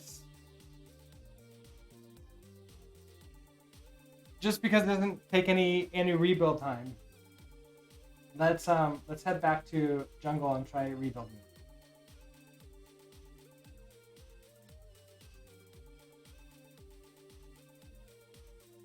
Okay, failed to authenticate.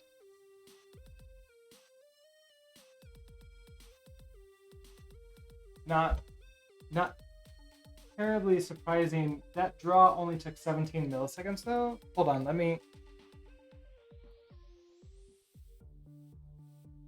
allow it to last longer.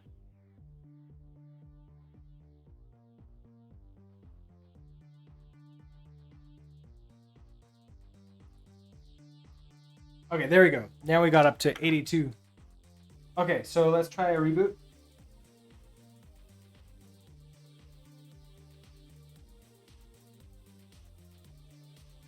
Reboot, we'll check the config file is gone. Reboot again if necessary.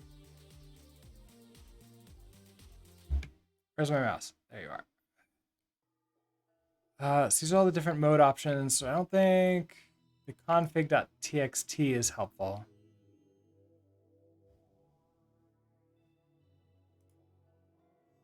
So when looking at the Raspberry Pi, well, this is fun.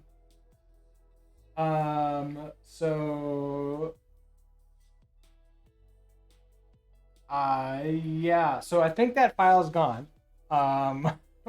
Or even if it had the file, it's not going to work out very well for us, is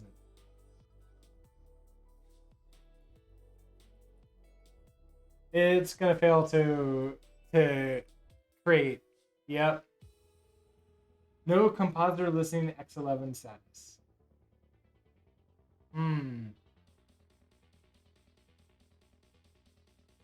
Now, is there a version of it? So when we uninstalled, we did this. Is there one where I can install one that's not FB Turbo?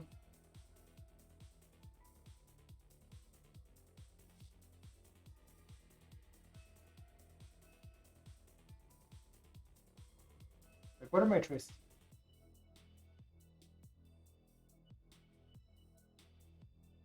Xorg video all.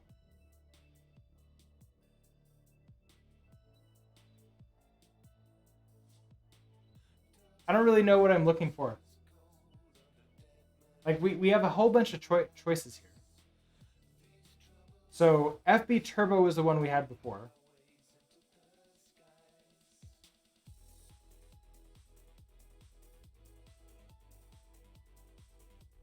And we could just install all and hope for the best.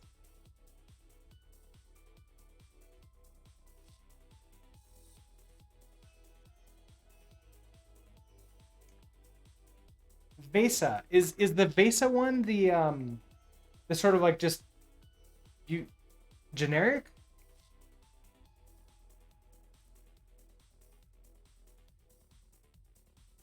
Or is dummy generic?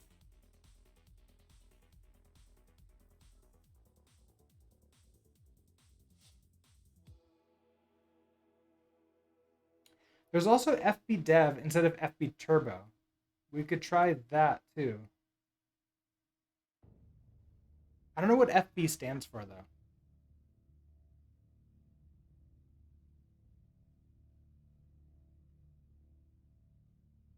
Let's try beta.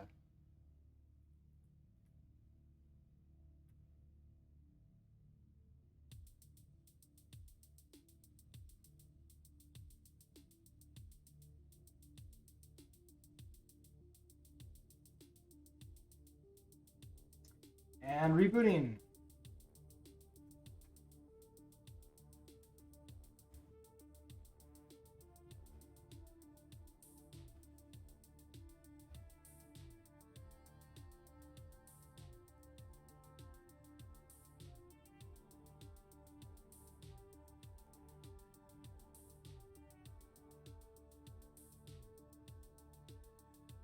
Perhaps uninstalling is a step too far. The people talking about renaming the conf file don't say anything about X going away entirely, though.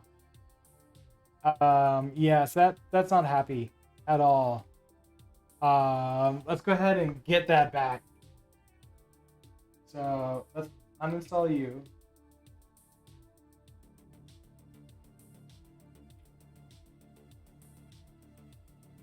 And then we'll re-add the other one back. Make sure that we're good again.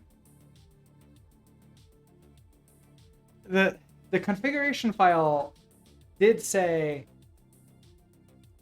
that it wants to be used in the place. Like you move it over to the x11.conf. So I better x11.conf needs to be changed. Okay. Sets removed.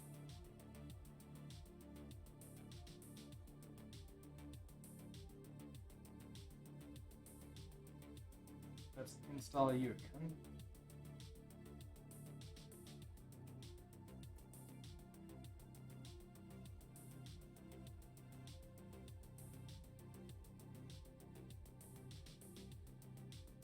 Okay. So reboot again.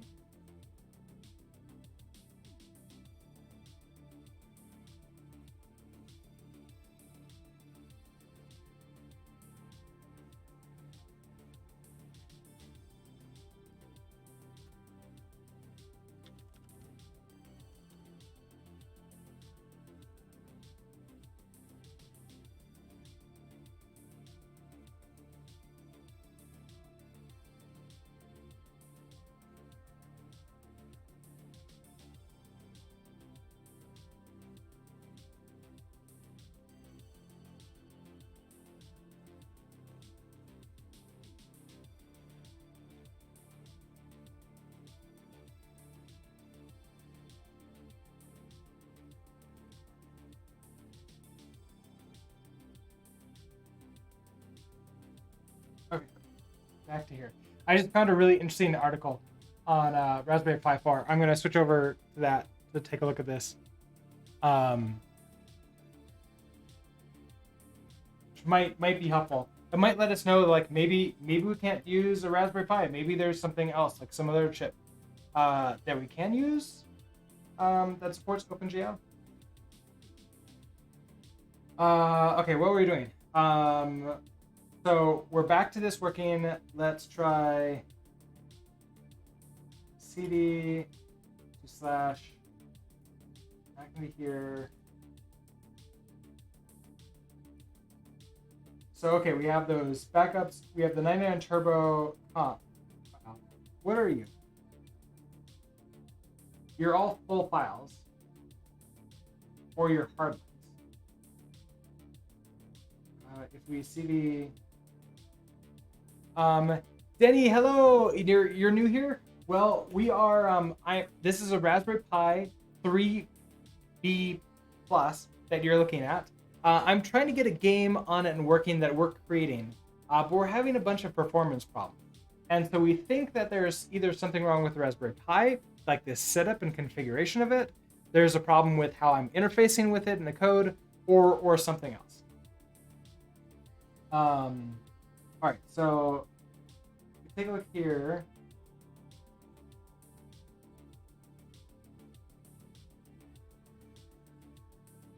Oh, that's not okay. That's an X11. I don't see KB, ScaraDB, RGB.text, and locale.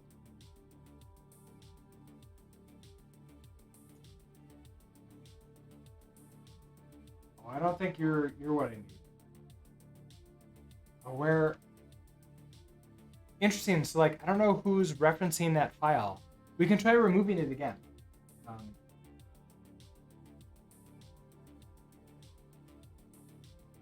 So the xorg, let's try remove and comp.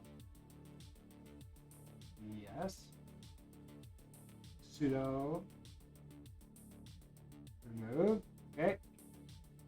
It is gone. We 99ftpro.conf.ban is here. We're banning it. So if I reboot. So while I'm rebooting, I found this article. This, I mean, based upon the title, it looks pretty promising. And so we might be able to, like, I might be able to look through this and see, like, OpenGL ES 3.2. When that's the Raspberry Pi 4. So OpenGL ES 3 and OpenGL 2.1.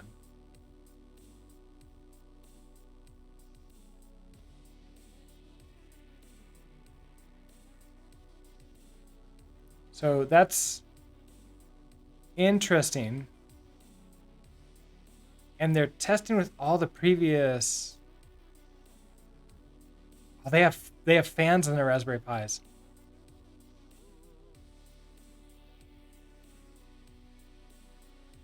Interesting. Okay, so there might be some more things that we can like potentially find. But back to you.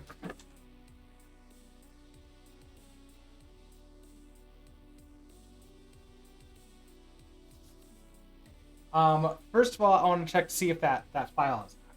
So we're going to.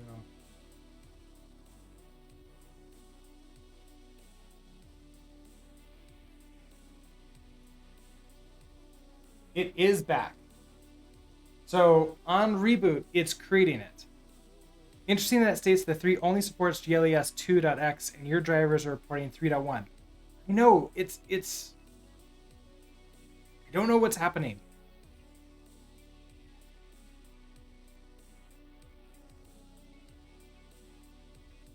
We can try running GLES 2.1 or 2.0.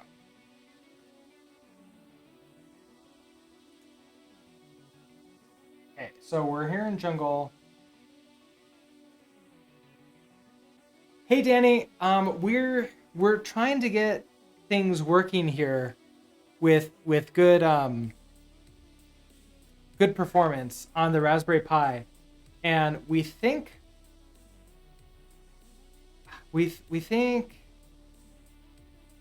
well, okay. Let me find the version. Relax.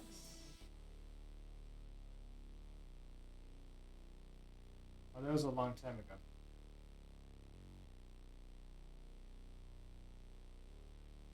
I came up thinking I'm about to hit it, but no, it's a really long. Oh, there it is. So we can see here that we have OpenGL 3.1 and OpenGL ES 3.1. But Utsby says this. It states the 3 is only supporting GLES 2 according to an article we found.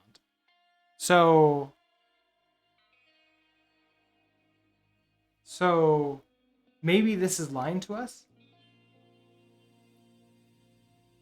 If I vi source initialize and we say that we're going to use GLES 2.0.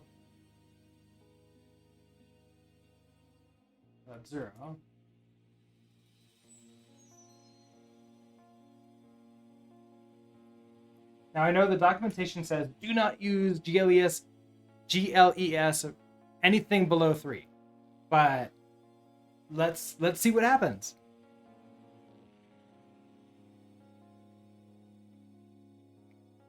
Oh, and we can also check the compositor in those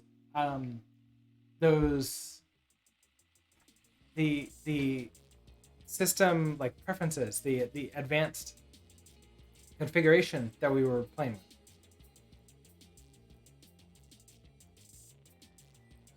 Isn't the GL version of your compositor separate from the GL version of your application? You know, I don't know about graphics stuff, so I don't know.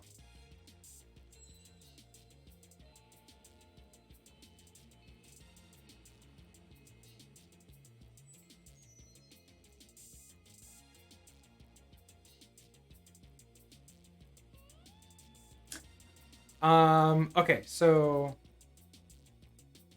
looking back at this, take a look at this. Following from a recent announcement, the Raspberry Pi 4 is OpenGL ES 3.1 conformant. We have some more news to share. Vulkan is coming to Raspberry Pi.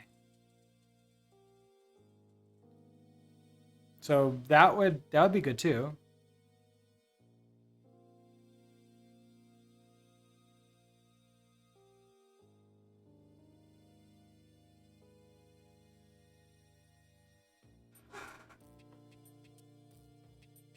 Okay, so you worked. I wasn't looking at to see if we got the.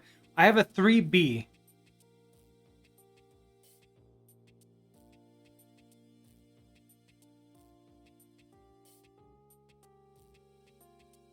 Yeah, we're getting 76 frames, 76 milliseconds on average for those draw frames. It's a little bit slow. He's skating. I know it kind of looks like he is skating. Let's see. Wayland preview.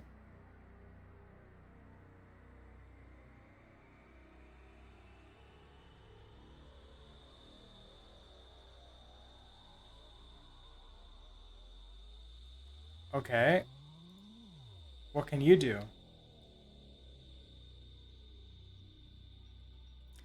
The thing is, they're not making it very easy for me to like just absolutely know with certainty that if I upgrade to the Raspberry Pi 4, that OpenGL is going to be fully supported. Like I'm hearing weird like OpenGL ES, and I suppose we can do that.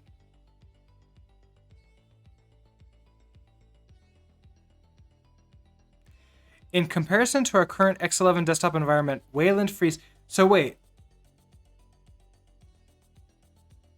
That last round was Jungle requesting GLES 2 and 3.1 reporting drivers. Yes, absolutely. So Wayland, Weston, Raspberry Pi.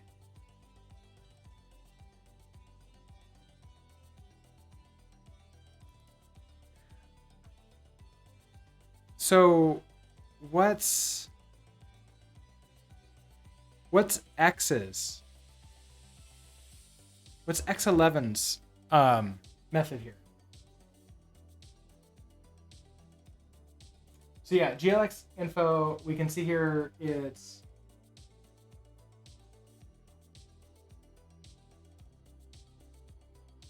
reporting as 3.1.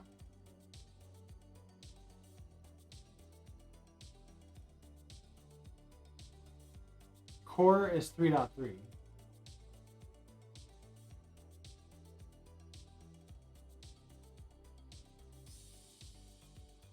What?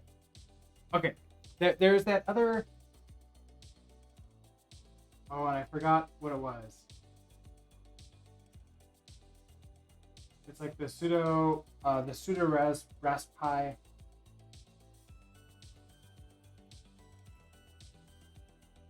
On.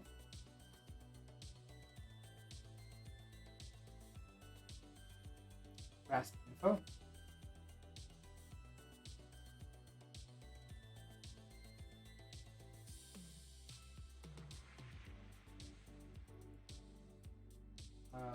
to grep. Is there an OpenGL?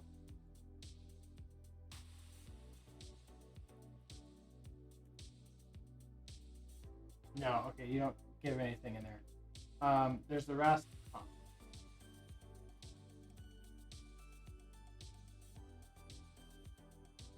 RAS conf.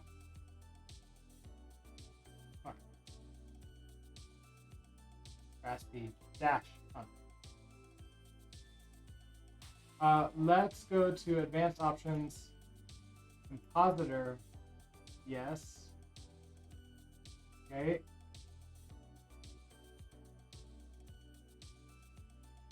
I mean, okay. Reboot and take a look at that. So Wayland is not on the Raspberry Pi. We're just using X11. That's what it sounds like.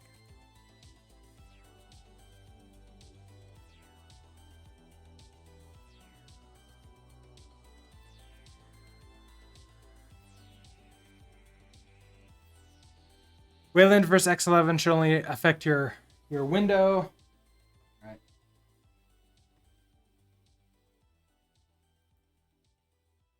Okay. The surface you should get should be the same. All right.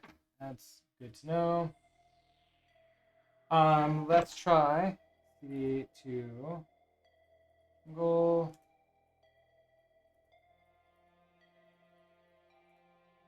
Run this again. DRI2 failed to initiate. That's a different error this time. Still skating.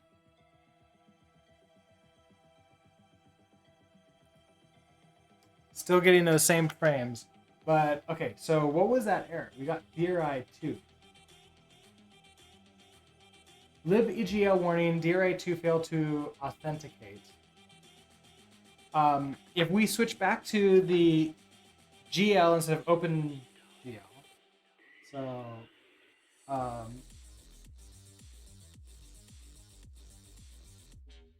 I want OpenGL version 3.1. The VI.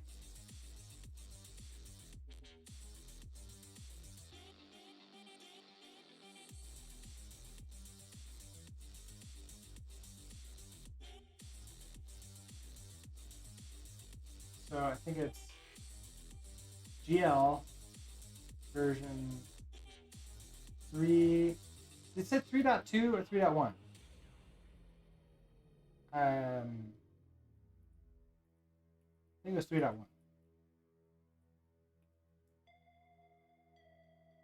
3.1.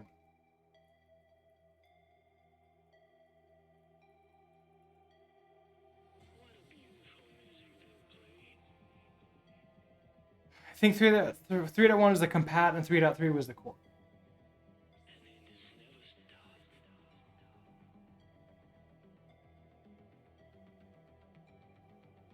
We can try 3.3 also.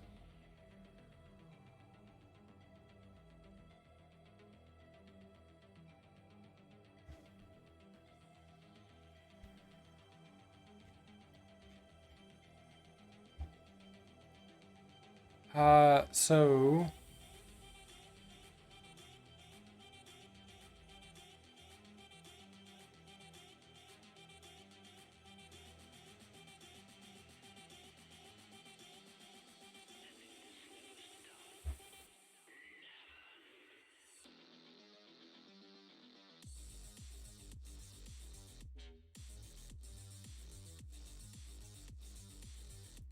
now all the Raspberry Pi options that I have.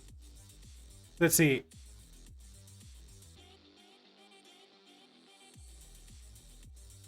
Okay, you failed.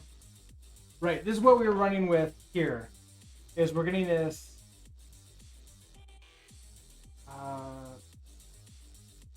this error where it's like doesn't know what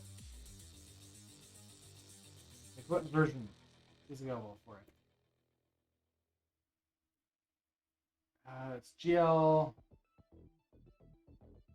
If I leave it as the default version,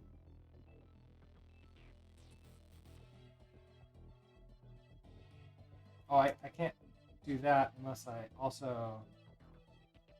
Hold on.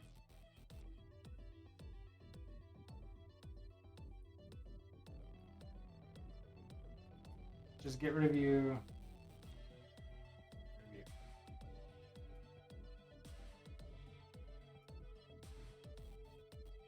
Whatever version you want to run, GG easy, run that.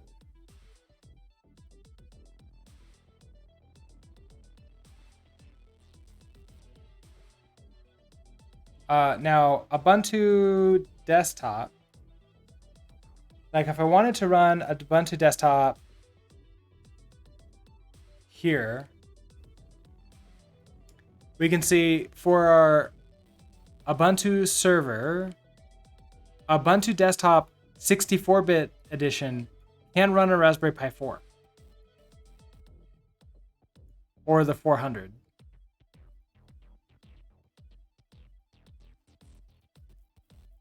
But I can at most get the 64-bit server edition on the 3. And so I could potentially install Raspberry Ubuntu server here and use a different operating system. All right, let's see how this is going. Still sliding.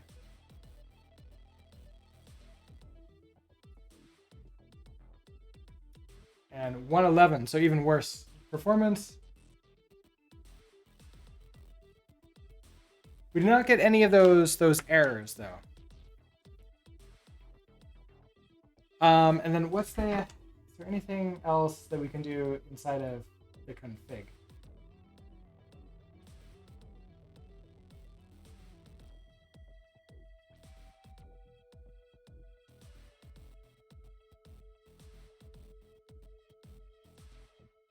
Like we can switch to one of these.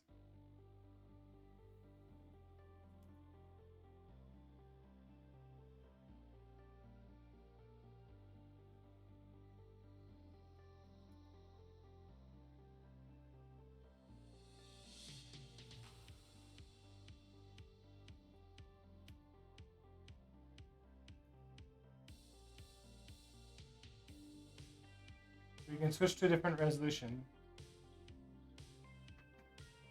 1920 by 1080 is what I'm asking it to do.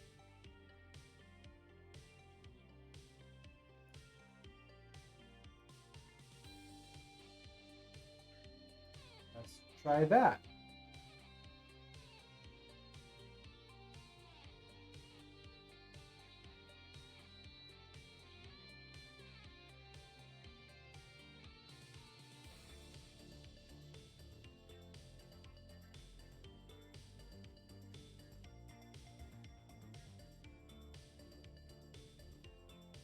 For the Raspberry Pi hardware,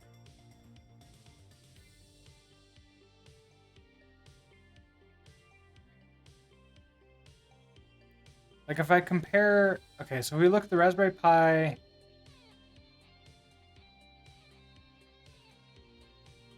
4. Oh, we're back here.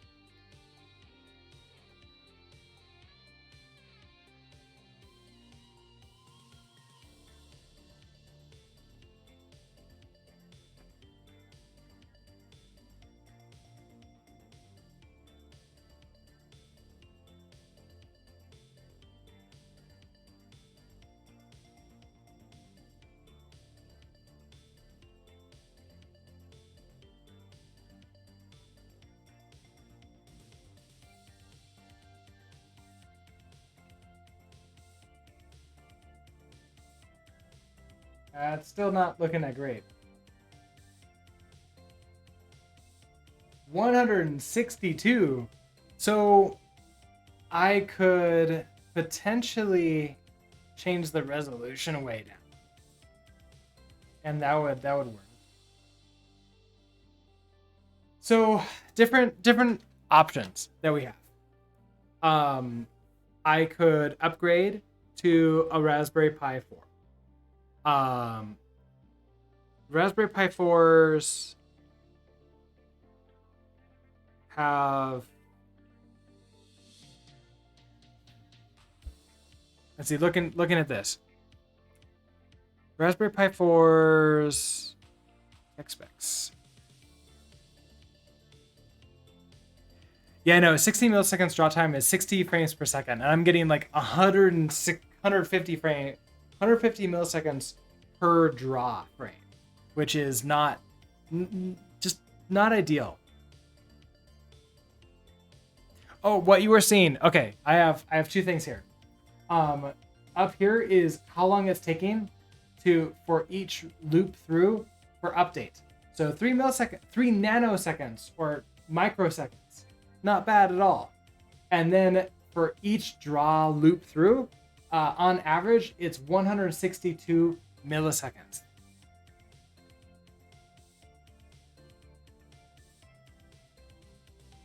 Not good.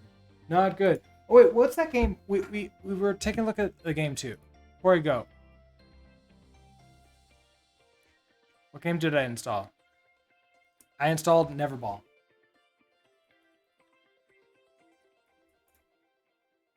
Will you work?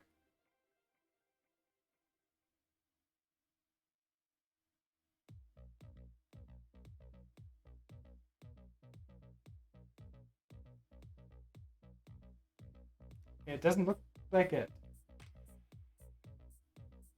Oh wait, no, it's working. Can I, will it show me what the frames per second is? No?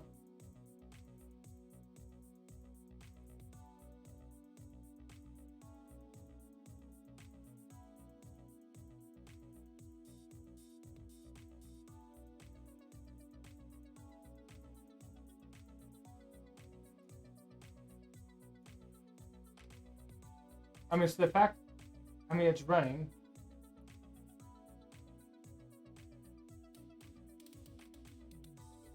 Come on, just play. Just play.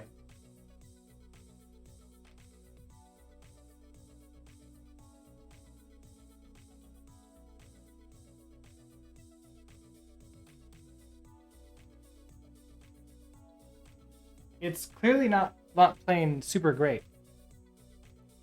GLX Gears, we've also played around with that a little bit. We saw GLX Gears. It was getting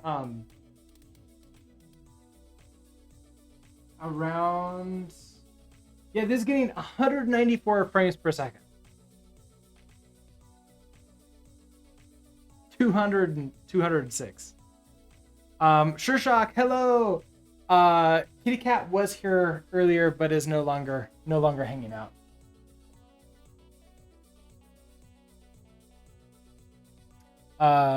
So like the games are working.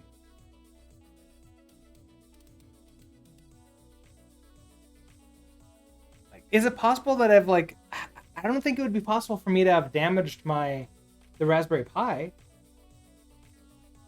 Is it? Could I have damaged the graphics part of it, but not make it run anything else not well?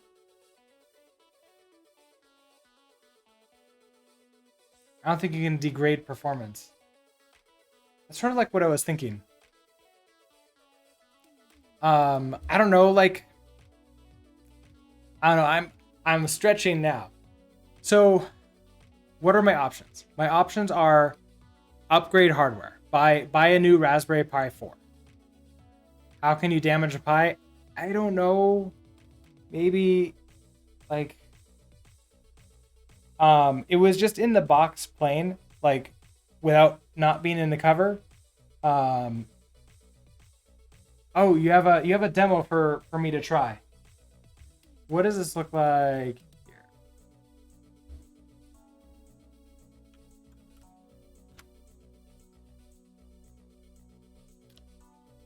Yeah, we could try Pixie this on the Pi.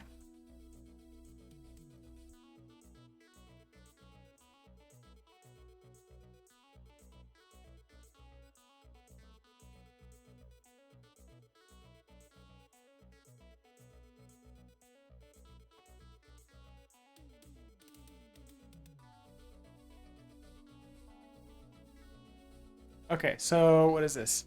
HTTP Pixie. Oh, it'll be easier to just read yours. PixieJS .io / examples hash demos basic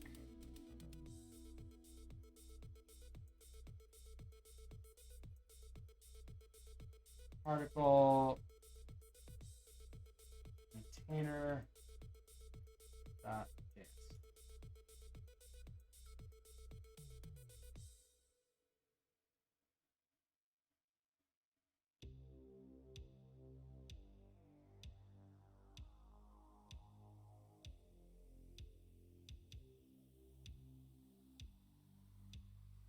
That is not rendering correctly.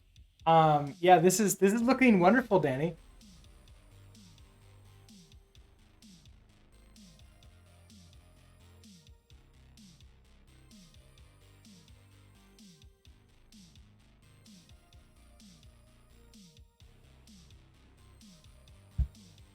So I guess another question is, have I like broken my install because we've tried so many things? I could try re-imaging, like take my micro SD card, re-image it with the latest operating system, Raspbian operating system, put it on here, and try this PixieJS again. And if we're not getting anything good like this, then perhaps we'll never get it working. I don't know what these are, Chantilly. Danny recommended that I put this up. Maggots. Apparently. Bugs, not computer bugs. And if we come back to main, like my main screen here.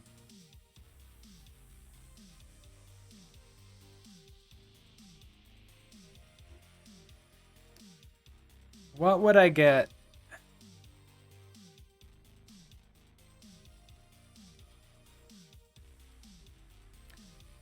OpenGL ES3 graphics. Like it specifically says, I would get OpenGL ES3 graphics with the Raspberry Pi 4. Now, with the Raspberry Pi 3,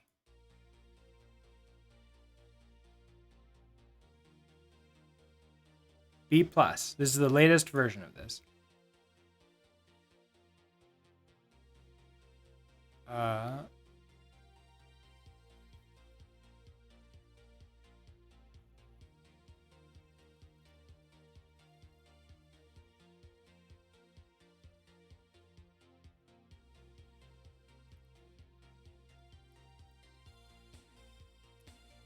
You don't say anything about that whatsoever.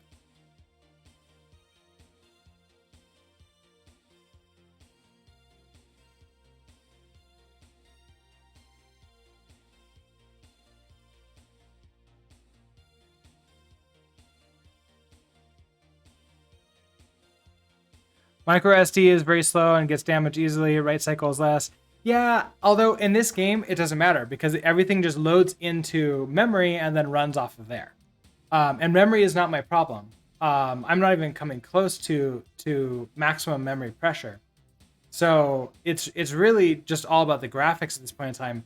The Raspberry Pi 3 tech specs don't even talk about, like there's nothing graphics here at all. OpenGL or OpenGL ES. The Raspberry Pi 4, however, does talk about it. So that's probably what I want to do. Okay, so maybe you'll talk about it.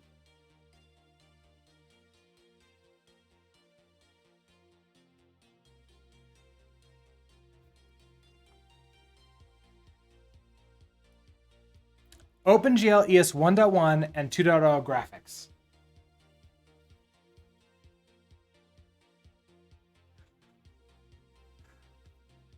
So I have 2.0 and 1.1. That's what I'm working with. So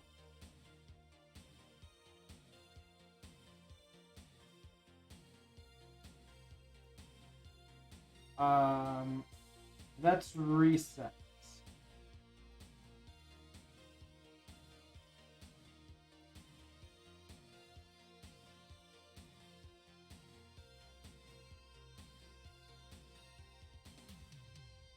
So we have GLES 1.1.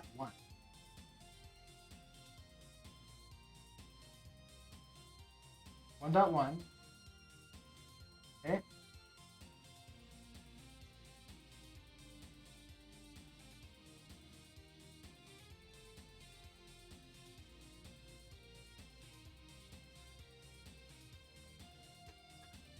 PF4 might have Vulkan support. Oh, we saw an article on that too.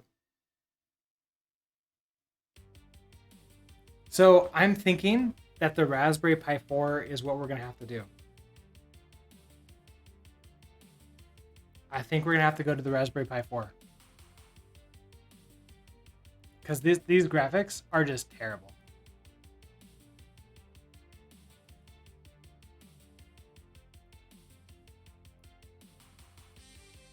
Now, if we go to the full specifications of the 4.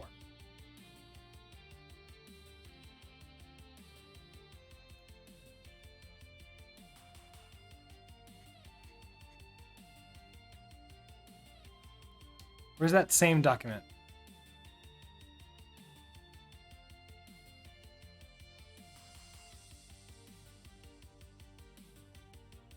Oh, wait, do I not get the same manual document? Tech specs. Here it is.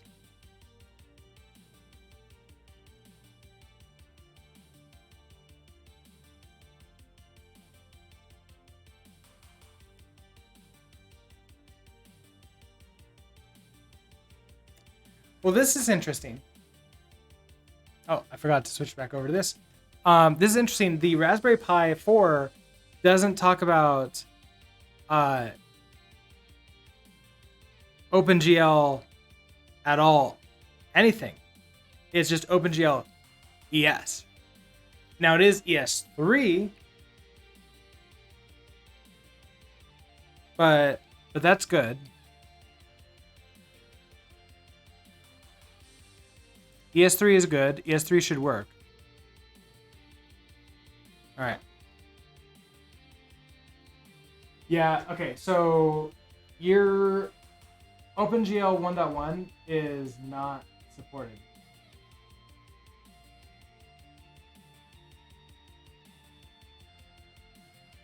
And then what was my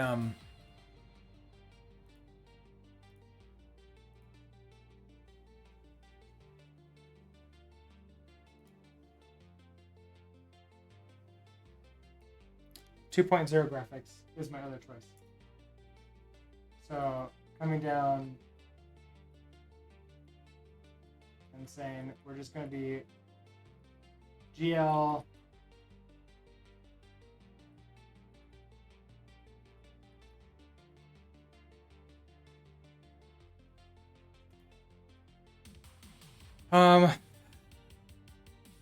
you want core to be in a 4.x or 3.x range though, which yours is reporting a 3.x core.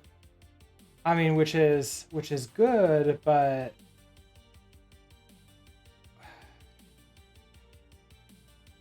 yeah.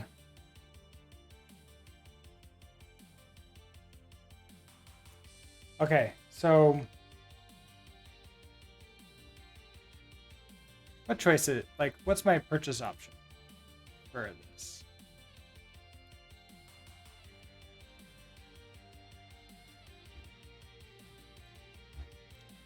Let's see. I can buy it from Amazon, or I can Micro Center is like a 45-minute drive, like a 30 to 45-minute drive away from me. And we're in red right now, so we're not supposed to be going out. So I might just end up buying it from Amazon. There's that. How about there's this new personal computer too, which is the nice little thing inside of the keyboard.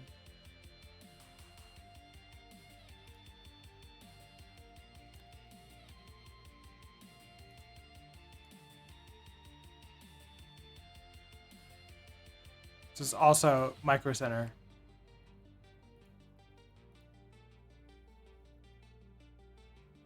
So I'll probably pick up a 4 on Amazon and it'll be shipped. We'll get it like sometime next week. Yeah, and so here this is saying I can't go back this far. All right. So this has been good to know, but I think the idea is that we can continue building, but we probably don't want to do any kind of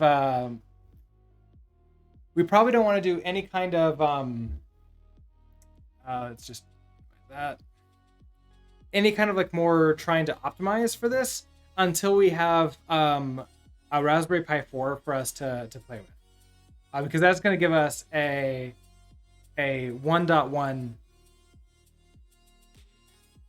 ES OpenGL ES3, which should be more than enough for everything that we need.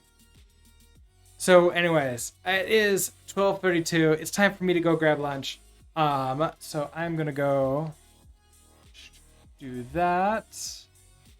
Who is Neon Ray Tracer? Neon Ray Tracer is still streaming, so let's go ahead and raid Neon Ray Tracer. I haven't watched Neon Ray Tracer stream, but Lord Mist let us know that they are they're doing a lot of cool streaming for this. Thank you, Shurshock, for being here. I know we didn't end up getting like all of the cool like optimizations done, but I mean we've got a decision to work with.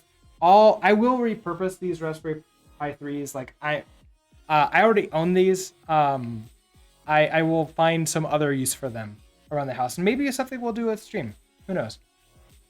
But with that, we go ahead and set up a raid to Neon Ray Tracer. Start that. Switch over to ending. Thank you everybody so much for being here. I am going to be streaming again on Sunday morning sometime. It'll be another long stream like this one, and then on Monday we'll be back to the shorter streams that end around 8:30 a.m. Mountain Time, so that I can go to work, because I will be back to work again. And so with that, I will see you all next time. I won't be joining you watching Neon Ray Tracer. I gotta go make lunch. Anyways, see you next time. Have a great day. Stay safe, and bye.